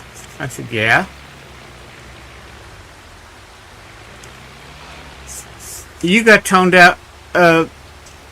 Dudley was toned out to cover the cardiac arrest. Yeah. And the patient that you were transporting said that you made her feel guilty because there was no need for her to be transported. I said, no. I did not tell her that. I did tell her there's no need for us to transport you. And there was no need for you to go to the hospital.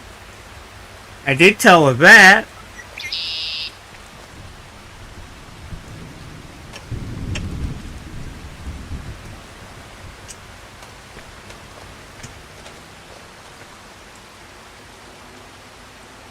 And she's like, well, she asked me, what does cardiac arrest means? I mean, I told her.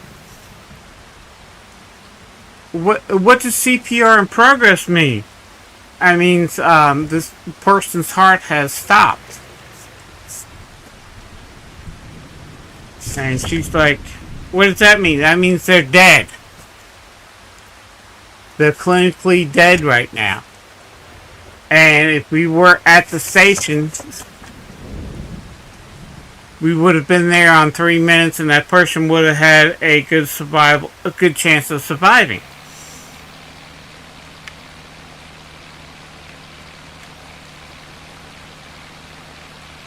And you mean, is a person, if you didn't answer my call,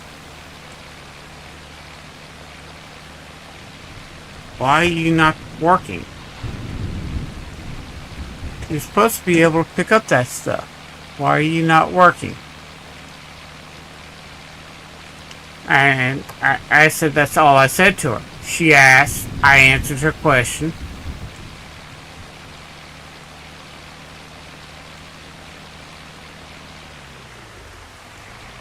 Why is this not picking up?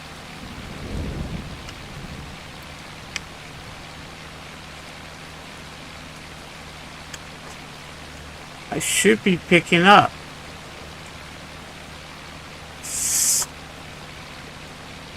That's what this thing is supposed to do.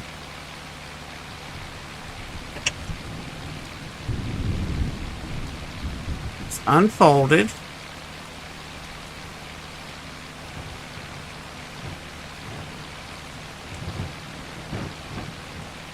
And it's not working.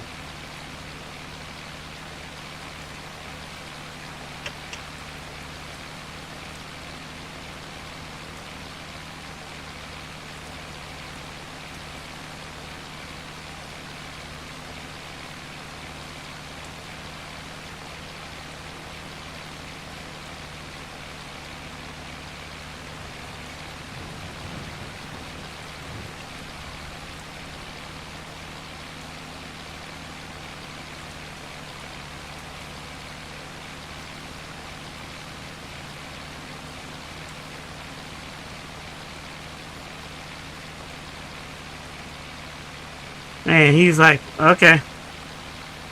Just be careful what you say to patients.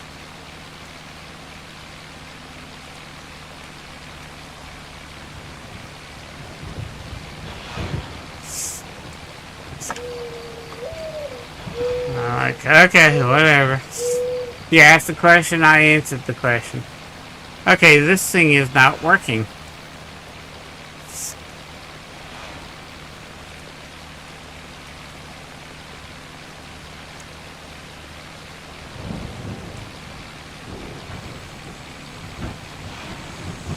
Okay.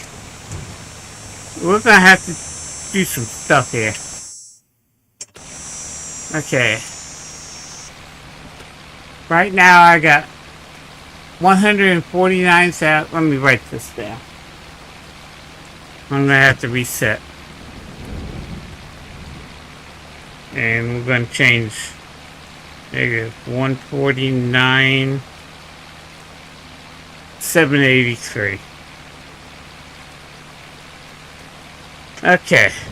We're gonna have to change some equipment here.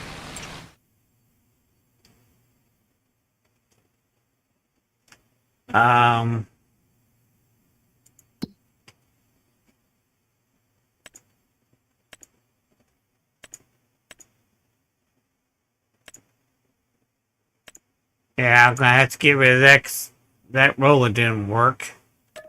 So we're gonna have to get a different roller.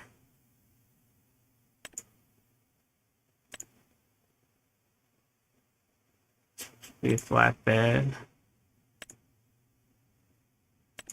Okay, this thing's not working.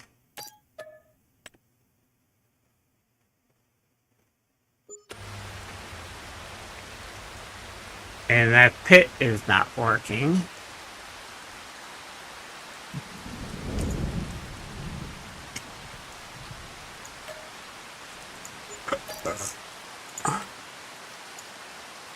Okay, we need to add. I'm just gonna put in.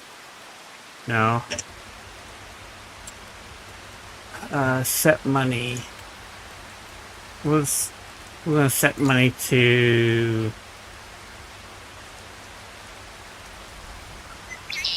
100,000.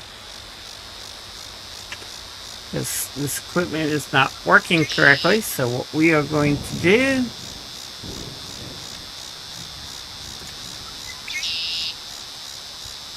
Oh.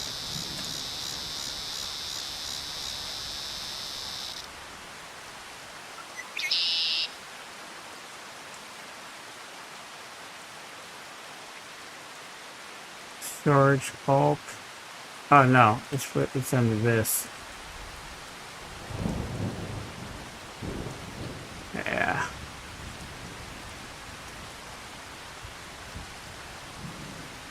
Yeah, we're gonna have to move this too.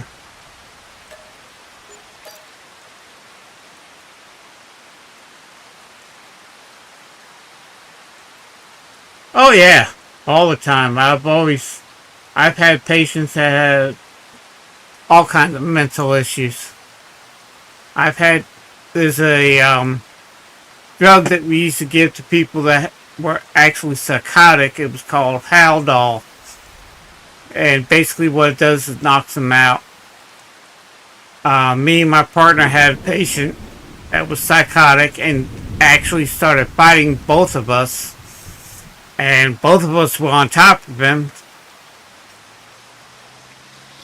We called for the sheriff's department to help us out.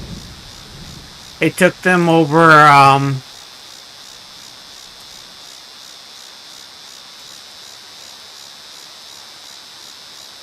took them over 20 minutes to get on the scene from the time we called. And me and my partner got the shit beat out of us. Excuse my French. Okay, we got that. That's going to be that.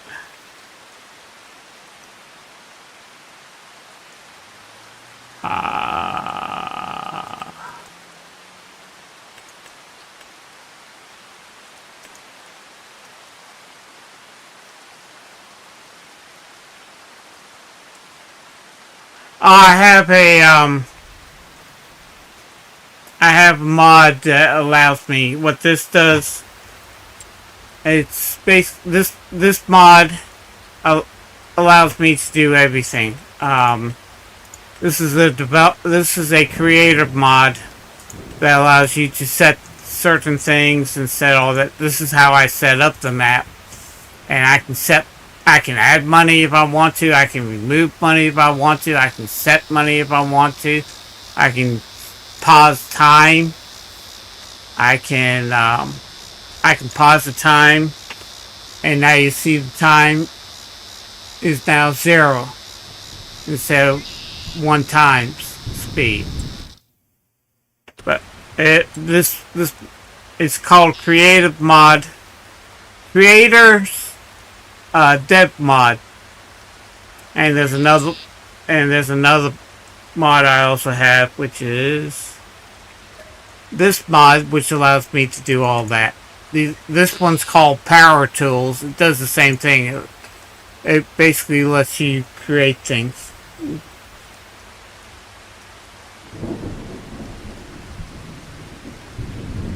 You can get it on Farming Simulator 25 Mod Hub.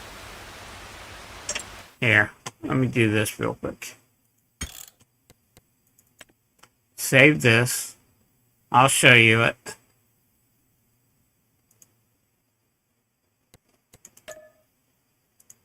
Now, let's reload this. It's about time for me to quit. Any which way, I'll fix it off camera.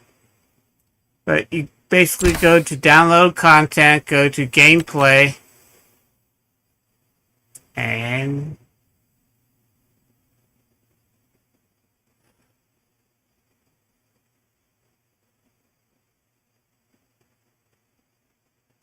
there. It's called Easy Development Controls. That's the mod that's that big one I'm using. And the other one is called Power Tools.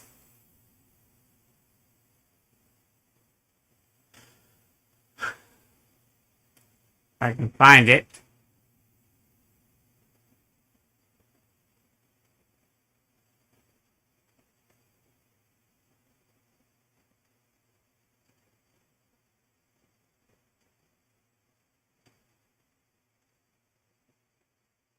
Here it is, Power Tools. And that's the other mod. And what both those were developed for content creators. But you can use them also.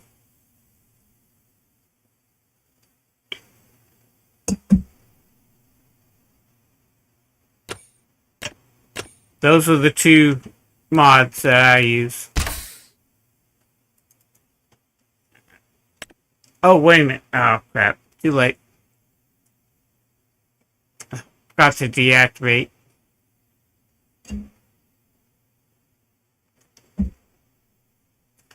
Those are basically cheat mods, but like if I want to, like when I set up this map, I use that so I have money I can purchase and do all the stuff. Then I set my money to negative $150,000. And that's how I started off with $150,000 in the hole.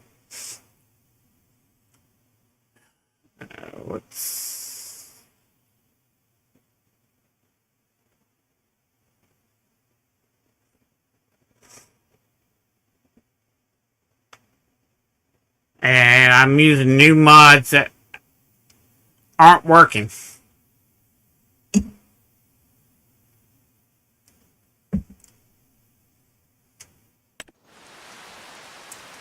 Okay, now.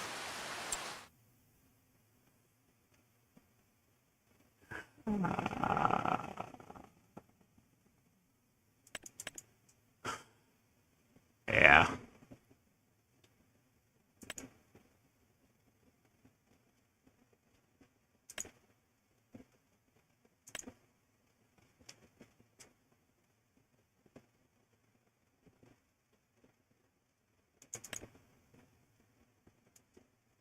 I'll use that one.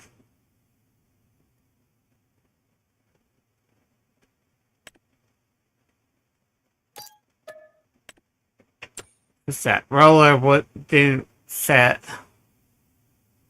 The roller I was using wasn't working.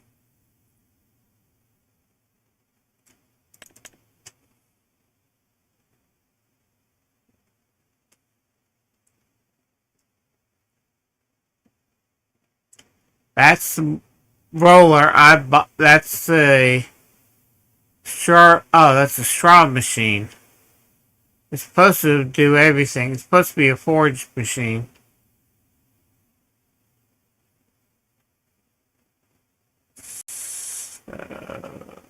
It's supposed to be like a forage wagon, but it's not working as a forage wagon. I thought I had another one.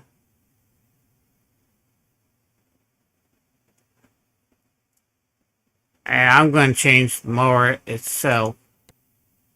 We'll go ahead and do that.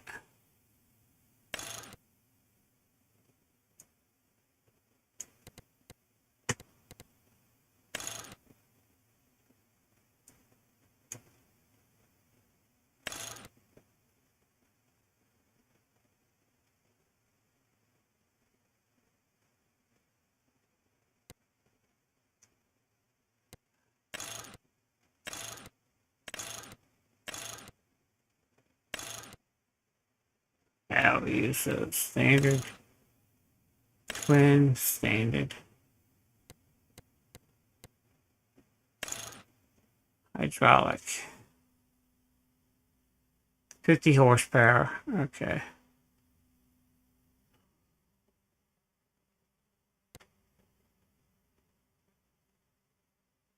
Okay, we'll get that for the forage wagon. It only has 13.5. And there's something else I want to do, so I'm going to swap out that lawnmower. Right. We're going to get rid of the Amazon. Go back up here to mowers.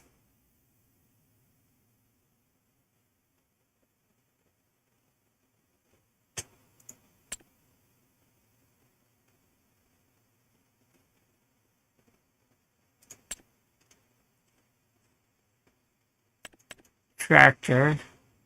Is it under tractor? Yeah, there it is.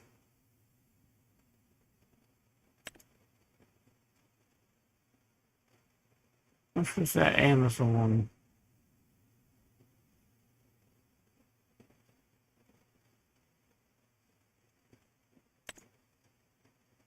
C, no. C. Yes, that's the one. Okay, this is 2,500. So, get this. We don't.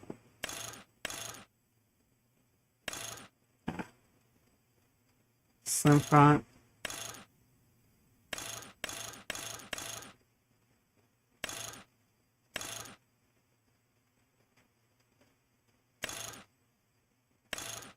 Standard. Yeah, this can get standard. There, front weights.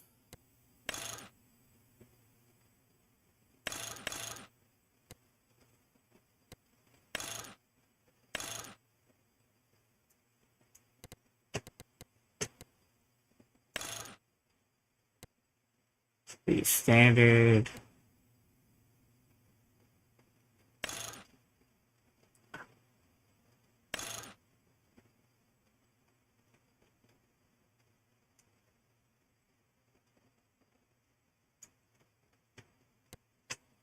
Family farming.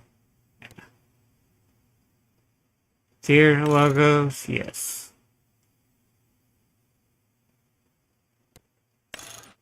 Nah.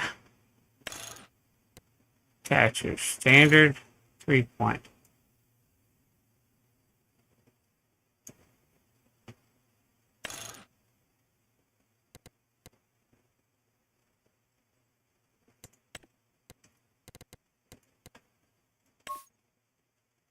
Everything else should be John Deere, right? John Deere yellow. John Deere green. Okay.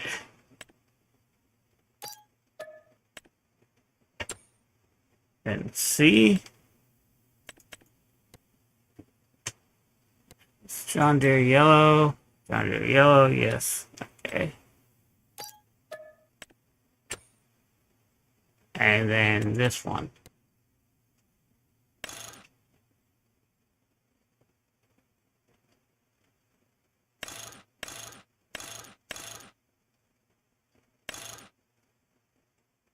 $500. Let's do, yeah, let's do 6,000. Get that.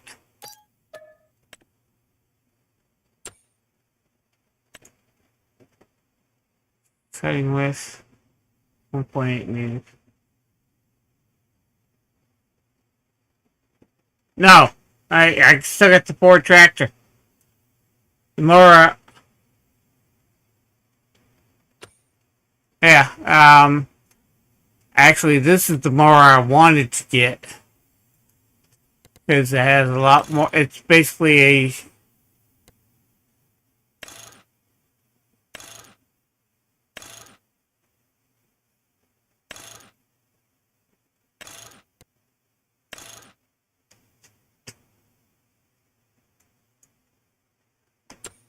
And yeah, there's no attachments to this. This one has. This one is the one I wanted.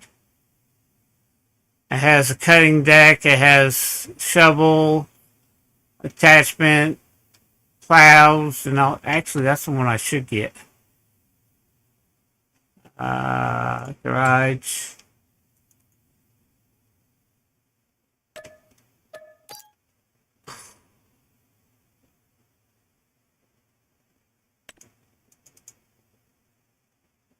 Yeah, we're gonna get rid of this.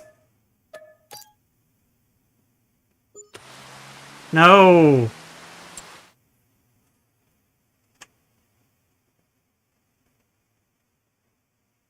Where is...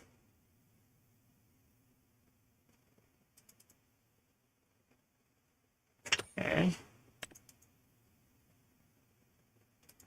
Yeah, that one we're getting rid of because that's what was supposed to be a flatbed. I got rid of the wrong one. Yeah, that's what I'm looking for. Okay, now we'll go back up. And we'll get this John Deere.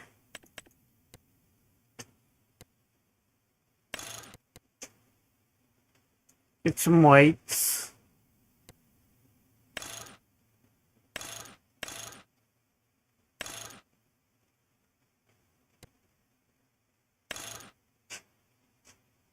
Lawnmower and bagger attachment, yes. Okay.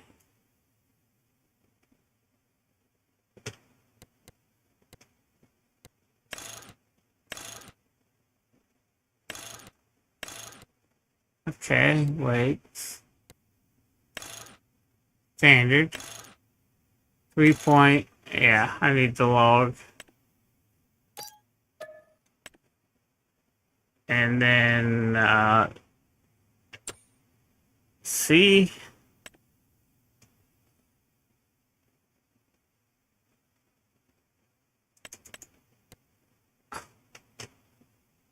Okay, we'll get this.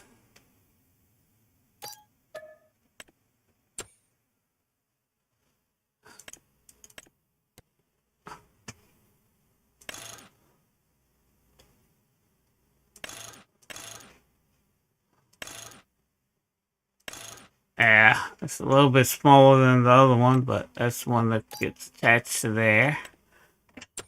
And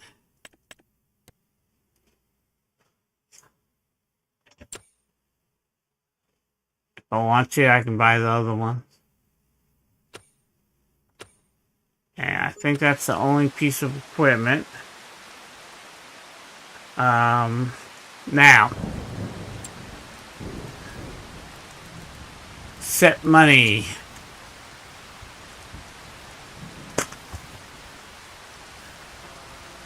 Negative. 149, 783, 783, set. Now I'm back to 149,783 in the hole.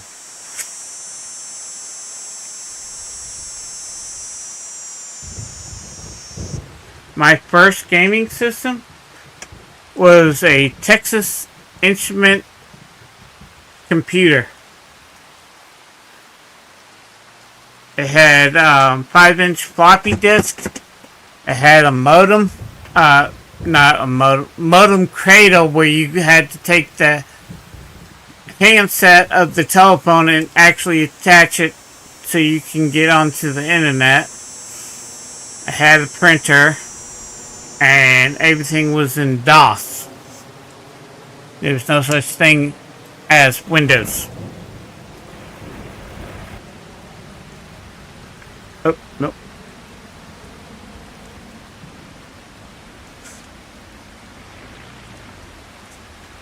Everything was in DOS. And my father taught me how to. My father, after he got out of the Marine Corps, because my mother did not want to marry somebody that was in the service, she worked for RCA Computers. Did I like it? Compared to now? No. Back then, I thought it was awesome. Oh, there was something I forgot. God dang it.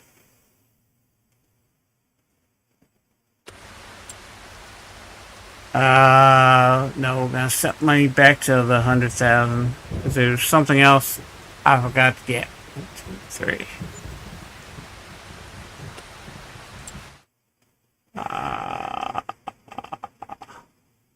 But I thought it was wonderful when I first got it.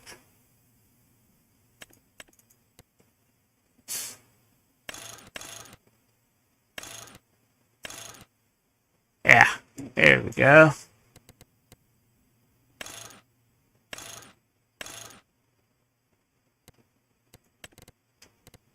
John Deere green.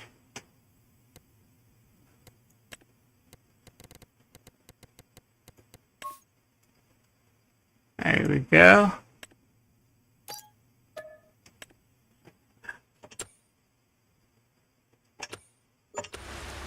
Now I gotta reset that money.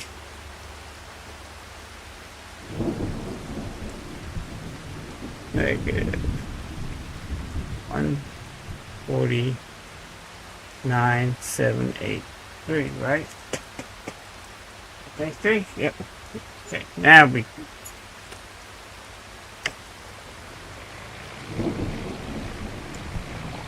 I learned. My father taught me a bunch of stuff on the computer because when he got out of the military, he first worked for Ford Motor Company, and then he went to school to learn how to use computers, and he started working for a company called RCA Computers, which was eventually bought out by IBM.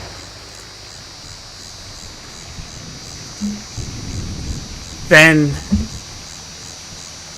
he went to seminary and became a minister. So I'm still trying to figure out how a Marine Corps DI becomes a minister, but hey, that's the way my father was. And being raised by a minister who was also a Marine Corps DI, who treated you like a boot.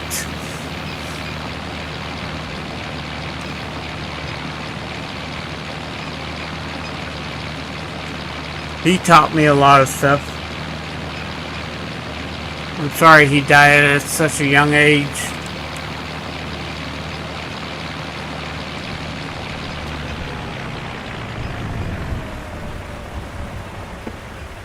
F12. I got mine set to F12.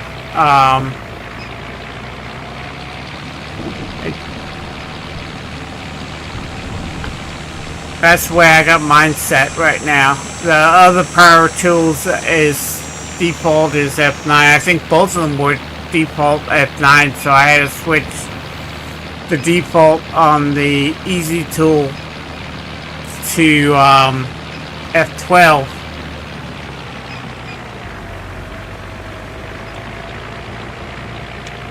Okay, this is all the equipment. This should work.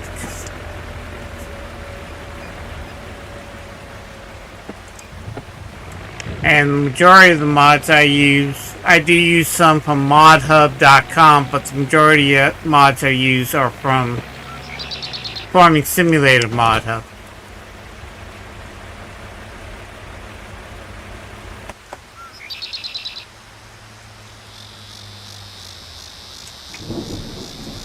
Okay, this is the roller. So take this back.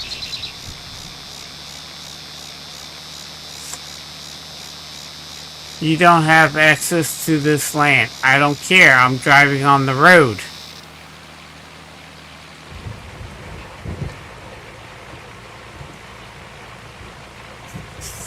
Well, the roller's working. It's eliminating my tire tracks.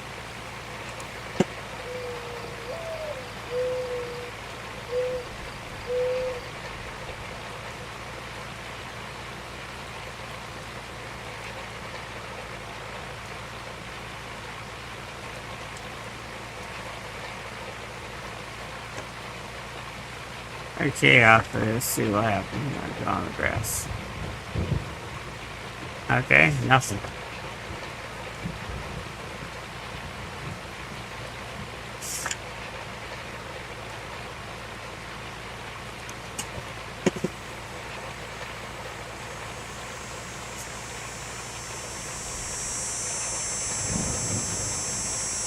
How do you access?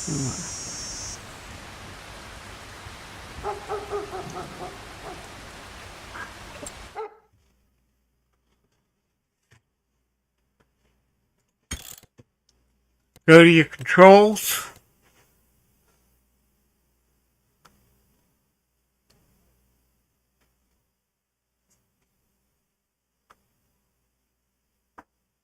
You just got to find your mod, find the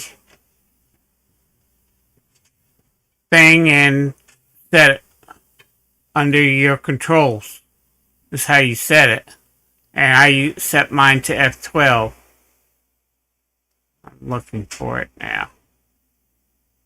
See, I got auto drive, which is I got from GitHub. Courseplay.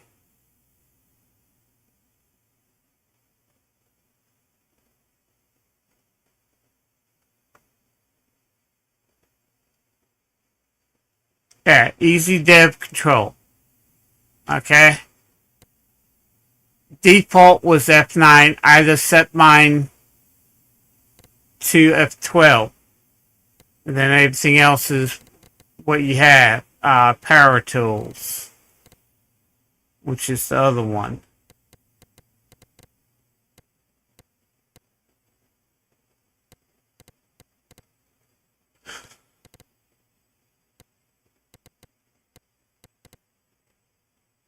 Okay, where's power tools? I know I have it.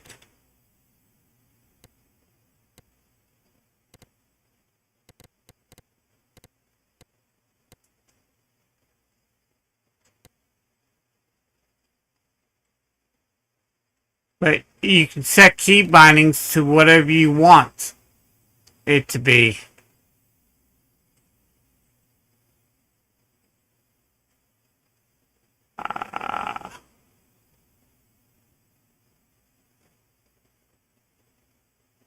Where is power tools? Crane. Placeable.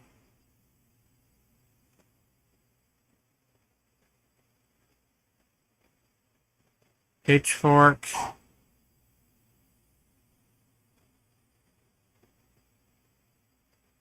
Vehicle lights, radio.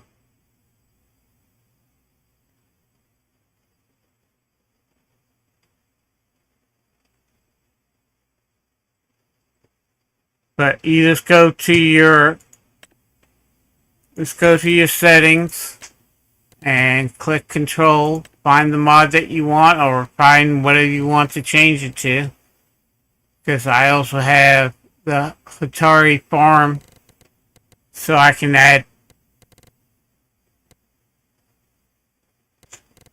set whatever key bindings I want on the Hatari. If I use my mouse, I use my keyboard, and I use my steering, the Hatari farming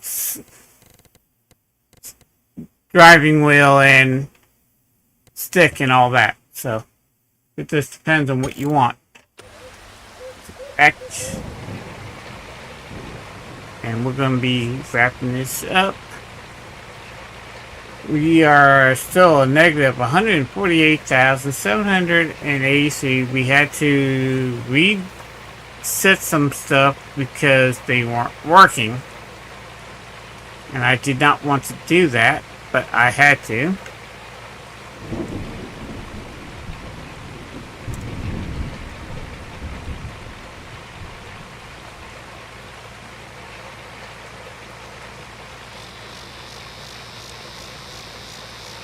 So I just went with the default thing I use to set my to make silage and to make hay. I just went with that silo that I normally use. Oh crap! I forgot the dang name it. Set money 10,000. 1, 2, 3.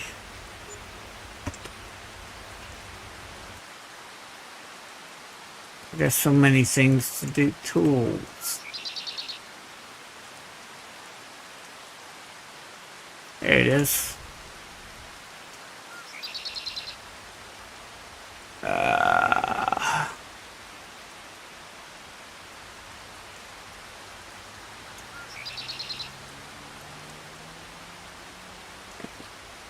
B.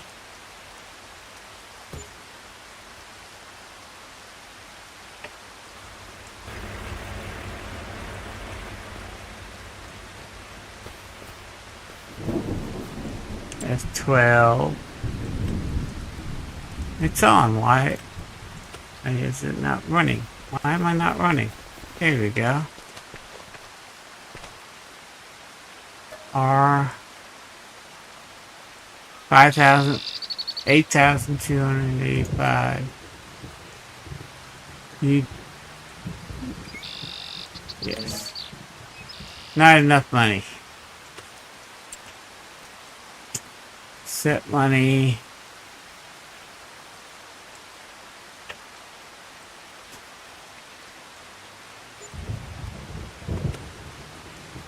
Okay, now do that again.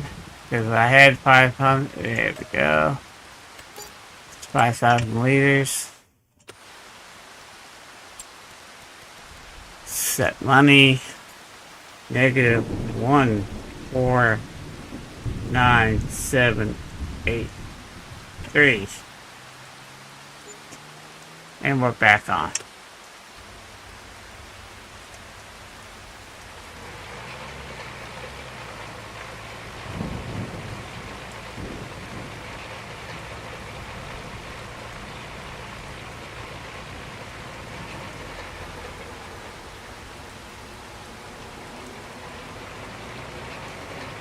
The power tool default is F9, and the easy content let me guess, this won't fit. Nope.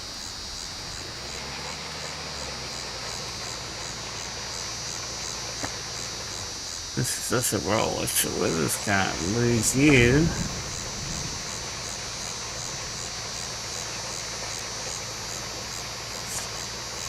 I'm just gonna put you there.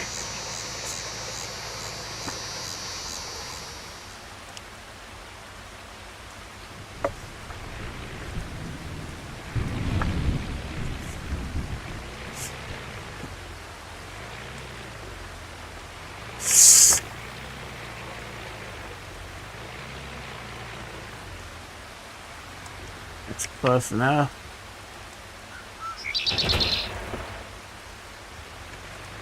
The rest of this stuff moved over.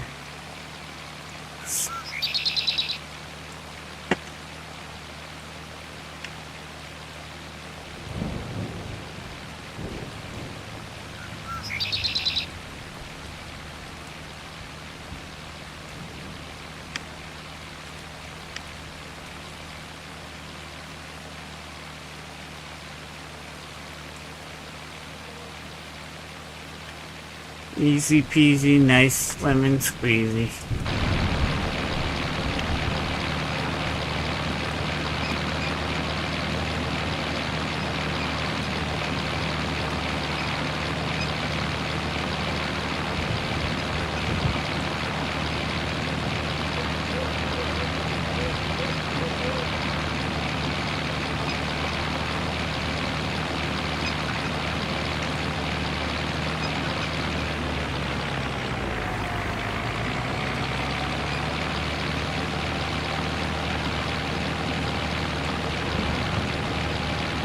You know something?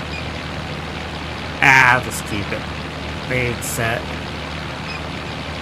Okay, so my property ends there.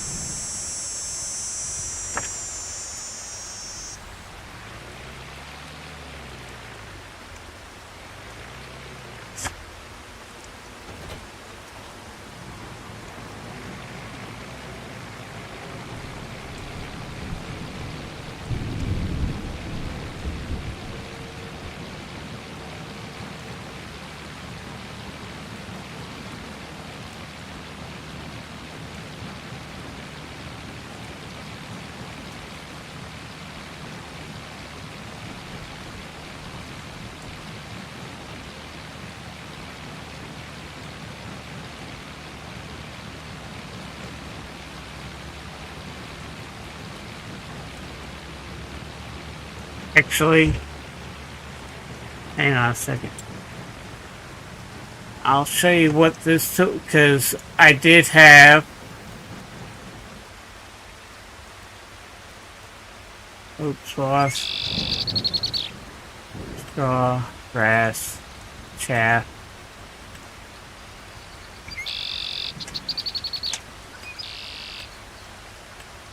Silage. 21,890.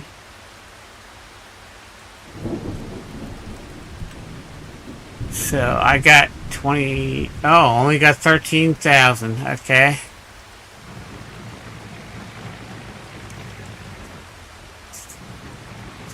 Because I did have silage, and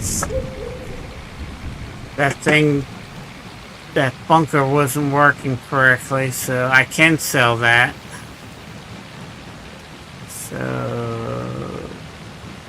13,500.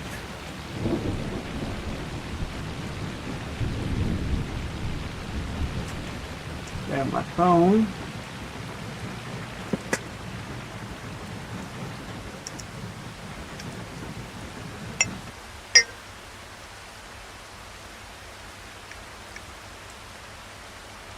$21,500 minus 13,500.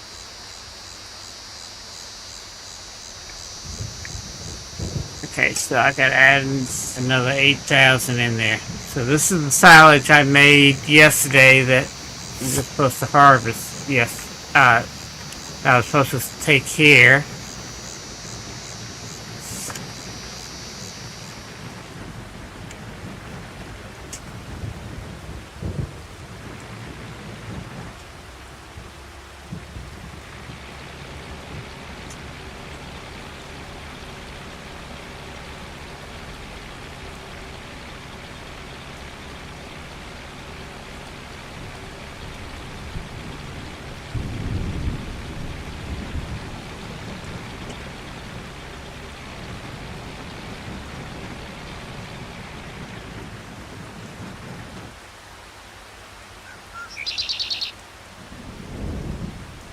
not accepted here. Why is this thing not working?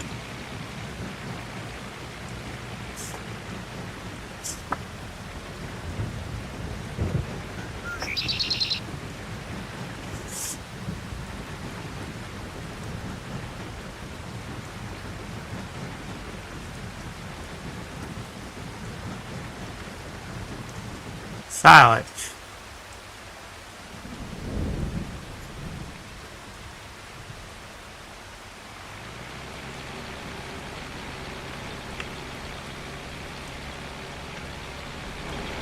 Okay, this thing ain't working.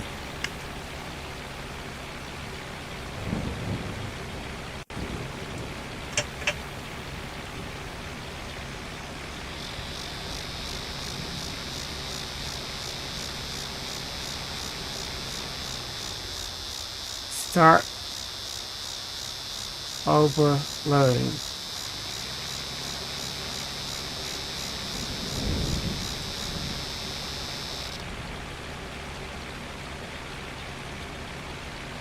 Okay, this thing ain't working. God dang name it.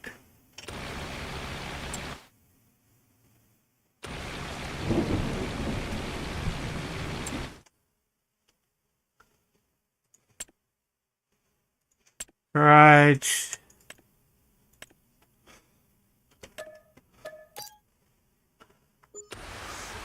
Okay.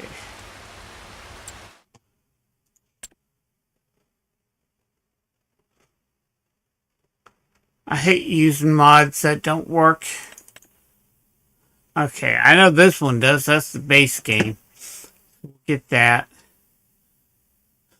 Okay, so it's 30,500. Okay. Set money. 3,0,500.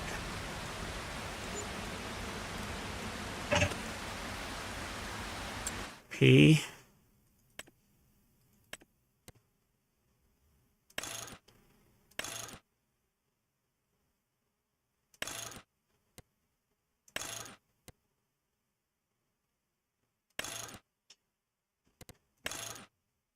$30,500, which is what I want.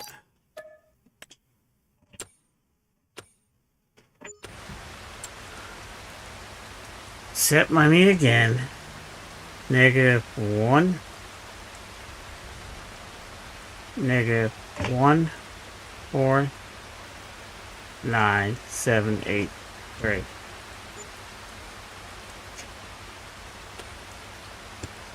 Try that again. Now we had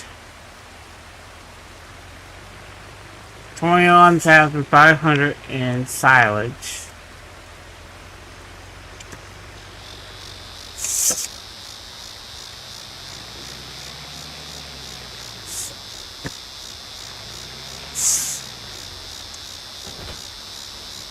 That's 12.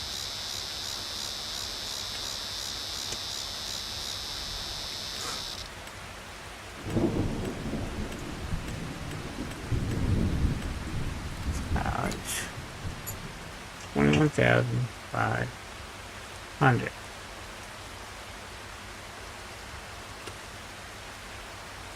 $16,100. Okay.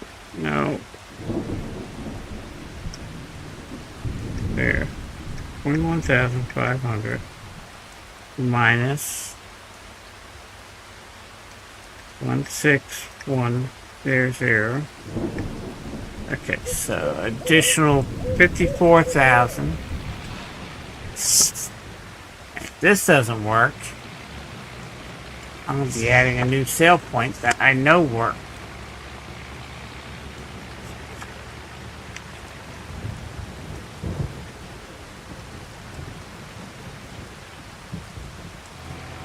There we go, that works.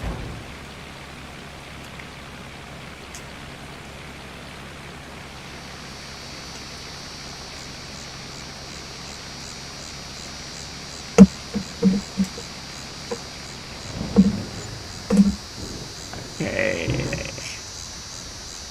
1,980.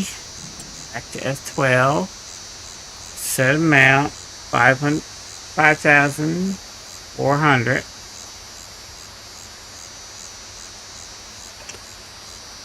And sell that.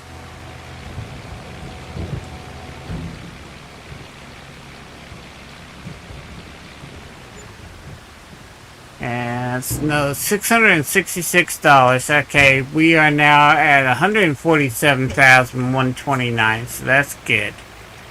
That's set right. Tell you what, I'm going to do something different.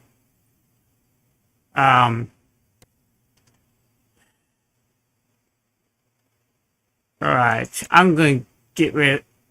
No, right.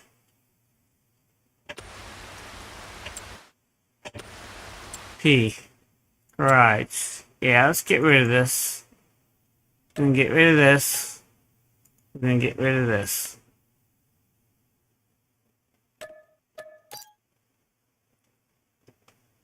And then get rid of this.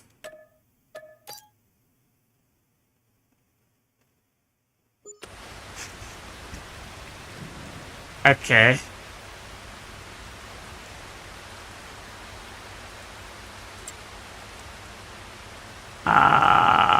Crap, no, wrong button. I'm just gonna get a more. There we go. That's what I'm gonna get. Right? Where's some more? Yeah. 5,000, so.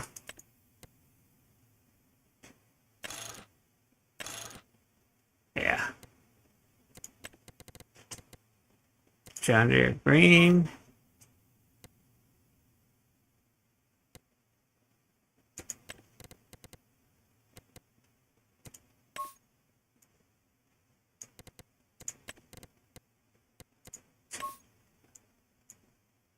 Sixty horsepower.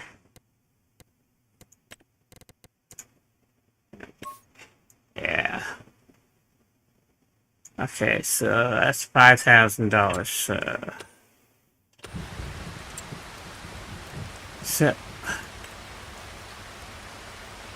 Set money.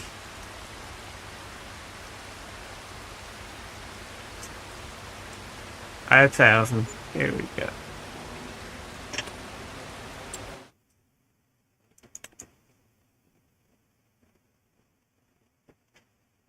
We'll get this mower.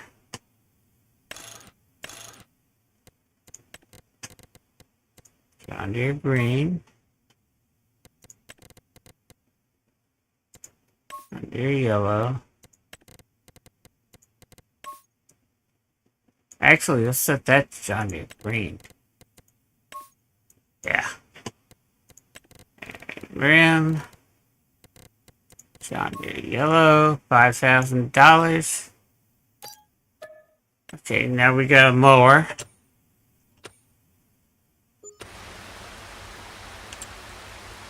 Set money. Negative 147. 256. Okay, that's what we are at now because we sold silage that we had. Okay.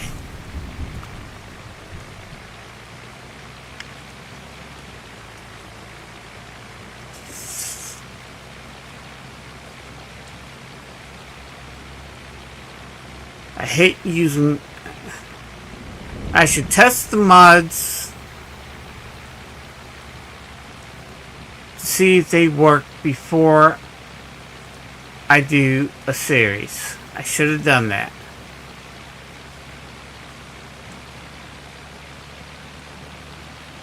Actually, I'm going to do something. Yeah, I just thought of something. No. And that is cheating what I was doing there. So what we are going to do is we are going to get rid of that.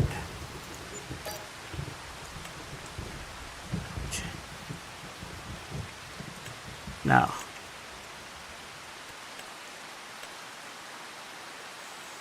Silo extension.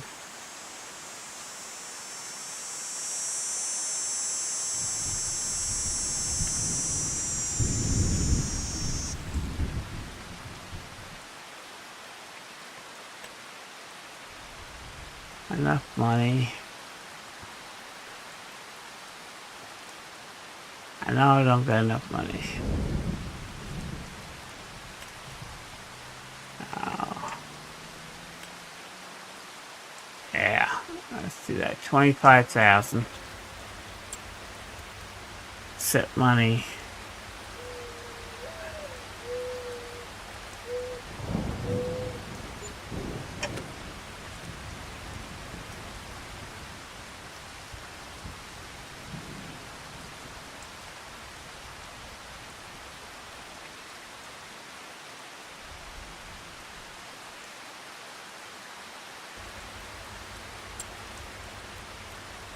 Set money.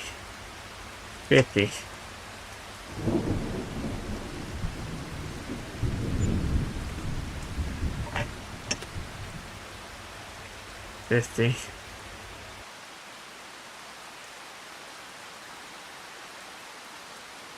We'll use a bunker, just a regular concrete bunker.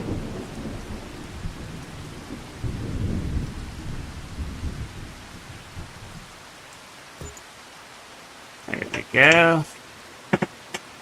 And now we get to set the money back to what we had before.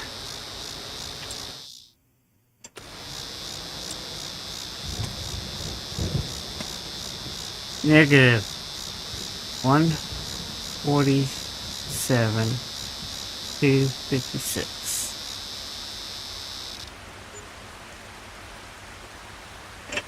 Okay. We're back to the same premise. I do not want. I'd like to have that silo that converts grass into silage or to hay. But that isn't what we started off with. So I want to go back to the way we had it set.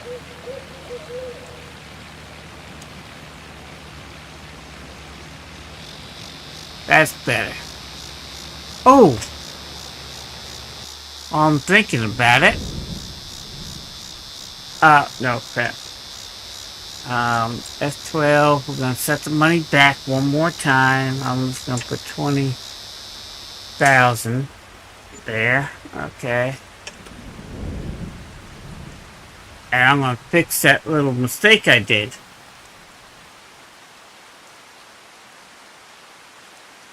So we need this. Grass.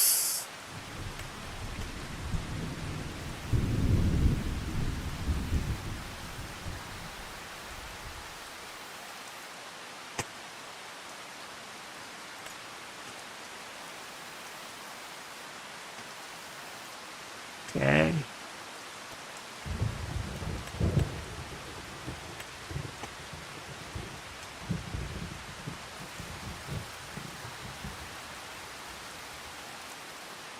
There we go.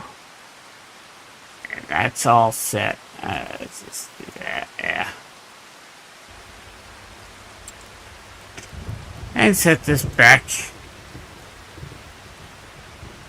Negative 1 4 7 2 5 6. And now our money's back the way it was.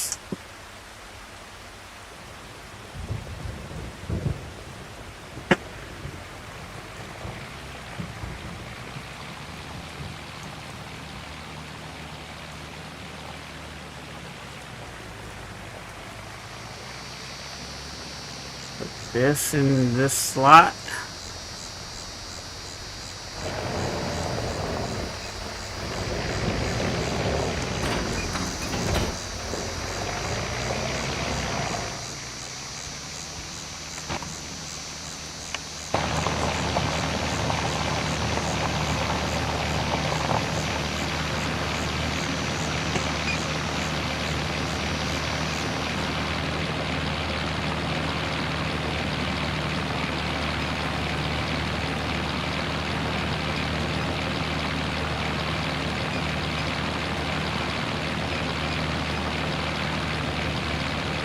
Don't have a baler, so I can't make bales. Okay, to start off with a bale, I'm not going to add a bale until I get some money.